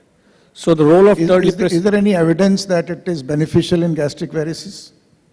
Well, there is no evidence as such, but I think the basic rule of reducing portal pressure, how would you do that? Okay. And the patient has come to you at 4 p.m. I'm not sure whether that institution is actually ready with his endoscopic procedures there. He needs to be stabilized, and if you're going immediately for the procedure, I mean, then obviously the role of terlipressin may not be there because you're going to inject the cyanoacrylate. So the immediate or deferred really depends on the patient's hemodynamic status. You want to improve it and then do it, and your own availability of your endoscopic suit, whether it's ready or not. And then obviously the cyanoacrylate would be very effective. It is a very effective procedure. Over 90% it manages to stop varices. The only problem with this patient is it's a huge gastric varix. So maybe you would have to, wait until by morning. If bleeding has stopped, then you can actually go in for IR, convince the patient that that's the best procedure. Otherwise, if the patient refuses, what else do you have? You still have to inject cyanoacrylate. Maybe 2 sessions, but you got to do it. I quite agree with you. There is no difference of opinion here, but people say that gastric varices, since they bleed very massively and they have a higher mortality, we should try to tackle them endoscopically as soon as possible. For esophageal varices, you can wait up to 24 hours. But for gastric varices, try and do it. For example, patient came at 4 o'clock in the evening. It will be better to do the procedure and then go rather than wait for next morning for procedure to be done. He was explained the need for IR procedure, but patient was still not financially prepared for it. And same night, ECI was done 8 days after the EVL. How many days after a EVL are you happy doing another endoscopic procedure? This question is open to everyone. Question is after EVL of the esophageal varices. Usually, I think we give it gap of at least 2 weeks because you presume that during that initial period you are likely to have post-EVL ulcers. So that is a time unless you have some evidence to show that the bleeding may have occurred from fundal varices also. Otherwise, I'll wait for 2 weeks. I fully agree with you. Generally, we avoid doing procedures because of the band slippage, but in this case, situation was a little dire. So 8 days after the first EVL, we went ahead and did it. Fortunately, nothing much happened in terms of complications. What are the likely causes of endoscopic cyanoacrylate injection failure? And when will you choose EOS-guided coil and glue as the first line, and why? Is there any evidence for that? Dr. Bhalla. ECI is still quite effective in managing bleeding from gastric varices, but yes, inadequate injection of glue, it's endoscopists. There are people who inject huge amounts also. There are people who are more skilled because the needle gets blocked, or the underlying liver disease. How extensive, if it's a high MELD score, high CTP score with patients underlying coagulopathy, I guess that's where the ECI failure would happen. But if you look at the current literature, it talks about EOS-guided ECI, that's a coil with ECI, probably outscores it. The re-bleeding risk of ECI alone is about 15%, whereas with coiling it reduces to half, to about 7%. So using a combination would be an ideal thing, especially in a patient with a more advanced disease. I would use that as a combination. If setting is adequate, it's good, you have a skilled endoscopist around. Quite agree with you, sir. Use of cyanoacrylate, prevention of GI rebleeding, 92% success. For treatment of acute gastric variceal bleed, 95% success has been reported. And the causes of glue failure are portal vein thrombosis, severe coagulopathy, incomplete obliteration, as you mentioned, and ineffective procedure, that is sometimes the injection has not been given into the varix. Now we come to the ECI failure. Fortunately, this patient was not bleeding after the ECI, but how should we treat if this patient has a rebleeding? What should be the preferred if all are available? Another glue injection, EOS-guided glue and coil, TIPS, BRTO or PARTO? So we hardly have any ECI failure because if one does it and one is efficient at it, I think even a larger varix with even an endoscopic ECI, one can manage with 80 to 90%. I think it's very rare that we really require an EOS coil glue. So it depends on the operator's experience. But in case all of these are available, cost is not a concern, then I would say if there's ECI failure, patient has ascites and we want to manage portal hypertension as well, TIPS would be a better idea because it's going to help with the liver function as well later, and the chances of rebleed are the lowest with that. But if we have it, EOS-guided coil and glue, if one is thinking about primary rebleeding in this case, would be an emergency treatment immediately. But TIPS is a great option. We hardly do any BRTO and PARTO anymore for bleeds. And another glue injection, we are quite comfortable with it actually. Okay, thank you. I agree with you. What is your opinion about this report? Preemptive tips for treatment of bleeding from gastric and fundal varices. results of a randomized controlled trial where it shows that TIPS had 100% efficacy, both in intention to treat analysis and per protocol analysis. What is the red one? Sorry? Intention to treat and per protocol, which is the red line and which is the green line? It's not very clear. Purple line is the TIPS. Purple line is TIPS. Preemptive TIPS. So there's absolutely, so I think preventive tips is naturally, but preemptive tips, another thing is, maybe these are patients that one has gone ahead with the procedure but could have been tackled endoscopically. So there is a fallacy there. However, tips we would prefer in a patient who's already having ascites, who's also having some other decompensation. Just for varicose bleed, preemptive tips, I agree go with ahead you. and go. There is a bottom line in this. The study did not achieve the predefined sample size because of low recruitment, and very small number of cases have been done, so these results possibly may not be acceptable. In all these years, I have not seen BRT or TIPS being done just for bleed. Okay. In any institution, there has to be one more indication before one of these procedures is done. So, Madhumita, another question for you. Now that we are going to talk about Rakesh wanted BRT, to ask something. You want to ask a question? On the previous slide, can we go back to that slide? You see, these lines may appear very different, but the sample size, people may not realize this, but looking at this is very small. Very small. On the left one, the p-value is mentioned as not significant. On the right one, it is barely crossing the cutoff. That is exactly what I was bringing out. So that just because a paper says this. So please, I think more papers mislead than are useful. I'm sorry to say that as a person who's done journal editing for years, but that's what is true. Yeah, that was the aim of bringing this paper here. Yeah, but that's what I just said, that I don't see them done at all. From here. Regarding the preemptive, mic is off. So I think regarding the preemptive tips, I think Bavino 7, along with this James Bosch trial, there's one more study which came, and it said that CTB 9 to 13, child B and early child C categories are where you actually might end up using preemptive tips, even if you have done a successful endoscopic eradication. So this patient with GOV1, large varices, post a successful first endoscopic intervention, may have been offered a preemptive tips first up if it was financially viable. Okay, we go to the next question. Now that gastric varices management has become now a multimodality treatment, Madhumita, which classification do you want to use in classifying gastric varices? So it's not a comparison between these classifications. Sarin's classification is useful because endoscopically that's exactly what we see, and it's immediately one can diagnose.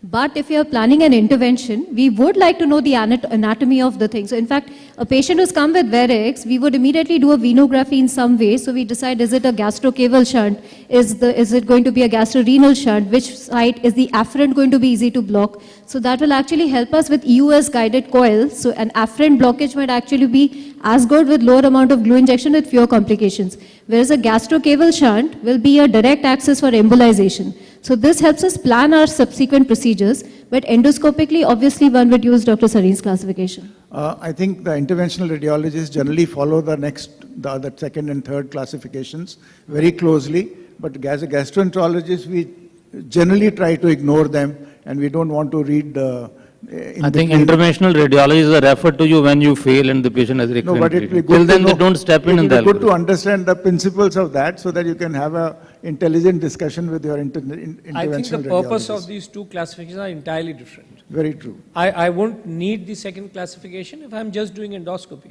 Why would I need it? But there will be some patients who may require further treatment. In those cases, I would actually reclassify the patient by this classification. Okay. So now, secondary prophylaxis of gastric variceal bleed. Bleeding has stopped. You don't want the bleeding to occur again. Dr. Arora, what is your choice? Yeah, you see, once the bleeding has stopped, I think it's very important that you have to evaluate the patient in toto, including his status of his liver function, a CT angiography, and that is where the other classification comes into being. Whether the patient has what type of afferent is the feeder for the fundal varix will determine my outcome. If it is the varices which are coming from the left side, that is in the form of coronary veins, tips may be a better option. But if you have the veins which are coming either from the posterior side or from the splenic side, or if you have a large shunt, BRTO may be an option.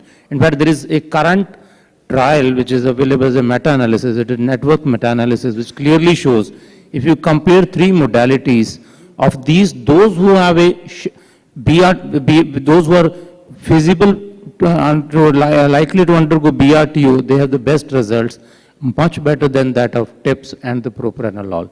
So depending upon whether you have a shunt, that is a shunt between the portal and the systemic circulation, which is seen, versus the perforators on the left side of the gastric G junction, the treatment and the outcome will be different.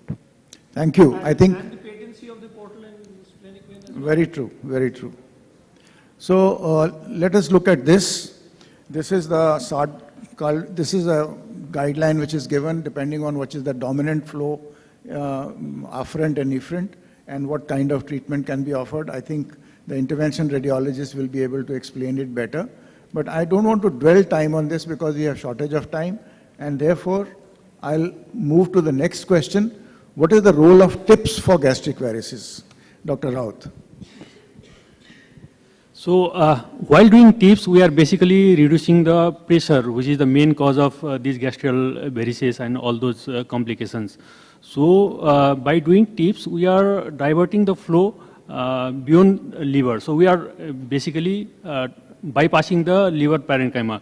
So the portal pressure is reduced basically. So the varices and all those complications are reduced. So TIPS, if obviously the sclerotherapy, endoscopic sclerotherapy and all those fails, TIPS is a good alternative. But gastric varices even bleed at lower pressures. So would TIPS be effective? So in those cases, TIPS basically reduces the pressure. So in those cases, probably it may not be effective. All right. So risk of rebleeding after TIPS remains significant, 15 to 50% in the reported literature. Rate of rebleeding of gastric varices after TIPS is unknown depending on various subtypes.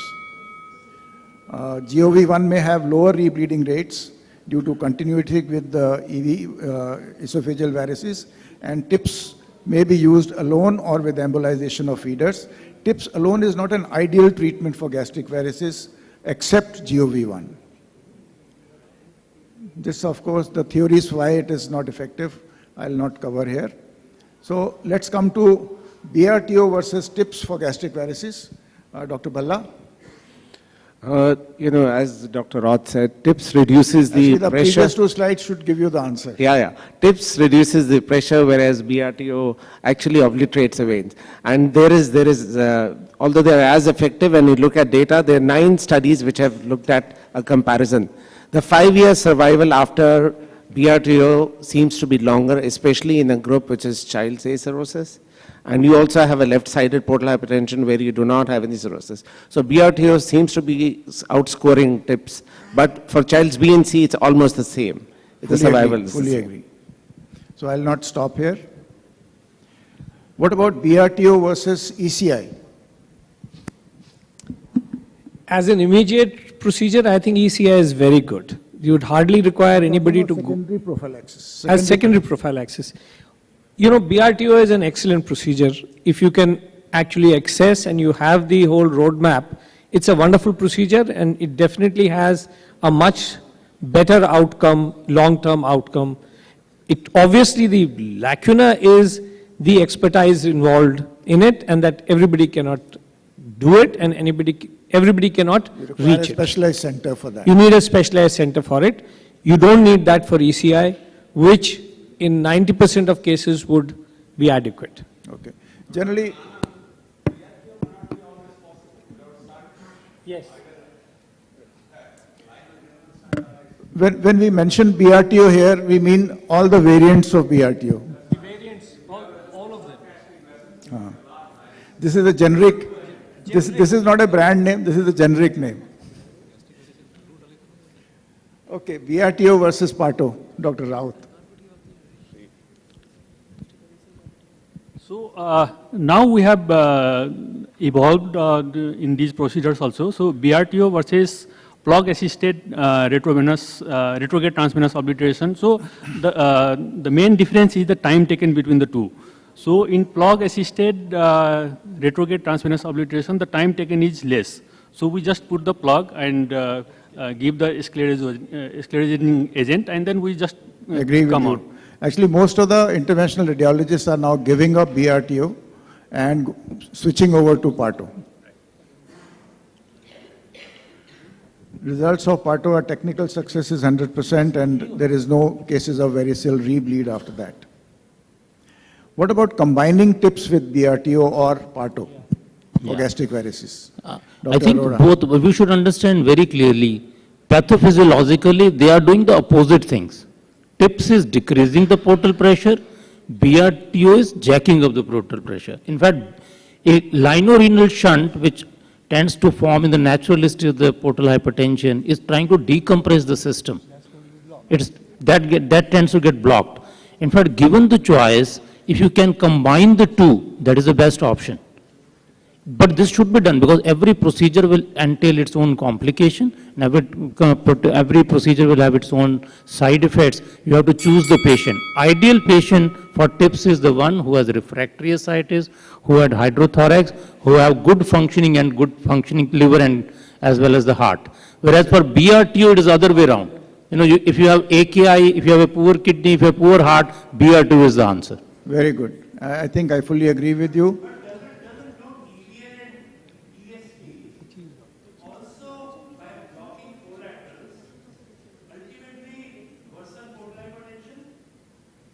They can.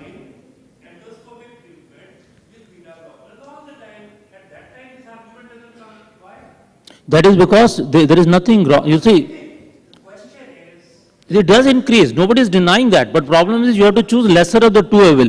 Tell me who will like to get a BRTO versus an EVL. EVL can be done in a nursing home. BRT you require. Can I request this discussion to be done outside because we have last question to cover. Dr. Raut. We are safe from physical assault. Outside we won't be safe from physical assault. Yes, between the two of us. Dr. Raut, BRTO alone or BRTO plus TIPS?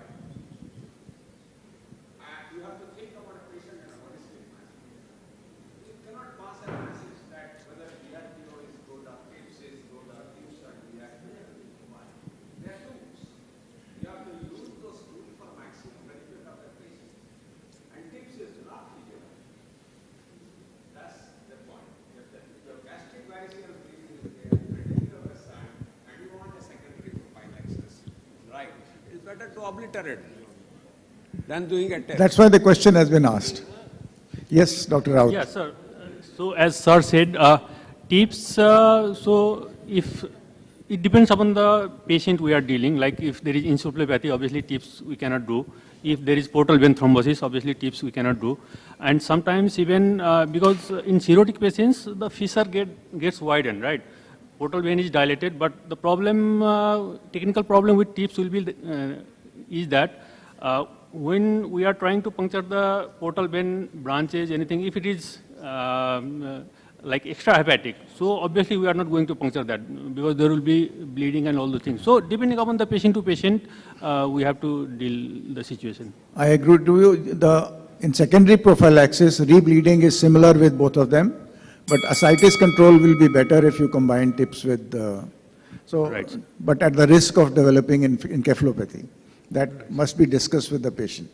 So that finishes my 14 questions. So experts have bettered the fool who was asking questions. So this is the brief summary, and since they I are have ringing, been made the spokesperson to answer to Dr. Acharya. The gentleman, the doctor on my left says that, sir, TIPS is the most physiological of procedures. You are saying it's unphysiological. The speaker on my right says that nowadays the complications have been reduced because we don't put in 10, 12 mm stents, we just put in 6. So the complications are much less. No, thing is, it depends on the liver functions. It depends on the clinical presentation. If ascites is the main presentation, TIPS definitely will be better. That is exactly what it is. TIPS has its own indications, and if those indications are present, I think this should be done. Yeah, but again coming back to Dr. Acharya's question, 1 minute, sir. I think what we are treating, as Rakesh very rightly said, is bleeding. So whatever happens doesn't matter. Ultimately, it is the bad liver. Sooner or later, you will need liver transplantation. So why preemptively get for TIPS or BRTO? If you are able to control the bleeding, there are other ramifications of a failing liver. That is important, which we have not discussed. But he should not have... We only have a laser-focused attention on bleeding alone. Patient will have ascites. No, secondary prophylaxis is important because patient may bleed to death before the liver transplantation.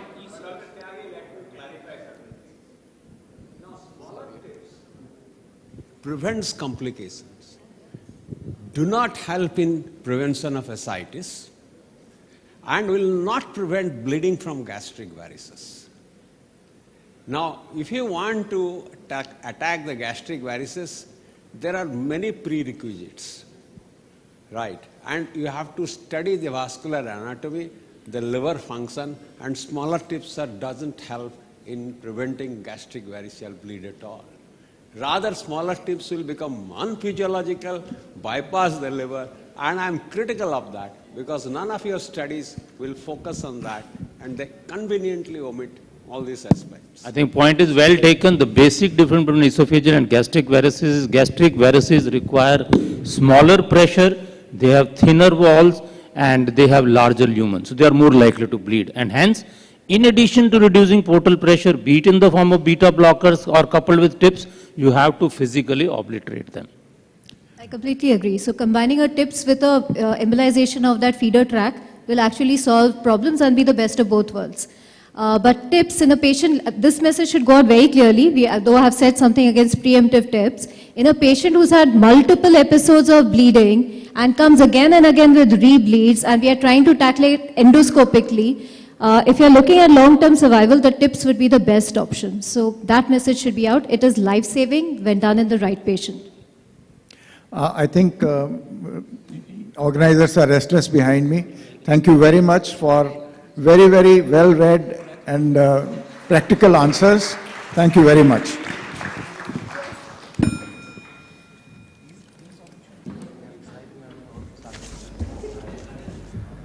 Our next session will be based on small bowel disorders. I request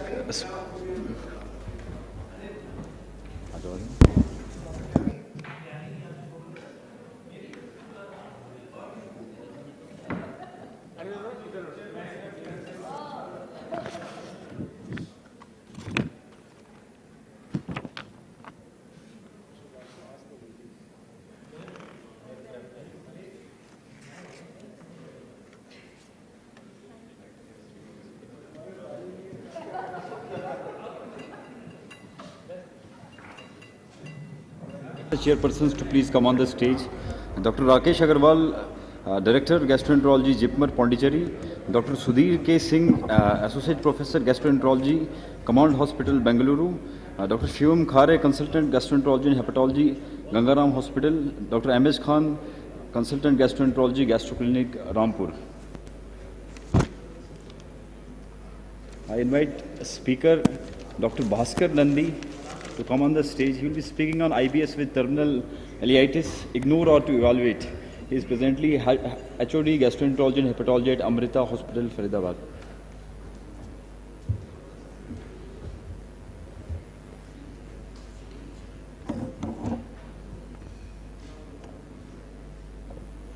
Thank you very much. Good afternoon to all of you.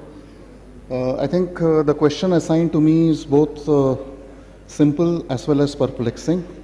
If we have a patient with mild or non-specific symptoms coming to us, we do a colonoscopy and we find an isolated terminal ileitis as characterized by ulcers, nodularity, or some erythema. So what do we do? I think it puts up a lot of questions. How do we proceed? How much to investigate? How aggressive to be in this? The fear of missing out on Crohn's disease and tuberculosis. So I think all these questions come to us, and it is very often that we find in our clinical practice. I'll start off with just giving you a case situation scenario. In my first patient is a 49-year-old lady presented to us with pretty innocuous symptoms, bloating, dyspepsia, altered bowels. Yes, there was some pain and discomfort localized over the right iliac fossa. Our clinical diagnosis was of IBS, duration over a year, no comorbids, not on NSAIDs. As far as the lab parameters are concerned, the inflammatory markers were negative. Stool RE didn't show us much. Fecal calprotectin was negative. IgA TTG was negative. CT scan which we did, first ultrasound and CT, had shown some thickening of the terminal ileum and the cecum and non-necrotic nodes. We did a colon on this, and the colon showed ulcerations. There were superficial ulcers. There was a bit of erythema, but intervening mucosas were normal, and the biopsy given was markedly ulcerated mucosa. Underlying crypt shows maintained architecture with focal cryptitis, large areas of inflammation. Obviously, there were no granulomas, no strictures in this. We, in view of the pain she had predominantly of the right iliac fossa, and of course the presence of terminal ileitis, this patient was treated as a case of IBD unspecified, and ultimately she was on 5-ASA pentasa formulation for about a year. Follow-up colonoscopy showed no lesions in the colon, and she was asymptomatic. Whereas if we look at the second patient, who is a 61-year-old male, almost similar presentation but no significant abdominal pain, again long-standing duration, no comorbidities, not on NSAIDs. Inflammatory markers which were done were negative. We did a colon on this. This also showed ulcers in the terminal ileum, isolated, and the biopsy is this, as shown. There was cryptitis, cryptasis, but nothing to show chronic disease, destruction of the architecture, no granulomas. This patient we just followed up without any specific medication, not further evaluated. Symptomatic treatment for the symptoms were given. Follow-up colonoscopy at the end of 1 year, this patient was all right, and there were no lesions in the colon. So here we have two patients who were treated differently, who almost had a similar presentation. I think this is the challenge which we face when we see isolated terminal ileitis. What's the differential diagnosis? And my main worry is how much to investigate. Do I under or do I over investigate this patient? The fear of missing out on tuberculosis and Crohn's is always there. So how do we overcome that challenge? And even if I start on a treatment like we have done in this patient, what is the end point, and how frequent or infrequent should be our follow-up colonoscopies, and what will be my target in a country like ours where you have prevalence of both the diseases, which is significant. So it becomes a bit difficult. And of course, the final diagnosis that this is a non-specific or unspecified, I don't know what should be the proper nomenclature for this, and nothing really needs to be done in them. Rest of the differential diagnosis, I think they all have clues, and the important thing is we do need a good examination and a directed evaluation for them. 2 studies and 1 meta-analysis do tell us that finding of isolated terminal ileitis in a patient with chronic symptoms or even without symptoms is common. Common in the sense it's frequently found. Now these are the 2 large studies, as you can see, 1900 and over nearing 4,000 colonoscopies, a good follow-up, and what it has shown is that despite these findings, no specific diagnosis could be arrived at, and the patients generally remained all right. And in one of the studies, they said that NSAID was the culprit.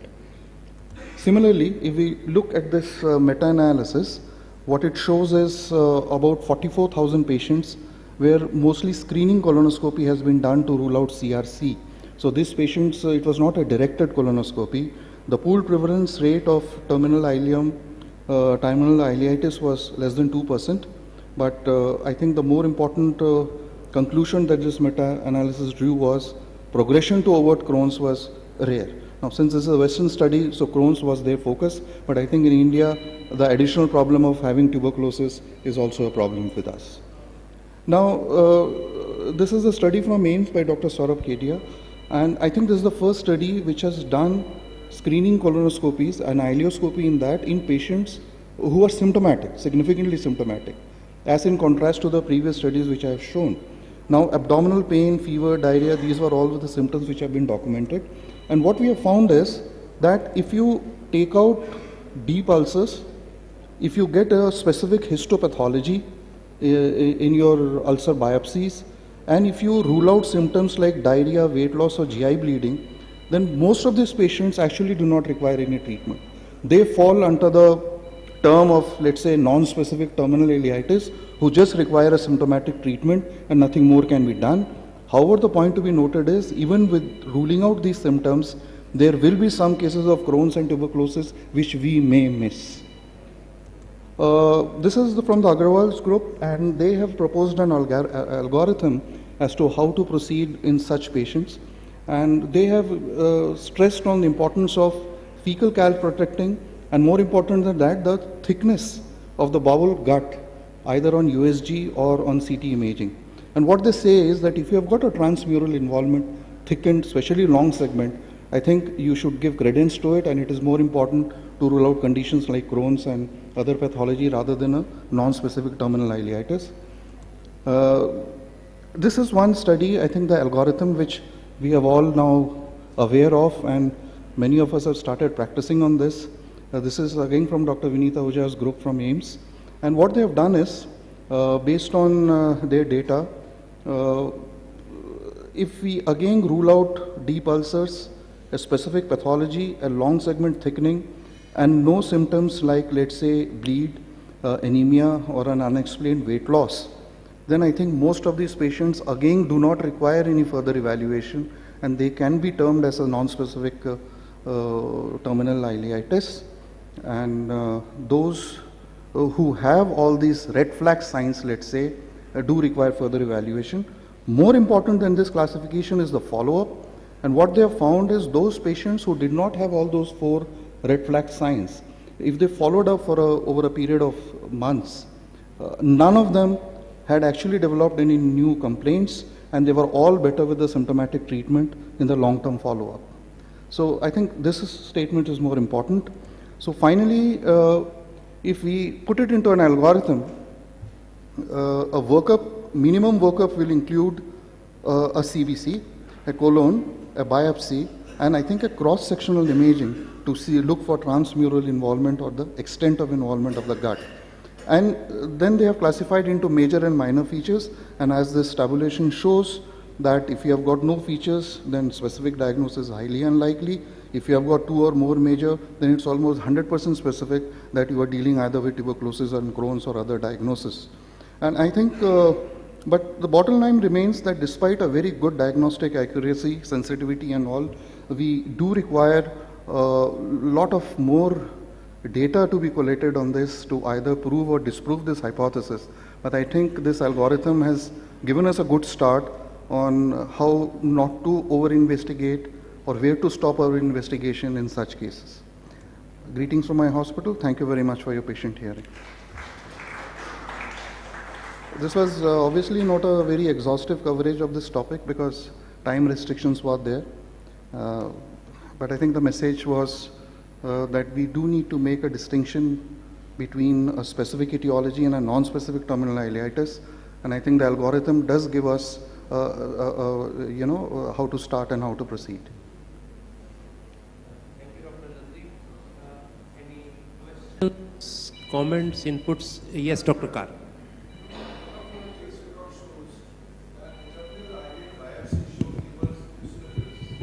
Yes, sir.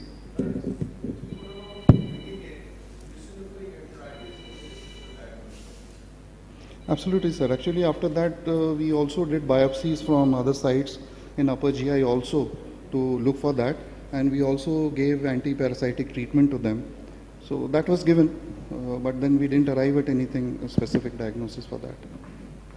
Dr. Siva Prasad. Yeah, Dr. Nandi, I fully agree with your message. And I think as the title itself is a little misleading in the sense, once you're saying it's IBS, then whatever you find at colonoscopy actually comes down in significance. The question is, you should approach it from the other side. Okay, if you find terminal ileitis, then you look back. What are the kind of symptoms that the patient had, and then try to approach it. But once you say that clinically it's IBS, the context in which you've picked up the terminal ileitis matters. If you say in the clinical context of IBS where the symptoms are only pain and diarrhea, then really speaking all these findings become incidental.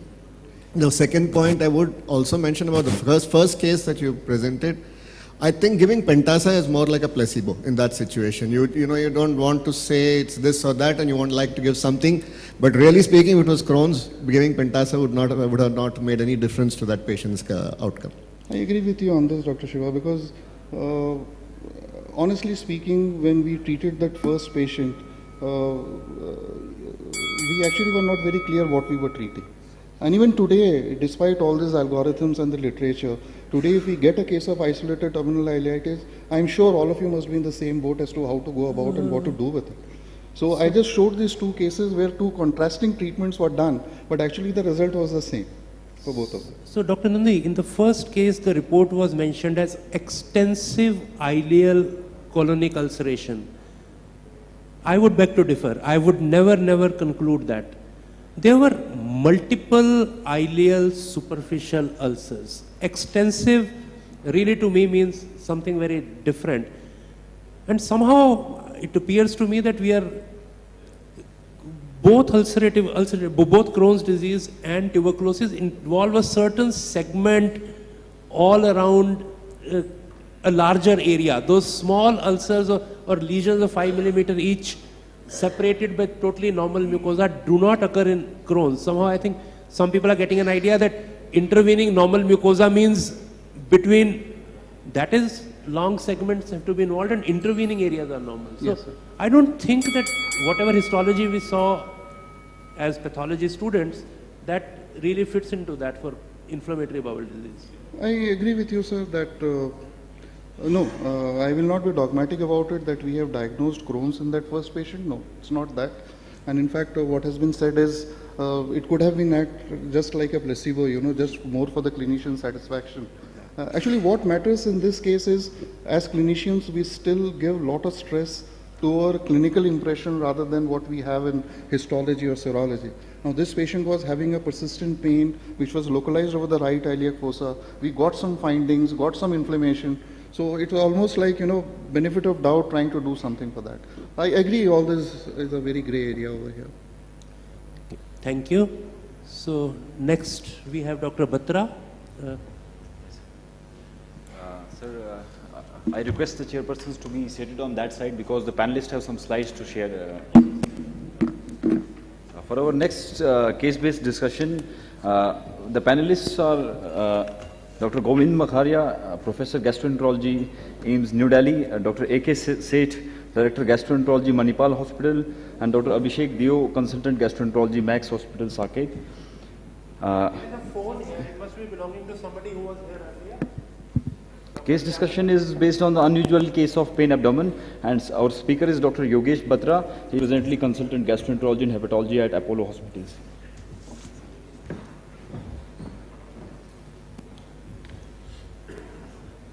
Good afternoon. At the outset, I would like to thank Dr. Acharya and Dr. Pankaj Puri for inviting me here today.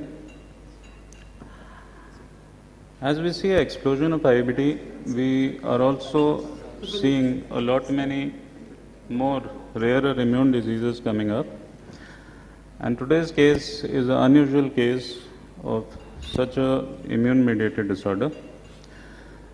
So, our patient was an 18-year-old man who had a history of appendectomy 4 years ago. He presented with pain abdomen for the last 2 years. This pain was in the upper abdomen, increased after meals, was associated with postprandial fullness, associated with vomitings containing ingested food, and the pain was relieved after vomiting. There was no lump or gola formation. There was no history of drug injection, allergies, parasites, or systemic illness. Both the general and the systemic examination were normal. So my first question to Dr. Abhishek what would your thoughts be when you encounter such a patient? So whenever the history is such a long thing, we always think of functional disorders first. So someone like him, the young chap, no significant finding on the examination, no red flag symptoms. I would think of more the functional dyspepsia, what I would think in this kind of a patient. So what I would do to him is probably get a set of routine blood like CBC, LFT, and get an ultrasound scan done in this patient just to see what his upper abdomen looks like.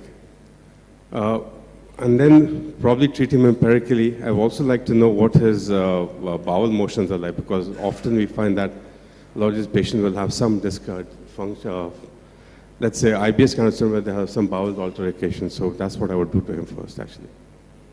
Routinely, I don't scope these patients till I see them again in follow-up. So would you like to consider this to be a gastric outlet obstruction? Unlikely. No, there's no vomiting. I mean, there's some vomiting, but not so much so. There's no weight loss. I would not think of outflow obstruction in this kind of patient. So we thought that this was a gastric outlet obstruction, and the possible etiologies considered were peptic ulcer disease, gastroduodenal tuberculosis, chronic pancreatitis, and Crohn's. Dr. Govind, what would you do next? I think you go back to first slide, and the important difference here also would be the type of vomiting the patient is having. So if the vomiting is of stale food, example means somebody vomits just after meals, normal food. So everybody who has vomiting after meals will be undigested food, because that reflects that the food which he ate still there in the stomach. But still, till the stomach is emptied out over 2 hours or 3 hours, and if they still contain ingested food, then you call gastric stasis, either because of paresis or because of obstructive lesion. So depending upon the vomitus, the type of vomitus and duration of vomitus after meals, that will decide the gastric outlet or gastroparesis. But in this scenario, why can't this be, just look at this slide, why can't this be psychogenic vomiting or peptic ulcer disease? Kind of disorder, more benign kind of disorders which can all be there. Okay. So my question was that what would you do next? So I mean, in this patient, certainly I like to scope, no doubt about it, because the 2 years and once I have known that there is some stasis, since you said there's a gastric outlet and your all differential suggest, it means I believe that the vomiting was more like obstructive type of vomiting, and certainly doing upper GI is the first thing to do. So, I'm not sure whether chairpersons are supposed to give an opinion, but this started at the age of 16. If you think of gastric outlet obstruction, if you go to the next slide, instead of Crohn's disease, which affects a very different part of the bowel usually, I would think of things such as, anatomical defects that are present, and those could be a cause of recurrent vomiting rather than many of these diseases that are listed here. Can I request Dr. Puri to join the panel? Dr. A.S. Puri.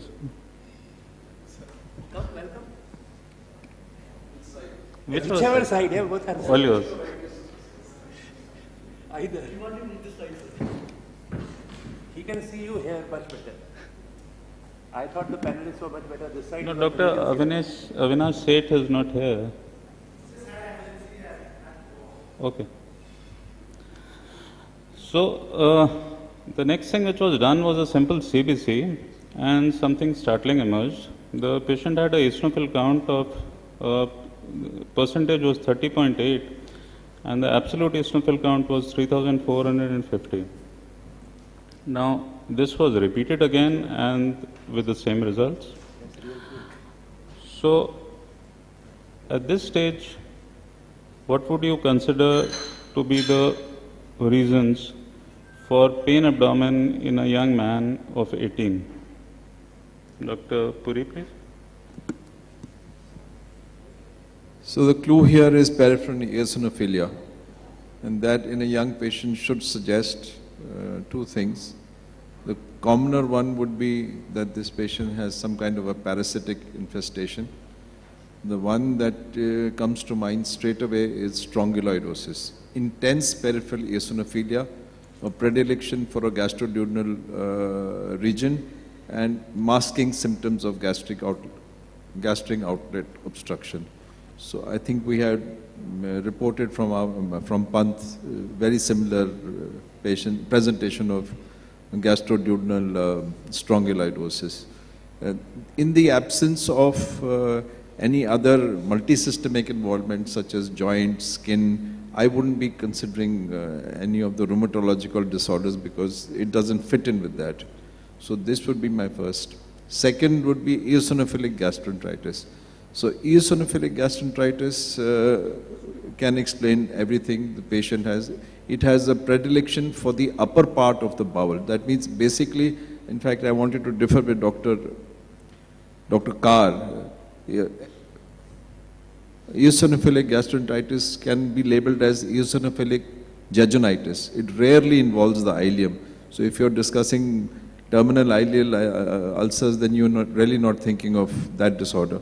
But here in this patient, young patient, features of gastric outlet obstruction, eosinophilia, and if you excluded the drugs, then these are the two things that come to my mind. So, are parasitic I cannot read any of these. I think the font is so... So let me read it out for you. Hemoglobin 11.5, packed cell volume 37, RBC count 4.46, MCV 84. I leave out MCH and MCHC. TLC is 11.2. Segmented neutrophils 42%, lymphocytes 22%, monocytes 4%, eosinophils 30%, basophils 0.5%. Below that, my eyes also fail. So fairly 30% is the... Yeah. So 30%. Undoubtedly, this patient would have AEC very high, absolute eosinophil count. Okay, I think I can read that. That is 3.45, 3,450 per microliter. Yeah. So, if I may put in my word, common things common, duodenitis, hookworm. That's where I would bet first before a somewhat unusual organism. So, Dr. Govind, are parasitic infections overrated as a cause of peripheral eosinophilia? I mean, we see so many of peripheral eosinophilias, we end up treating them with albendazole, but we seldom are unable to demonstrate a cause for these eosinophilias. No, I think completely agree with you. The reason is a filter effect. You as a gastroenterologist see filtered patients. They have been treated outside. Nobody come, I mean, a lot of patients will not come to as a first consult. You see after many consults. And even if you find, in the common practice in our country, if you find a doctor at peripheral place, if you find eosinophil, he or she is certainly going to add an anti-helminthic drug. No doubt about it. We do the same every time. But if I see a patient after 2 or 3 visits given anti-parasitic drug, then I would think beyond. And certainly, even this patient, there could be 2 things. So there's a pain abdominal other cause, and eosinophilia because other cause. At this time, we cannot say that both are interrelated with each other, but certainly high eosinophilia will make us think that is the gastric disorder or gastroduodenal disorder is associated with hypereosinophilic or high eosinophilic in the peripheral blood. So this could be a eosinophilic disorder of gastroduodenum, maybe also esophagus, and also could be unrelated. As I said, that could be a parasitic infection, because I don't think that hookworm will lead to pain abdomen. Even strongylitis will lead to pain abdomen, right? So these are the mucosal disorders which will not lead to pain abdomen, the kind of pain you described. So they may be associated disorder of mucosa, parasite, may be unrelated. My question was a generic question, that how often are you able to isolate parasites or diagnose parasites in a patient with peripheral eosinophilia? Not very often, but again, we also know that what limitations we always face, that you send stool examination for parasite, and believe me, as you know for sure, and all of you know, that our lab will never look at all parasites. Stool examination in our lab is the most neglected part of investigation in the labs. They would examine, do a smear, say no parasites, right? But if you do it well, 3 stools, 4 stools, and you do all the stain, you will find parasites. And in fact, our study shows 12% of healthy people have parasite. Giardia, blastocyst is a non-pathogen, but you find Giardia, strongyloids, isospora in the healthy people, if you look at well. Dr. And Puri, also, one other thing that Abhi we did is stool exams for some 100 people from high altitude in Ladakh. We found 30% of them have pethylary parasite. So parasite in our country is still not uncommon. Dr. Puri, would you agree to that? I missed the last part. You said in Ladakh 30% had what? Parasites, pathogenic parasites. Healthy people, 30% in Ladakh have parasites in their stool. I mean, is the parasite load still so high in India? No, I think here that's a very loaded question, because whom are you asking? If you ask a person practicing at GB Pant Hospital or any of these, the government-funded hospitals where the poorest people come, you will see the entire spectrum of disease. If you work in a corporate hospital where the people come in fancy cars, the chances that you're going to pick up parasitic infestations are going to be very minimal. So, but even then, the point is that Dr. Govind has mentioned some of the parasites. The most difficult, the one that is missed, is the strongyloidosis and the intense peripheral eosinophilia it causes. Hookworm does cause eosinophilia, but that is not so intense. When you're having an AEC count of 3,000 plus, I would be thinking of something much more sinister, and problem is going on. The clue to strongyloidosis as well as for hookworms would be the presence of anemia, which we are not getting in this patient. That is what is disturbing, because both these are real blood suckers. So the hemoglobin should have gone down. So moving forwards, these were the causes which were considered. These are standard causes for eosinophilic disorders. I would skip this also because of lack of time, but this was the CT abdomen which was done next. And Dr. Abhishek, your comments on this, please. So I can't say very clearly, but I think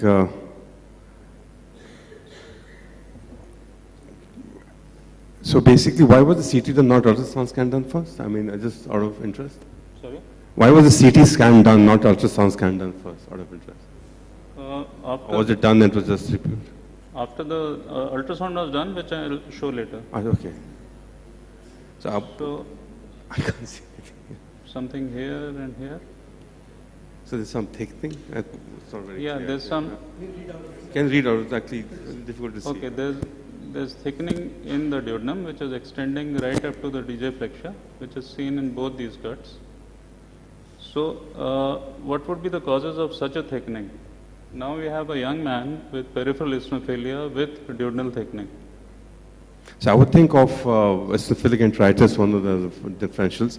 Of course, vomit implantation is another one. Strongyloidosis. We had a patient recently from African countries actually who had vomiting and pain. Endoscopy did show a lot of ulceration, which actually on biopsy we identified strongyloidosis. So I would actually do an endoscopy in this patient, get some biopsies from the duodenum. Yes, so endoscopy was done.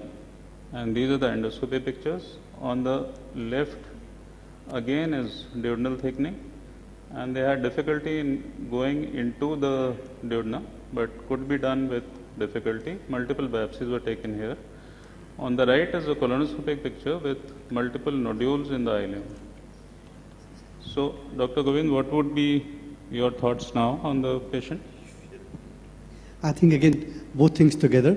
That could be a disorder infiltrating the eosinophils in the tissue, but also since scope is difficult to pass, I also think of other disorders, other mitotic disorders, other inflammatory disorders. So I would not close that. I won't say that it's all eosinophils. Certainly that's very important, but others also. All cause of duodenal thickening stricture will come into play this point of time. And I'll take at this point in time multiple biopsies. And I won't think only of eosinophils, but also any inflammatory disorders, as could be tubercular, could be IBD, although IBD presenting only as vomiting is uncommon, but I think some kind of disease which is infiltrating this part of duodenum. So can IBD lead to peripheral eosinophilia and this kind of a thickening? It does, but not to the extent 30%.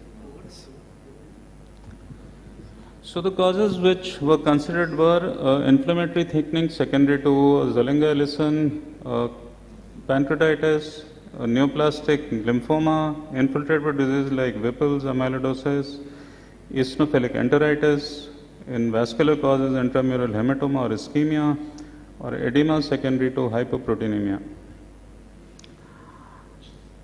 Ultrasound was done which showed mild ascites and the ascitic tap was done.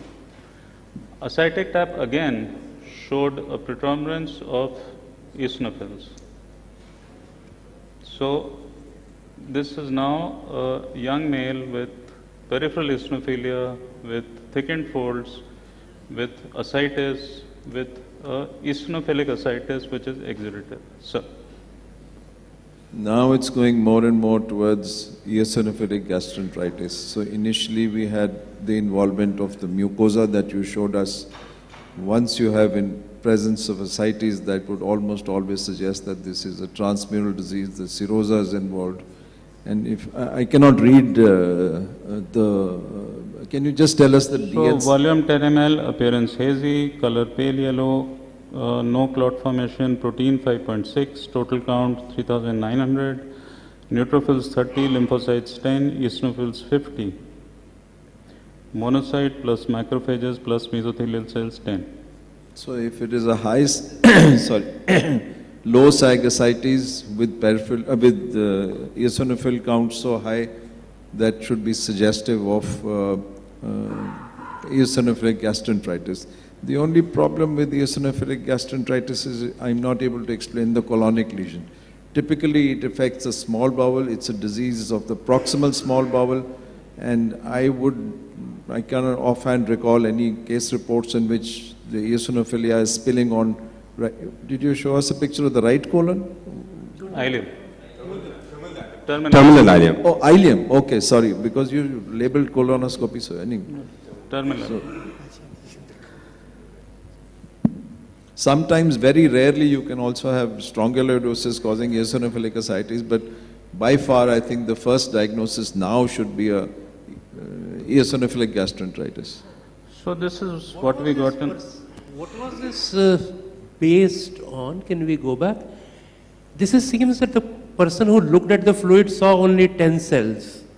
You look at the percentages, 30, 10, 50, 10. Did he look at only 10 cells and report on basis of that? No, total cell count was 3,000. No, agreed. That is a cell count. But this is a very unusual report. 30%, 10%, 50%, 10%. It's almost as if 3 out of 10, 1 out of 10, 5 out of 10, 1 out of 10. You don't get such reports. I don't know. I find it extremely unusual. Well, this is what we have. See, looking at the different types of cells in acidic fluid is something that one has to be very sure about how good the quality of this thing is. You guys can add one point out here, Yogesh? So, can I add one point out?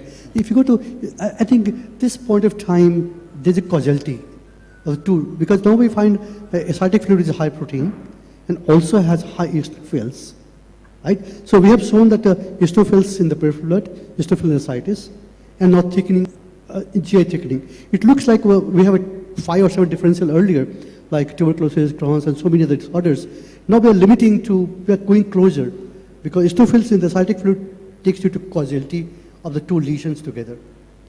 So it is just adding on to the final diagnosis, and this is what we did, duodenal biopsy, which was done at the time of endoscopy.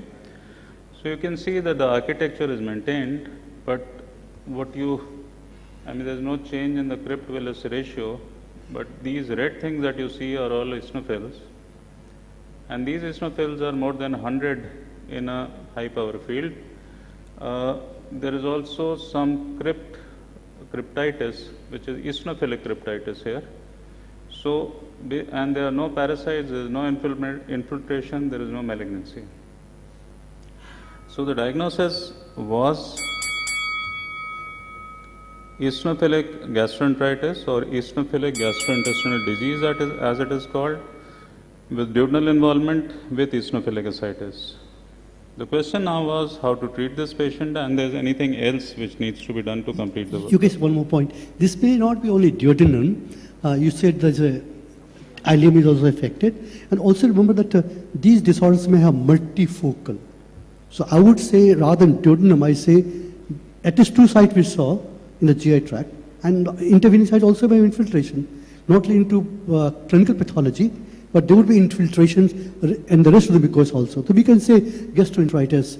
We say stomach and we say duodenum. Stomach we haven't seen. At least we have seen multiple sites in the small intestine.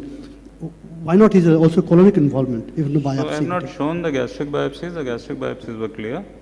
The ileal biopsies did pick up a few eosinophils, but they were not significant. So that's why I'm not mentioning the ileum. But yes, since there were changes in the ileoscopy, one can label it as a ileal disease as well. So anything else which could be done to complete the workup, or anything else which is needed in this patient? I think one, there's a multiple site infiltration with ascite is peritoneum and GI tract. Then the question is, what is the source of eosinophil in these organs? So the 2 theories, one is what we call push theory, what is called pull theory. Pull theory means that there is some parasite or some pathogen in the GI tract and which is attracting neutrophils for killing them. That's a pull theory. Push is that bone marrow is synthesizing more eosinophils because various disorders and pushing the periphery. In that case, I will look at multiple other tissues like cardiac, look at pancreas, look at all other organs. They may be asymptomatic, but they may have multiple site infiltration. But certainly, he would merit echocardiography for looking at cardiac functions. So, if the bone marrow is producing eosinophils, yeah, I'll just take 2 minutes. If the bone marrow is producing eosinophils, that is because of mostly because of a malignancy, and that is part of a hypereosinophilic syndrome. If it is because of parasites, that is because of liberation of cytokines secondary to the parasites. Moving forwards, we did a bone marrow which did not show anything suggestive of a eosinophilic syndrome. So, just 2 minutes on treatment. So, how do we treat this patient? Dr. Puri?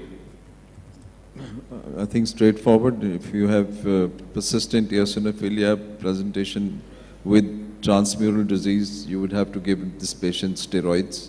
And that would be you'd start in 0.75 milligram per kilogram. Standard dose would be 40 milligram. You would taper down. And sometimes in these patients, if there is extensive involvement, specifically at the DJ flexure, and it's a long length, then they sometimes respond poorly to, or they have recurrence. In that case, segmental resection can also be done. If you fail treatment, so the treatment has got to be steroids, tapering over 2 to 3 months, suboptimal response, add azathioprine, wait for another 6 months, and if the patient is severely symptomatic, after all this, consider surgery. So started on steroids, initially responded, subsequently relapsed again, azathioprine added, but not a very adequate or a very good response. So what should be done now? Most of the time, eosinophilic gastroenteritis involves a segment of the, so you can get away with the surgery because this patient is young, he has not responded to steroids. I'm just ending. So it is either isolated gastric disease or small bowel disease, and the course of the disease is usually repeated flares and relapses, and mostly they do not respond to steroids as well, and it is a long disease. Surgery can be done, but there are a number of new treatment modalities which are coming up, including IL-5 monoclonal antibodies, vedolizumab has been tried, omalizumab has been tried, montelukast, cromolyn, ketotifen, and lirentelimab. So the treatment is similar to what is being used for skin disease or for other atopic diseases, including asthma. Since we have run out of time, I would end it here. Thank you very much for a patient listening. Can I make a comment? I'll agree with Professor Acharya, sir, that we should definitely look for evidence of eosinophilic involvement of other part of the colon. We had a similar problem in a young soldier, 28-year-old, who was labeled as eosinophilic colitis, was put on a steroid, did not improve. He came back with persistent pain in abdomen, diarrhea. So we re-investigated, and this time actually we went with a theoretical approach. Esophageal biopsy, gastric biopsy, and deep duodenal biopsy, all of them were showing eosinophilic involvement. For the sake of completion and maybe a little more curiosity, I did a capsule endoscopy. Whole of the small bowel had multiple small ulcers. I don't have an enteroscope. He was already given prednisolone and azathioprine, was not improving, so we gave him omalizumab. 3 doses. He is on follow-up right now. Within 2 weeks, he was 95% better. Loose motion settled, pain disappeared. I hope he does well. So I think we should consider omalizumab in this particular patient. Great. Yeah, but the point is that in typically eosinophilic gastroenteritis, esophagus is never involved. Yes. We are also watching on that because we did an initial biopsy. We are a small center with limited facility and a routine pathologist who reports all these things. We did repeat an upper GI endoscopy after 2 weeks before we sent him on follow-up. The duodenal inflammation and edema had settled dramatically. I think we'll have to cut short. So thank you, Dr. Batra. Thank you, panelists. Our next case-based discussion is on incorporating biologicals for IBD in clinical practice. Our panelists are Dr. Bhaskar Kante, Professor Gastroenterology, AIMS, Dr. Sharad Srivastav, HOD Gastroenterology, Command Hospital, Udhampur, Dr. Piyush Kumar, Consultant Gastroenterology, Fortis, Dr. Neha Berry, Consultant Gastroenterology, BLK Max.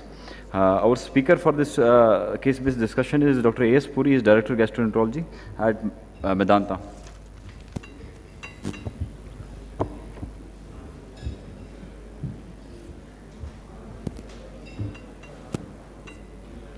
So the topic that we were discussing was incorporating biologicals in clinical practice. As you're all aware, this is such a vast topic. So I split it into 4. No, this is not, I don't want the slides. This is not the right order. So we've split it up into 4 sections. The opening batsman is going to be Dr. Piyush. He's going to be talking about indications and results.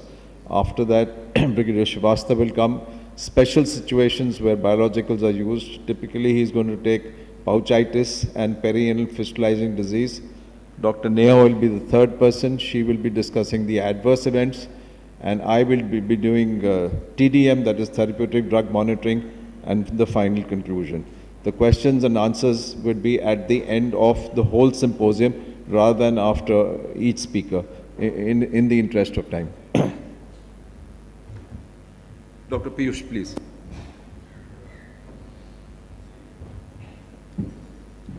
Thank you, sir, for the kind introduction. So, I'll be starting with the indications of biologicals in IBD. So, this is an exhaustive timeline which has been, we have been having multiple biologics over last 2 decades, starting from infliximab, Adali, now Vido and ustekinumab, Stelara being available in India. So, we now have multiple options in terms of biologicals to be used in ulcerative colitis and Crohn's disease. So the important point here to note is when to start biologicals, which biologicals to give, and in what order. So the biologicals we have now are anti-TNFs, anti-integrins, and the latest addition ustekinumab, IL-12/23, P40 subunit antibody.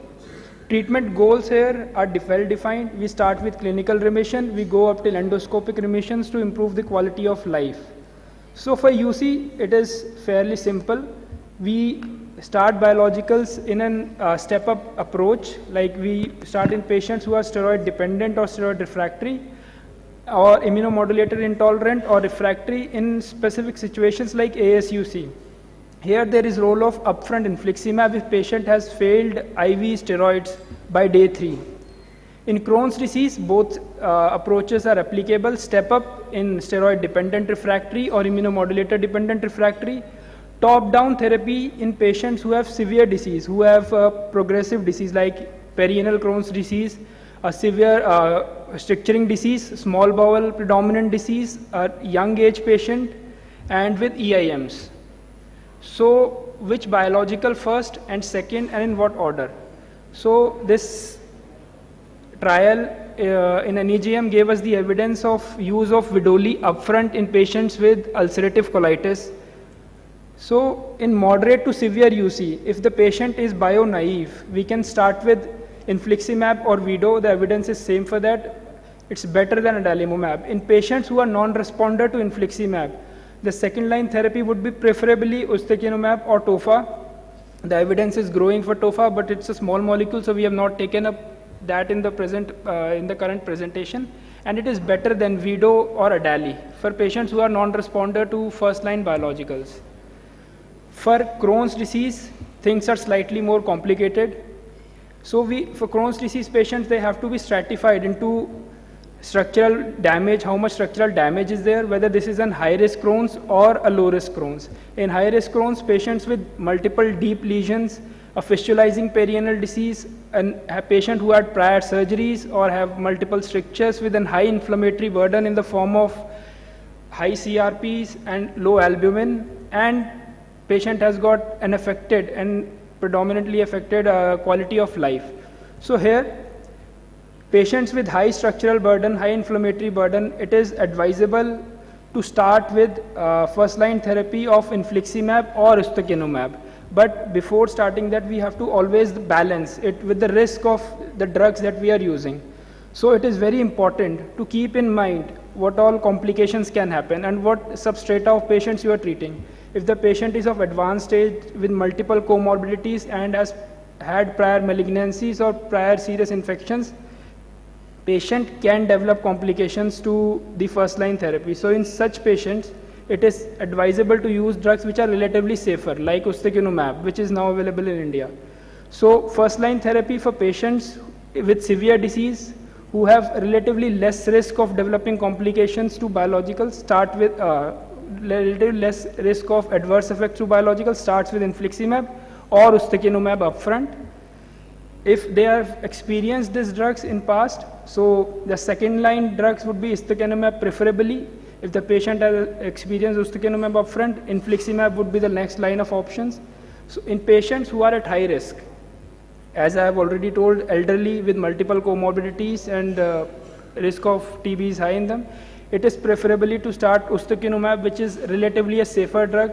The data is growing, but for now it is relatively safer, better than infliximab in terms of safety profile.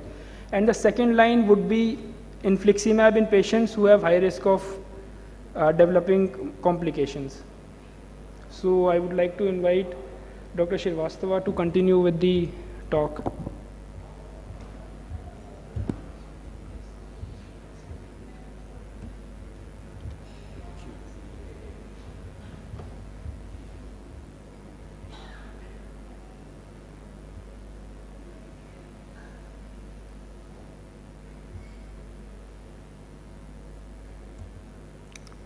Good afternoon. Since we are running short of time, I'll quickly cover up these two topics.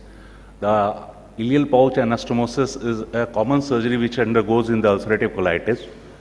Almost 50% after 5 years develops a pouchitis, and 20% of them progress to chronic pouchitis. Basically, it's a lymphocytic infiltration causing an inflamed pouch.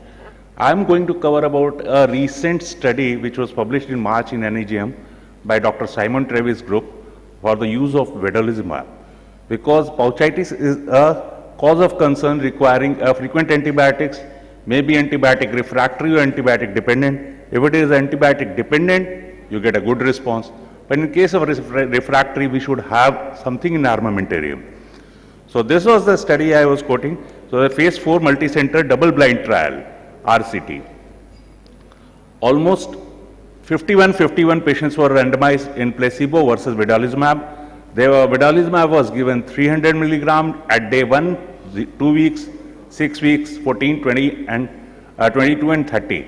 The primary endpoint was assessed in the 14-week and then secondary endpoint at 34 weeks. The basic part which was considered as the response to therapy was pouchitis disease activity index, which is a part of clinical endoscopic and histologic. Since the score was 18 with each three, then the modification came which was only clinical and endoscopic. So the primary endpoint was to reduce the modified PDI of less than 4 or at least score of 2 reduction from the baseline. Or in case of pouchitis disease activity index, at least a reduction below 6 or reduction 3 score below the baseline. So this was in the nutshell was the response. The vedolizumab group at primary endpoint at week 14 showed a 31% response rather than 10% in the placebo, which was statistically significant. At week 34, the vedolizumab was given 35% and the placebo was 18%. Now the coming to perianal Crohn's disease, since the time is less, I am running a little faster. So coming to the perianal, this was the background which started with the Present et al. Which published in 1999 in NEJM. This was the first study and it showed a 36% versus 19% response in the placebo group. Then the Accent 2 stratified that this response was absolutely good with the infliximab. Further multi-studies came. This was the largest study was Accent 2 was with the 282 patient. This, the 1999 paper which I was quoting about, this was a 68% with 5 milligram and 56% with 10 milligram per kg. This was the maintenance. After the infliximab therapy, the 50% recurrence rate is always there. So the maintenance was done for 54 weeks and the infliximab group showed a 36%, whereas the placebo showed only 19% of the remission. Then next drug was tried was adalimumab. The further trials was Classic, Gain, Charm, Adafi, Choice. So I will just show you the data from the Charm trial. This was the largest study because it has 117 patients, otherwise the sample size was small. So in this case, we had overall both ADA group has shown at week 56 approximately 33% patients with healed fistulas and almost 13% with placebo group. Further, the other biologicals were also tried, and this was the ustekinumab has showed a promising result. This has shown a 44% at 6 months fistula response and almost 54% at 12 months with the fistula response. This was another drug which was tried with the fistulizing and perianal disease. This has shown 27.6% with moderate homogeneity and 34.9% with high heterogeneity. This was also tried in the perianal fistulizing Crohn's disease. These all were meta-analysis and post-hoc analysis. There was no RCT with the vedolizumab. Rather, there was a Unity 1 study with the ustekinumab.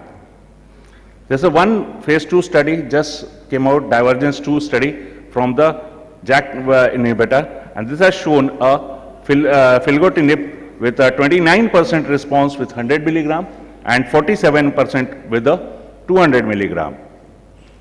Thank you. I invite Dr. Neha.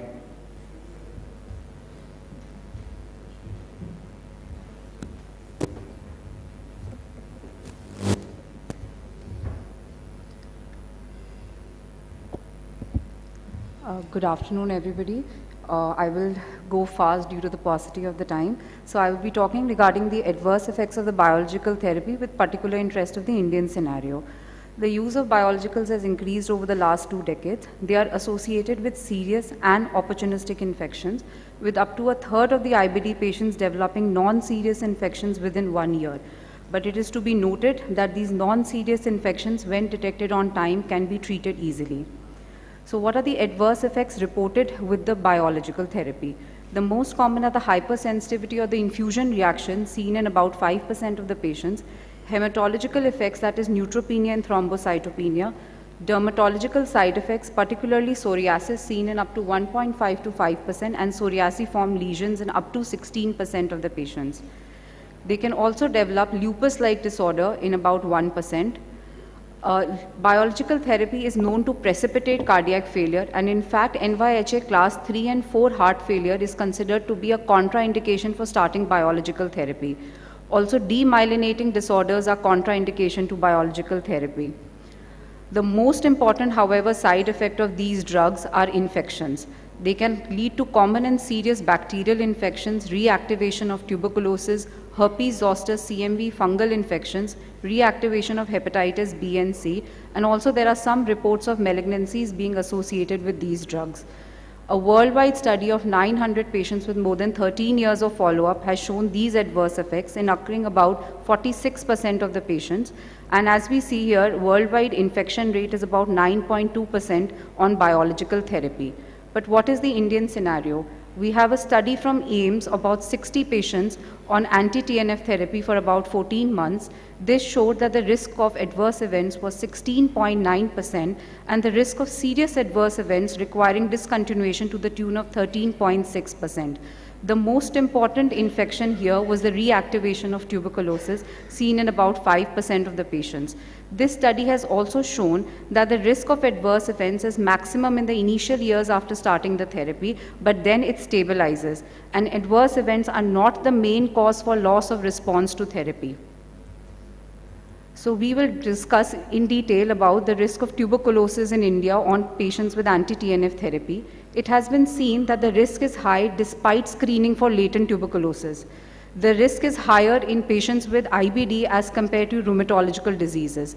Highest incidence is seen with infliximab, intermediate with adalimumab, and the risk is low with vedolizumab and ustekinumab. We have 2 studies from India reporting the risk of TB on patients with anti-TNF. The first study came in 2017 by the group by Dr. A.S. Puri from GB Pant and DMC Ludhiana, showing a 8.8% risk of tuberculosis within 8 weeks of starting therapy, with 42% patients developing disseminated TB. However, in this study, they showed that all the patients were successfully treated with ATT. The second study is from AIIMS of 70 patients on IBD, where 11.6% developed tuberculosis within 19 weeks of therapy, and here also 62% had disseminated tuberculosis and 25% had extrapulmonary TB. The risk of TB was more with Crohn's disease as compared to UC, and also those who had a past history of tuberculosis. This meta-analysis from AIIMS has shown that the risk of tuberculosis increases as the burden of TB increases in the country. So we see here that in the low burden countries, the prevalence was 0.02%. But as the burden of TB increases, the risk goes up to 1.59%. Up to 73% patients develop TB who have screened negative for latent tuberculosis. So how to screen for latent TB? We have 2 tests available here, that is the tuberculin skin test and the IGRA test, that is the interferon gamma release assay for detection of LTB. There is currently no consensus as to which is a better test for detecting latent tuberculosis. One Indian study has shown that the agreement between TST and IGRA is fair in patients with IBD. However, the positivity of both these tests goes down on biological therapy.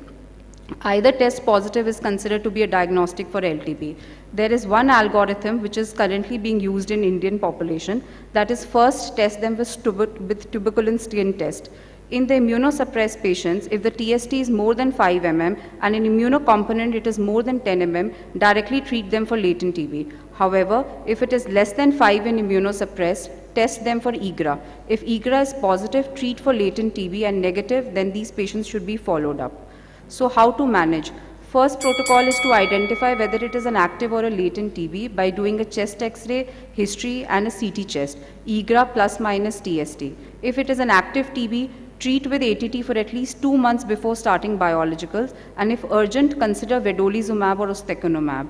If latent TB is diagnosed, treat with INH for 9 months, and if anti-TNF therapy should be started 3 weeks later. There is no benefit of a universal TB prophylaxis, and it should not be carried out. So this is one patient that was on anti-TNF therapy and presented to us with a cold abscess formation, which was because of tuberculosis, which was then drained. In short, there is a risk of both hepatitis B and C reactivation, so these should be checked before starting biological therapy. Both HBs antigen and anti-HBC should be done. If HBs antigen is positive, start with nucleoside analog therapy and biologicals together. If DNA is positive despite having anti-HBs antigen negative, they should be started on nucleoside analog therapy. If both are negative, then these patients should be vaccinated with a double dose schedule. Vedolizumab has less incidence of serious adverse events as compared to the other anti-TNF therapy. The risk of malignancy reported is low, that is overall 1%. So coming to my last slide, with risk of infections in IBD, there are always confounding factors. Age, the disease activity, the nutritional status, and the use of concomitant immunosuppressive therapy. Anti-TNF have revolutionized the therapy for IBD. They are important, but before starting, screen the patients and as possible, vaccinate them. Thank you.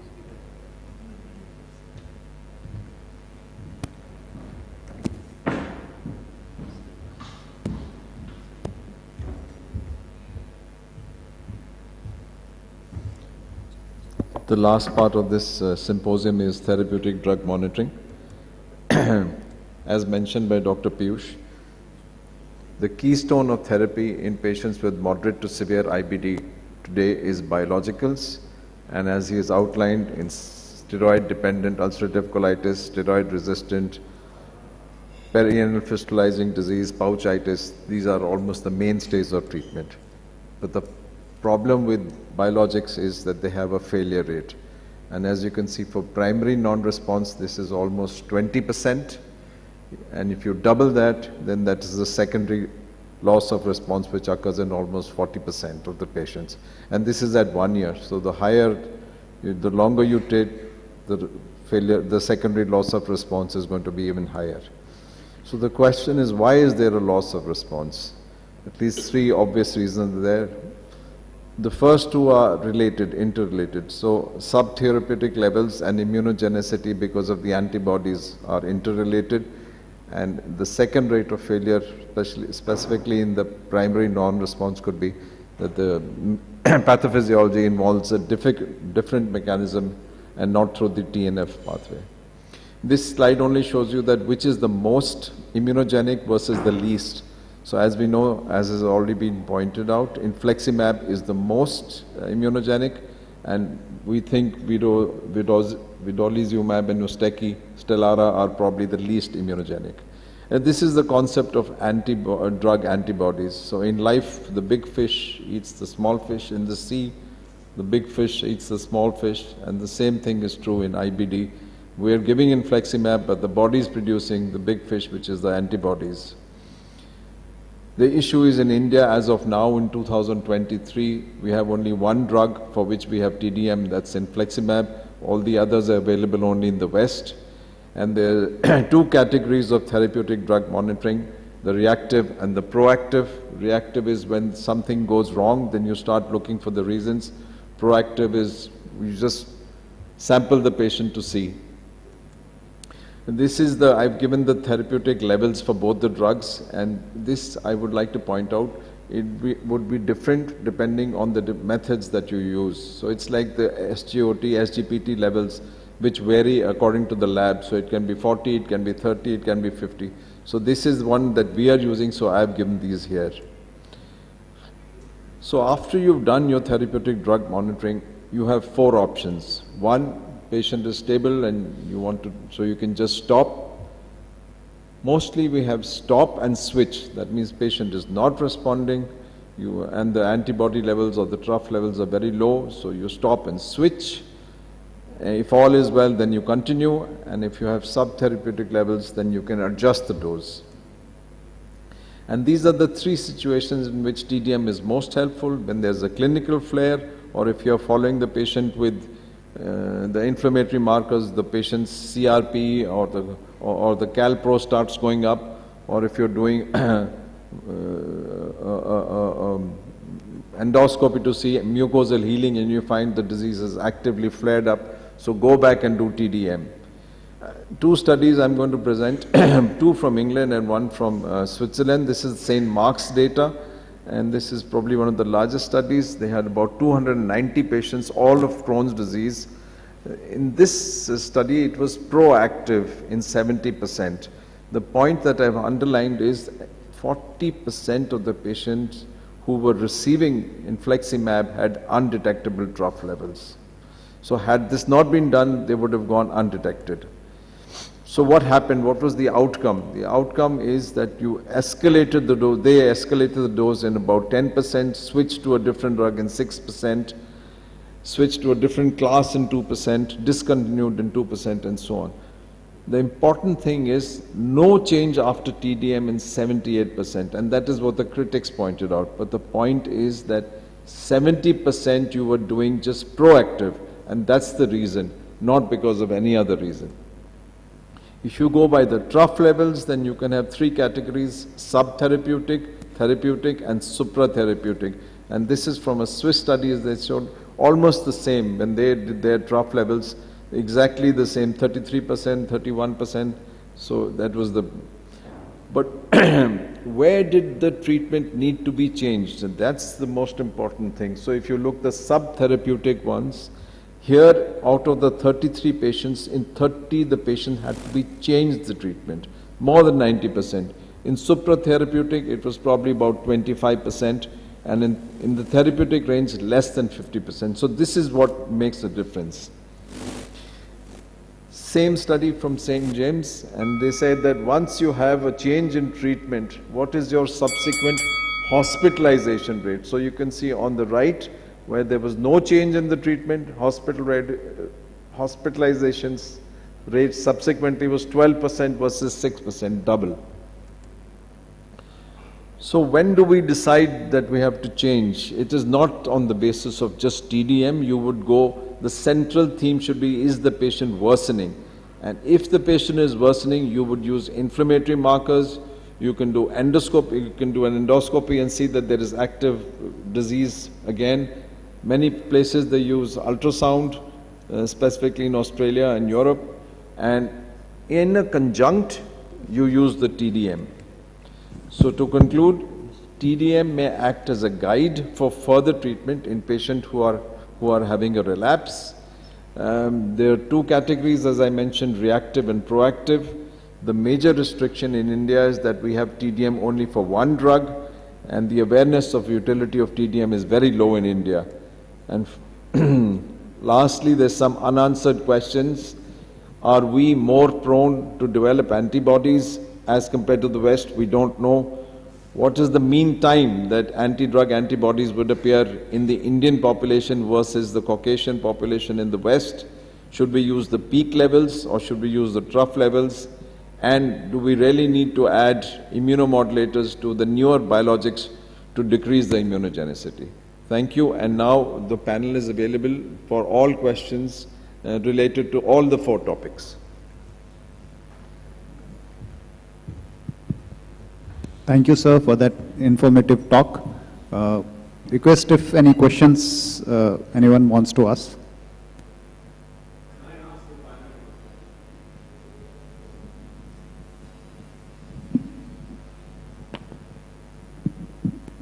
Dr. Puri, you gave us a very difficult problem by showing the primary non-response and secondary failure of response. That is, 1 in 5 will not respond, and almost 1 in 2.5 patient will have a secondary failure. Now you change them from infliximab to adalimumab to ustekinumab. Now, do you think in this group who had not responded to initial anti-TNF alpha, you change to another anti-TNF alpha like Adali, or you change to a IL-23 inhibitor like ustekinumab? Which is the preference of change? Because the size of non-response is high. So what will prefer to change? In this case, it should be an out-of-class switch. So you don't, when you fail one anti-TNF, you don't switch to. The studies that I showed initially from St. Mark's, that's an older study in which they had only 2 drugs at that time. So when they had the antibodies to infliximab, they switched to adalimumab because there was no other option.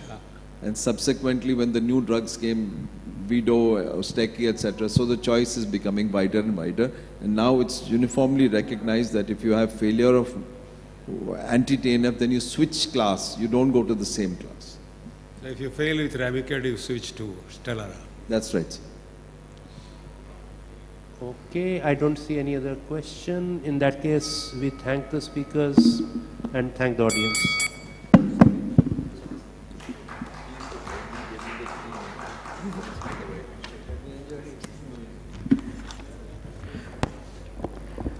For our next talk, it's a case discussion, TB versus Crohn's disease. I would like to invite our first speaker, Dr. S.K. Sinha, Professor Gastroenterology, PGI Chandigarh. I would like to invite our panelists, Dr. Abhinav Kumar, Consultant Gastroenterologist, Fortis Hospital, Dr. Saurabh Kedia, Professor Gastroenterologist, AIIMS, New Delhi, Dr. Siva Prasad, Senior Consultant Gastroenterologist, Vishakhapatnam, Dr. Sarthak Malik, Senior Consultant Gastroenterology, Manipal Hospitals. Dr. Ashish Sethi. Next, I would like to invite the chairpersons, Dr. Alok Chandra, Consultant Gastroenterologist, Military Hospital, Dr. Saurabh Davra, Consultant Gastroenterologist, Command Hospital, Pune, Dr. Arun Singh, Consultant Gastroenterologist, Kathmandu, Nepal, Dr. Sumit Rungta, Professor and Head, Gastroenterology, KGMU, Lucknow.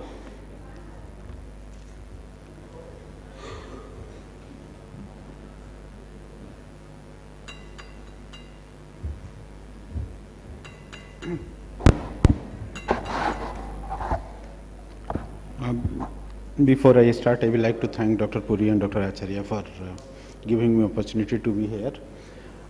This is a common problem we see on day-to-day basis for three reasons rather, because of overlapping symptoms and signs of Crohn's disease, including investigations. Then there is risk of development of tuberculosis, which is de novo as well as treatment related. And then there is implication of delayed diagnosis because of overlapping features, so that will remain. So this shows that development of TB among IBD patients during follow-up, the risk will be slightly higher for Crohn's disease compared to UC. So it is seen in both, but more commonly in Crohn's disease. So coming to the index case, 41-year-old female presented way back in 2014 and with 3 years history of pain abdomen, loose motions, weight loss, body ache, malaise, and there was no history of fever. Was investigated outside, I will show you some of that, and past family and personal history were non-contributory.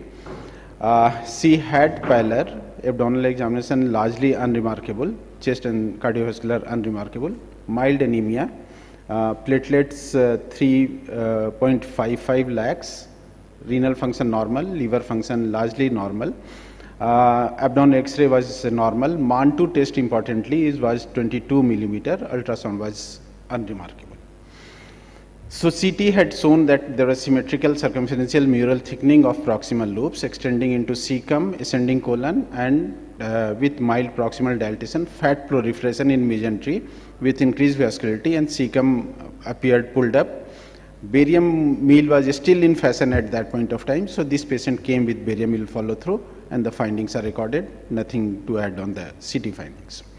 So colonoscopy was already available, CA rectum sigmoid descending transverse were normal, multiple ulcerations around hepatic flexure, cecum, biopsies were taken, was reported as chronic inflammation, no granulomas, no FVs, and she was already on ATT for 10 days when she came to us. So diagnostic possibilities obviously here will be TB versus Crohn's, and now the issue arises how commonly we misdiagnose one versus the other. Any of the panelists will take?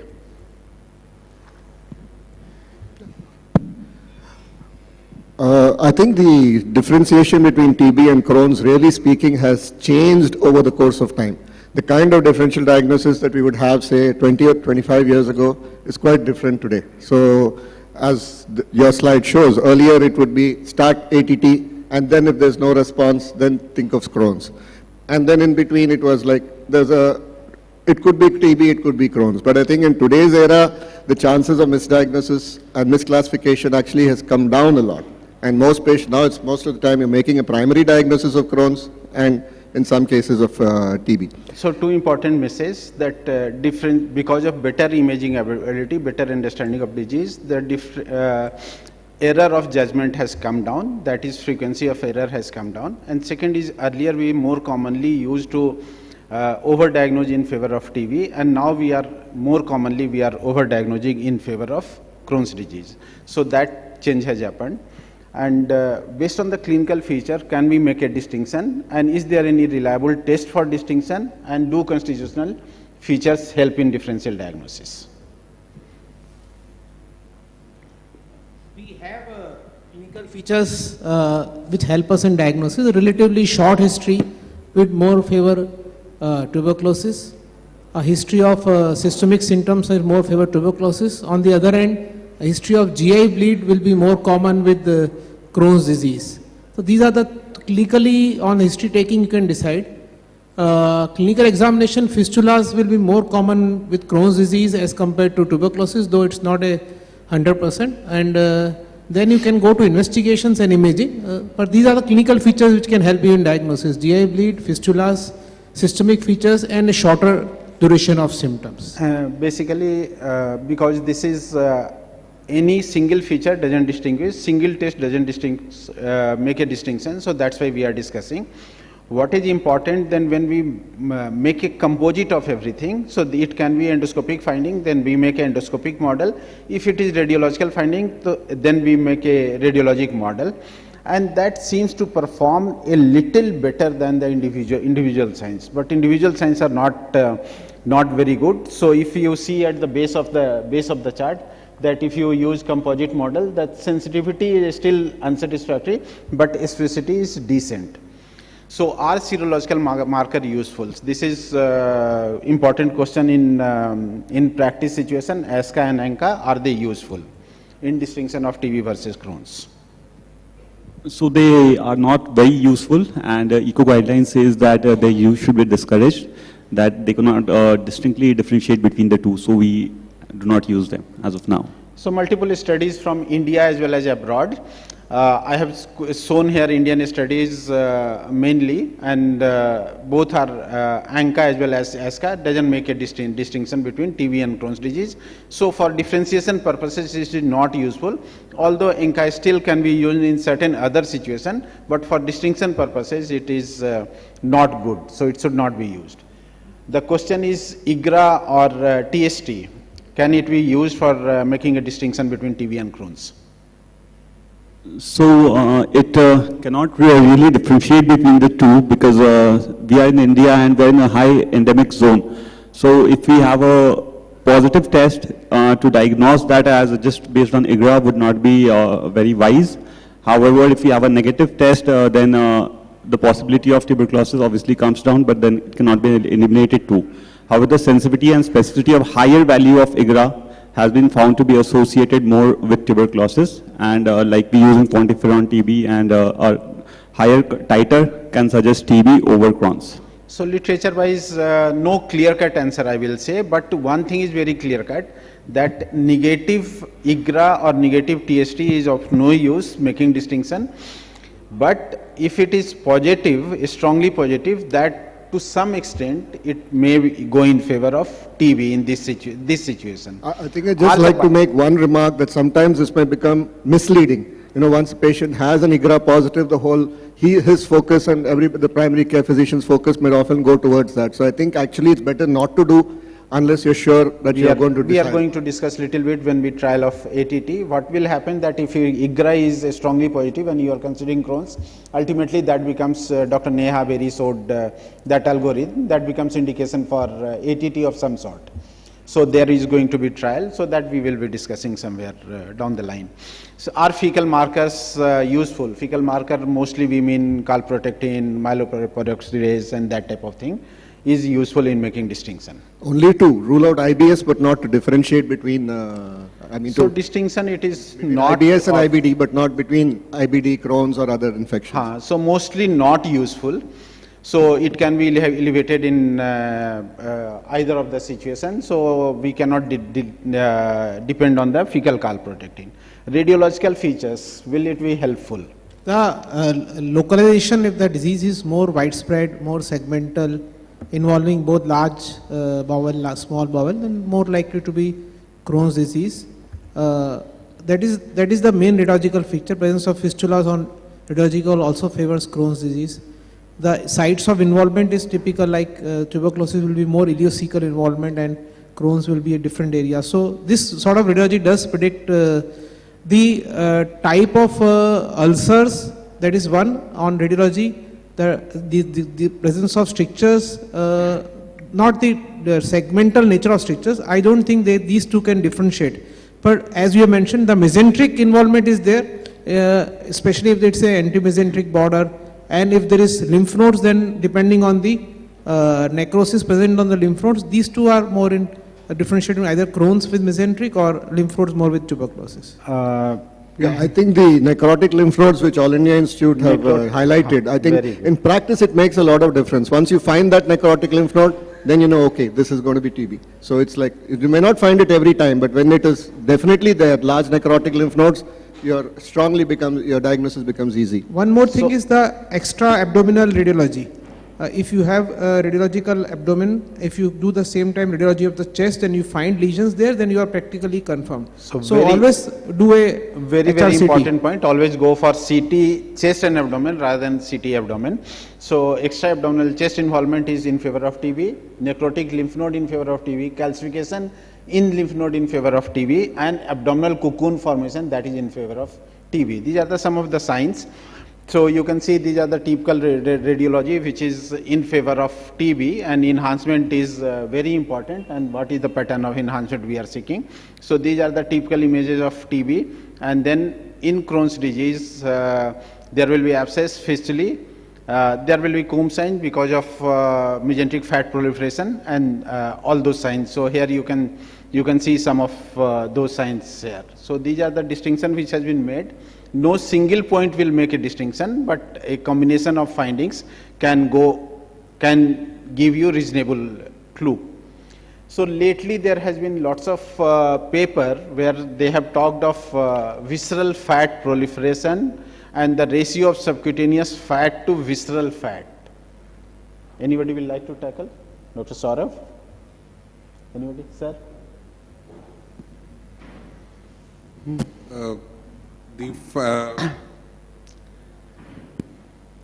So this is from M.I.C.E. study. So basically this is based on the premise that in Crohn's disease there will be fat proliferation. So those indices they have talked, and that is has been helpful me.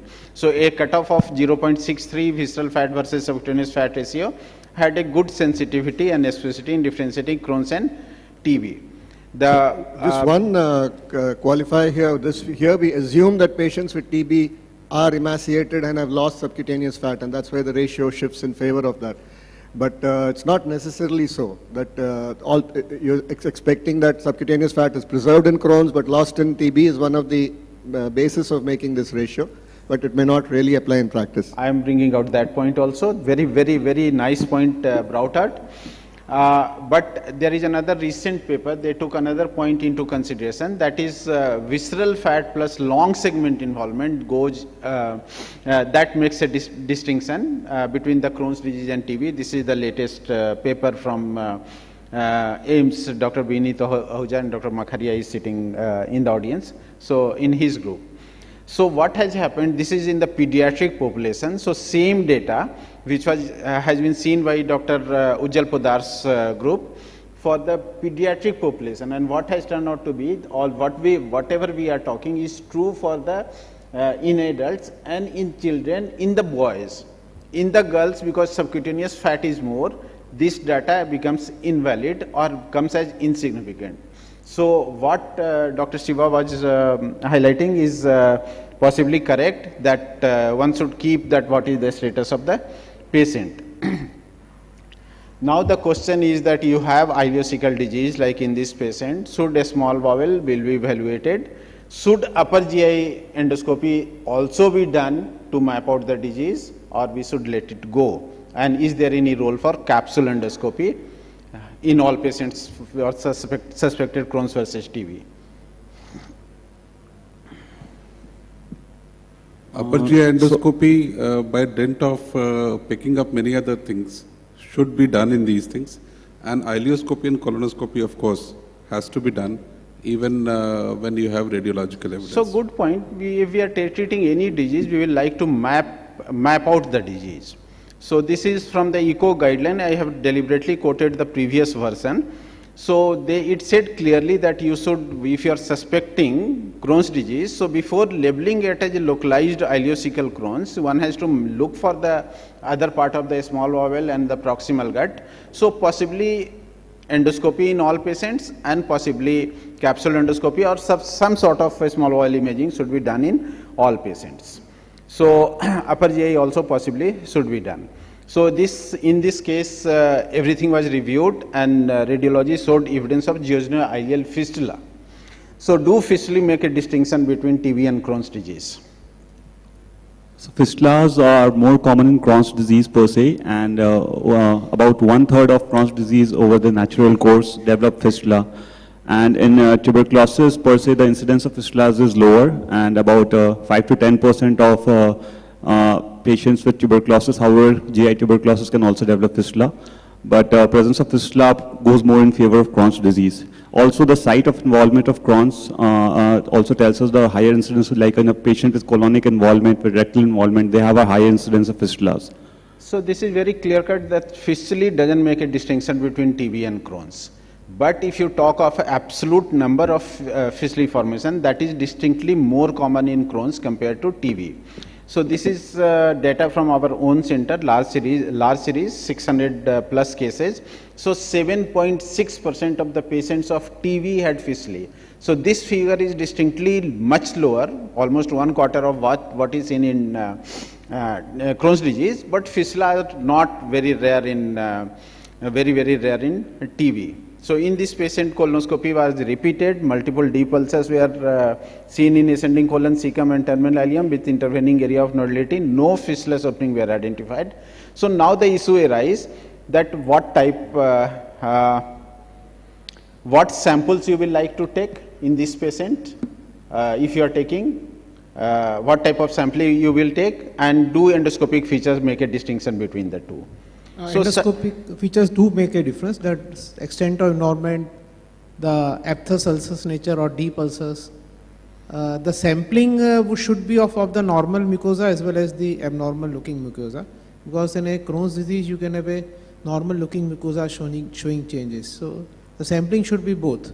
So what sample? You are talking of histopathology samples? We are talking of histopathology samples. Any other sample you will like to take? Usually in clinical practice I don't use any other sampling. Will you like to take sample for PCR? Will you like to take sample for immunohistochemistry? Immunohistochemistry can be done in the histopathology samples if required to differentiate whether which type of cells are there. But PCR false positives have been found in my clinical practice also. I don't recollect the data on the same, so I have stopped doing PCR for tuberculosis back. Big statement. We are going to see a little bit data on that. But clinical feature wise, transverse ulcer are typically called tubercular ulcer or transverse ulcer, whereas longitudinal ulcers, fissuring ulcers are favors Crohn's disease. And another aphthous ulcer are almost strongly favors Crohn's disease. So they are soft pointer. So perianal involvement, rectal involvement, all those will favor the Crohn's disease. So these are some of the features which will go in favor of TB versus Crohn's. I will not go into detail. These are the images, all familiar with how intestinal TB looks like. And this is then we have Crohn's disease, where are longitudinal ulcers we tend to see, and bridges which in earlier were in favor of Crohn's disease, but we have seen n number of time that these are seen in TB as well. So this is marker of chronic inflammation rather than anything else. But these aphthous ulcers, aphthous ulcers, they are strongly in favor of Crohn's disease. What samples? TB versus PCR. PCR, like earlier when conventional PCR was the norm, then it didn't show the good sensitivity. But over the years,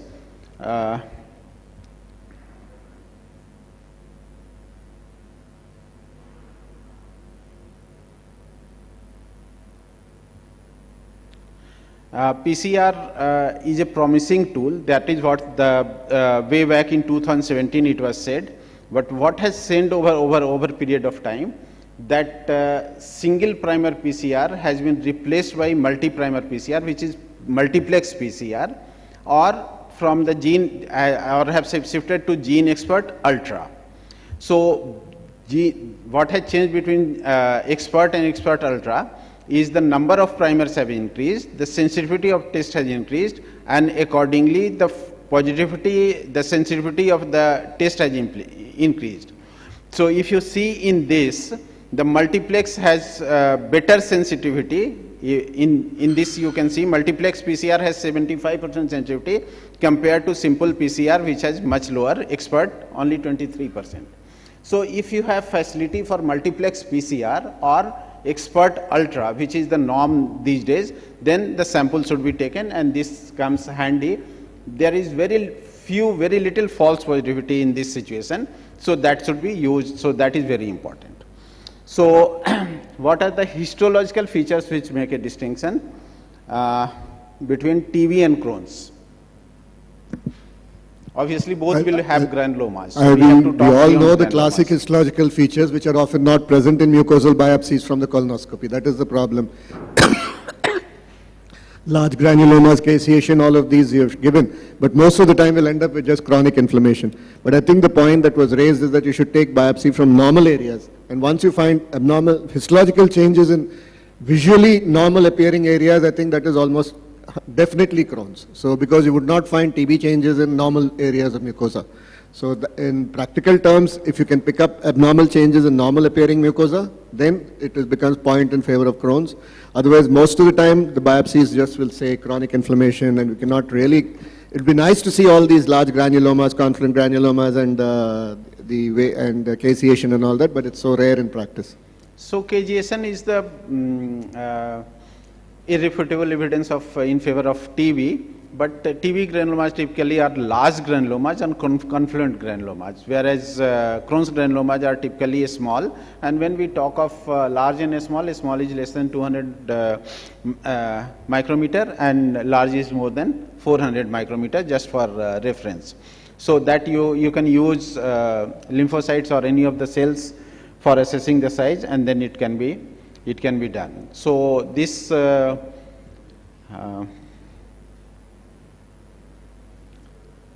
ISC, is ISC helpful? That question. There was a study 5 years back from Hyderabad also regarding the use of typing of the cells looking for histiocytes. So they found it to be useful to differentiate between tuberculosis and Crohn's. I don't think, but that is available with us in clinical practice still. So possibly you are referring to this study.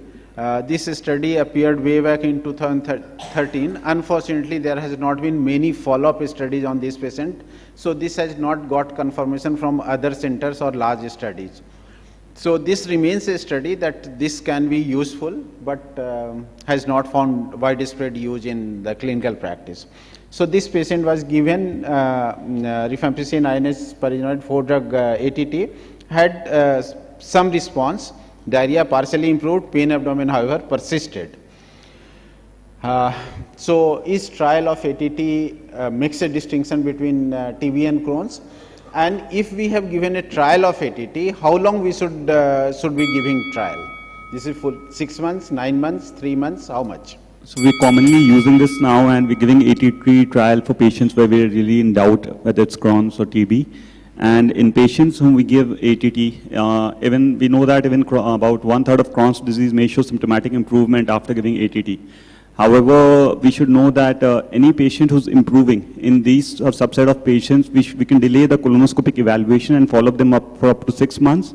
However, in patients who are not improving or show deterioration, they should be evaluated endoscopically early, and biopsies and if possible PCR and cultures again could be taken from the samples, and they should be reassessed for presence of actually TB or Crohn's. So I would say evaluate first at 2 months, and then again at the next, if the patient is improving, then at 4 months, and then at 6 months. So important message is don't wait for 6 months or 9 months after starting ATT. Should be reassessed after between 2 or 3 months. That is the good enough time. So, and assessment should be not by only symptom resolution. Partial improvement in symptom is common even in Crohn's disease in response to ATT. So are there any scoring system which are useful? So there are lots of scoring systems which has been described, and none has been found to be very, very useful, and variety of base score and other scores have been described. They have not been found. So this patient was given ATT, completed 6 months. There was partial response and pain abdomen persisted. So hydrogen breath test was positive, suggestive of bacterial overgrowth. There was evidence of fistula, then there was evidence of a stricture. So ileocolonoscopy was done, showed healing of ulcers, but no fistulas were documented. So she was operated, showed resection anastomosis was done. However, histology didn't show any evidence of active tuberculosis. So possibly it was treated tuberculosis with residual fistula and stricture, and subsequently she has remained well. So final diagnosis in this patient was intestinal tuberculosis with jejunal ileal and multiple jejunal ileal fistulae. So I will stop here. There were few more points to be discussed, but just Sinha, one question we take. Dr. Sinha, I would like to ask regarding the follow-up colonoscopy which we do at 3 months or 2. So what is there any data on how much of the ulcers, 50% resolution, 10% complete resolution, you should be looking for complete how much is the degree of resolution? Because many times we find that the ulcers may have gone away, the stricture is still persisting, there are some polypoid lesions, or the ulcer has decreased in size, it is still there. So there should be completely resolution of ulcer, or there are limited data available on that. Not very large studies on if you want answer at 2 months, 3 months, 4 months and 6 months, that type of study is not available. But earlier people have talked 3 to 4 months. Now the last study people have talked that even beyond between 2 months and 3 months you can do, and there is partial resolution. So the issue is you see the trend. Trend is more important than absolute figures. So if you feel that if you have maintained a video record of the last, compare with that, and if you feel that ulcers are healing, then that is taken as evidence of response. Thank you all.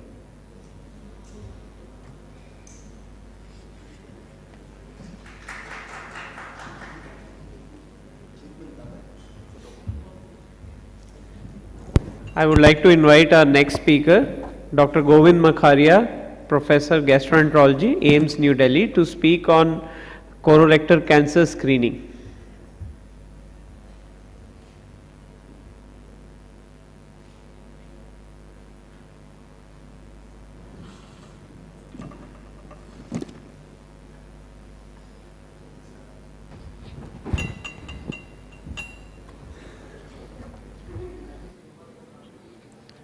Do you have a slide changer? Thank you so very much. I think we have very, very committed audience. So this becomes a big responsibility on me that I utilize it, or your time is useful for next 10 minutes or so. So coming to the one important topic which we believe is important for our country, that what should we do screening for colorectal cancer in our country. And I'll dwell upon this in next few minutes. So the first question, what is my lifetime risk of cancer? So if you look at what is my lifetime risk of cancer, so 1 in 20 people will develop cancer, CRC, and 1 in 50 will die of colorectal cancer. This is data from US and Europe. We don't have data from our country, but this is a very, very relevant, that 1 in 20 will die of, will have a colorectal cancer in Western world. So, you know, all we know that CRC occurs over adenoma, and this is a carcinoma adenoma pathway, and in that a polyp which becomes cancerous, right? And it happens through multiple well-defined pathways how this polyp is converted into a cancer.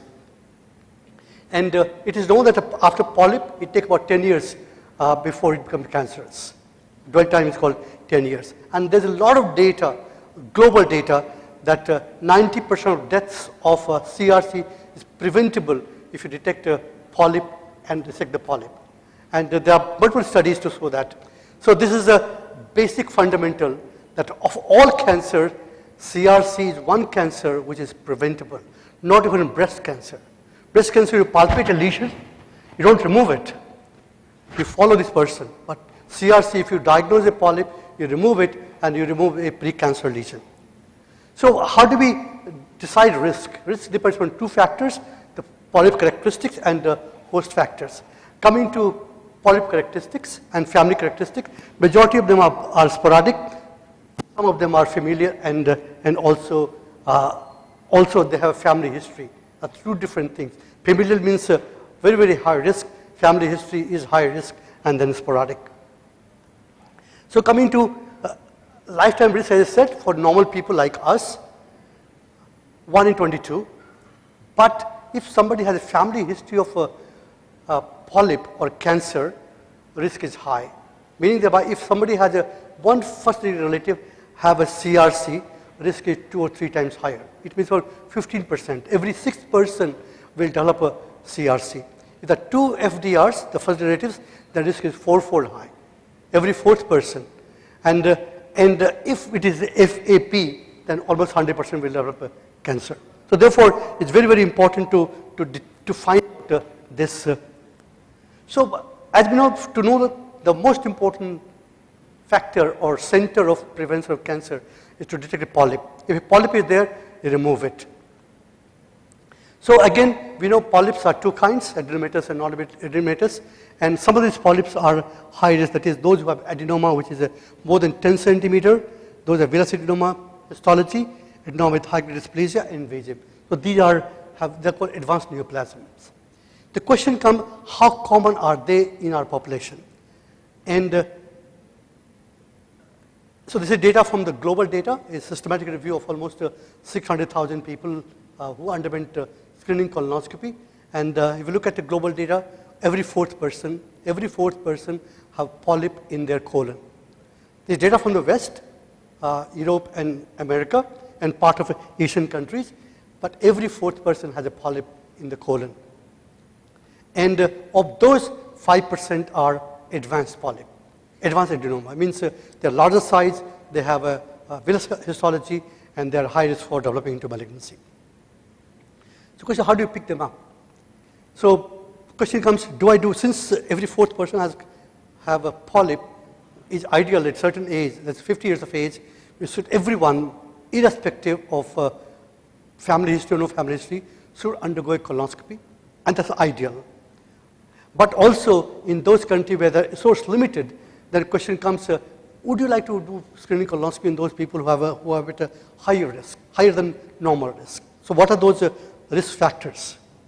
And risk factors are mainly age, gender, family history, and level of exposure of multiple other carcinogens, and also genetic factors.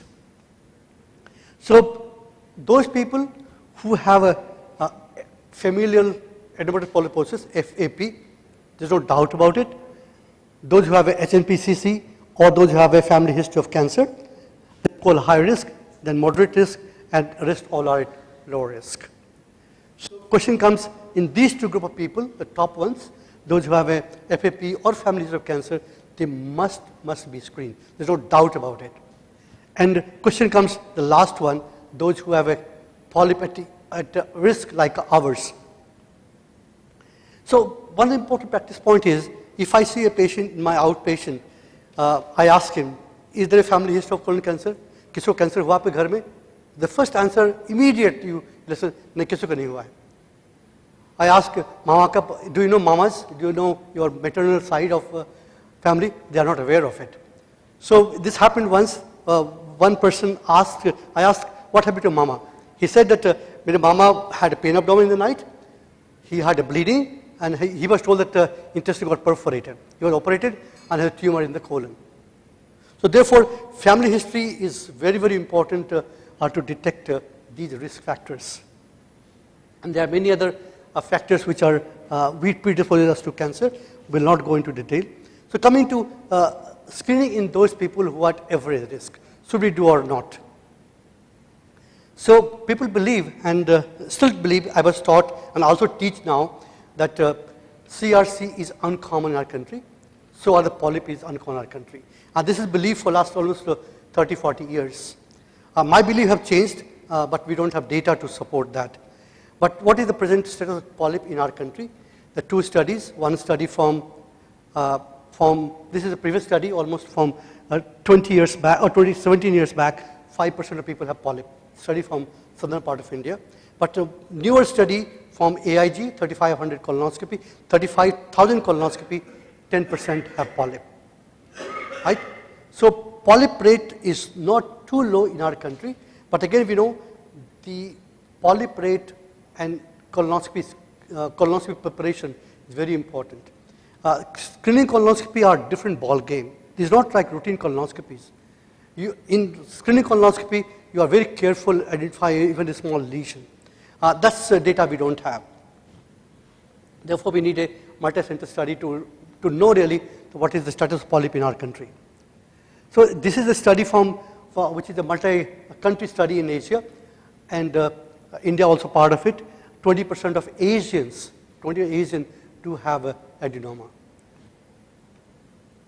So should we have a CRC screening program in our country? Our population, 14 billion. And if you look at 50 years of people, 50 years, then 16% of our population are more than 50. It means almost 200 million people will require screening method. 200 million, 20 crore people require screening. How to do it? I think I'll stop here in want of time and then leave all of you with this question that should we screen our people for colorectal polyp and cancer? Thank you for your attention.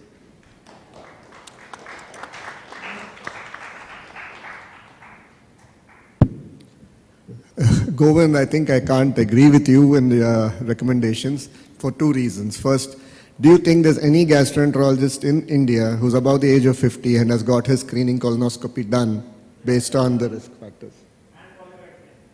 And polypectomy, yeah. So the second thing is, even in the West, even in the high risk groups, if you don't have an adenoma detection rate of 30%, either your colonoscopy is unnecessary or you're not doing it correctly. I really think that none of us are in the category where we say we have an adenoma detection rate of 30% to justify doing screening colonoscopy. WHO also recommends only when the annual incidence per 100,000 is above the age of, is more than 30 per 100,000, and only those countries should start introducing the concept of screening colonoscopy into their public health care. India is around right now around 5, less than 10, 5 to 7 or something like that. We are still quite away from annual incidence rate of 30 per 100,000 population. So really speaking, I'm saying, and then many of the, if you're looking at even the colon cancers that you're diagnosing, synchronous and metachronous polyps are really rare. Patient undergoes, you come back for a colonoscopy, you won't find synchronous or metachronous polyps. They're all CAs which have probably, there might have been a polypoid lesion pre-existing, but then it's not with coexisting other polyps. So there are a number of epidemiological factors that I think really we are not yet in a situation where we need to consider for average risk patients just on the basis of age doing a screening colonoscopy. That's my opinion. I think very good points, and this is a debate. It's a big debate going for last decades. But 2 points, not doing something doesn't protect us if we don't have that. To believe that we don't have, we can't do colonoscopy for those whole many people doesn't mean that we don't have polyps. It's important to know that do we have polyp or not. The point is, if we have polyp, if you have polyp, then why won't you remove it? And colonoscopy is one of the methods. We have an easier method. You do stool local blood test. You do FIT, right? So population levels cannot be colonoscopy, even in those countries which are mighty. But in those limited country, first question, do we have, or we have mental block for last 30 years that we don't have polyp? This is not true.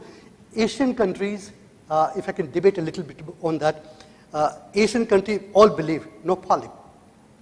Taiwan, Japan, Hong Kong, Singapore, even Malaysia. They start looking at polyps, they find, oh, I have 20% polyp, I have 80% polyp, I have a 16% polyp. They thought no polyp. Our 5% became 10%. Data from AIG. But 10% are of all colonoscopies. They're not screening colonoscopies. If we have polyp, would you remove it? That's a debate. And I'm not recommending it, I'm suggesting. I wasn't here when most of your talk was there, but there is no disease that does not occur in all parts of the world except certain infections such as yellow fever, etc. Almost every disease occurs in all parts of the world. The question really from public health point of view is it so common for us to do screening? If you look up the criteria that are laid down for screening, there are those 10 criteria. We also have to remember that screening also means complications of colonoscopy, also means the stress that people go through when something is found, also means the follow-up procedures, etc. done, and the costs. So, if you try to look at everything, I don't think we have a rate that justifies. How many of us, have we seen large polyps? Most of the polyps that we are talking about, that people are talking about, are actually small. And many of them are what would we call diminutive polyps, hyperplastic. Again, I'm not saying that adenomatous polyps don't occur, large polyps don't occur, but they are infrequent. I think if I allowed to respond to your question, that first is a mindset. Mindset, the question is, I'm not saying we have polyp, I'm saying, do we have polyp? Because we require study first. I'm not saying that we have polyp. I believe we have polyp. I believe we have polyp. This is my strong conviction. All of us have. There's no country in the world where there are no. Right. So, but again, enough number to lead to a public health policy. I think we can stop here because this is a wonderful thing, Dr. Puri, that you put this debate at the last, and we have wonderful debate on this topic. Thank you so very much.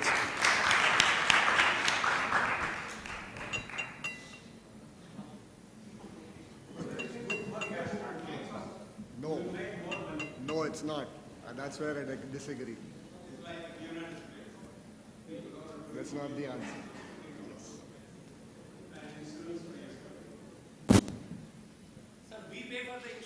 Exactly. You know how much insurance premiums have gone up? Even in our country, how much premiums have gone up after COVID? They become unaffordable. Speakers and moderators and also the chairpersons for being here and making this wonderful event. And I especially thank all our sponsors for making this a successful event, and also all the alumni of R&R for being here and part of this event. Thank you. Looking forward for everyone to be in this academic feast once again, probably same time next August next year. Thank you.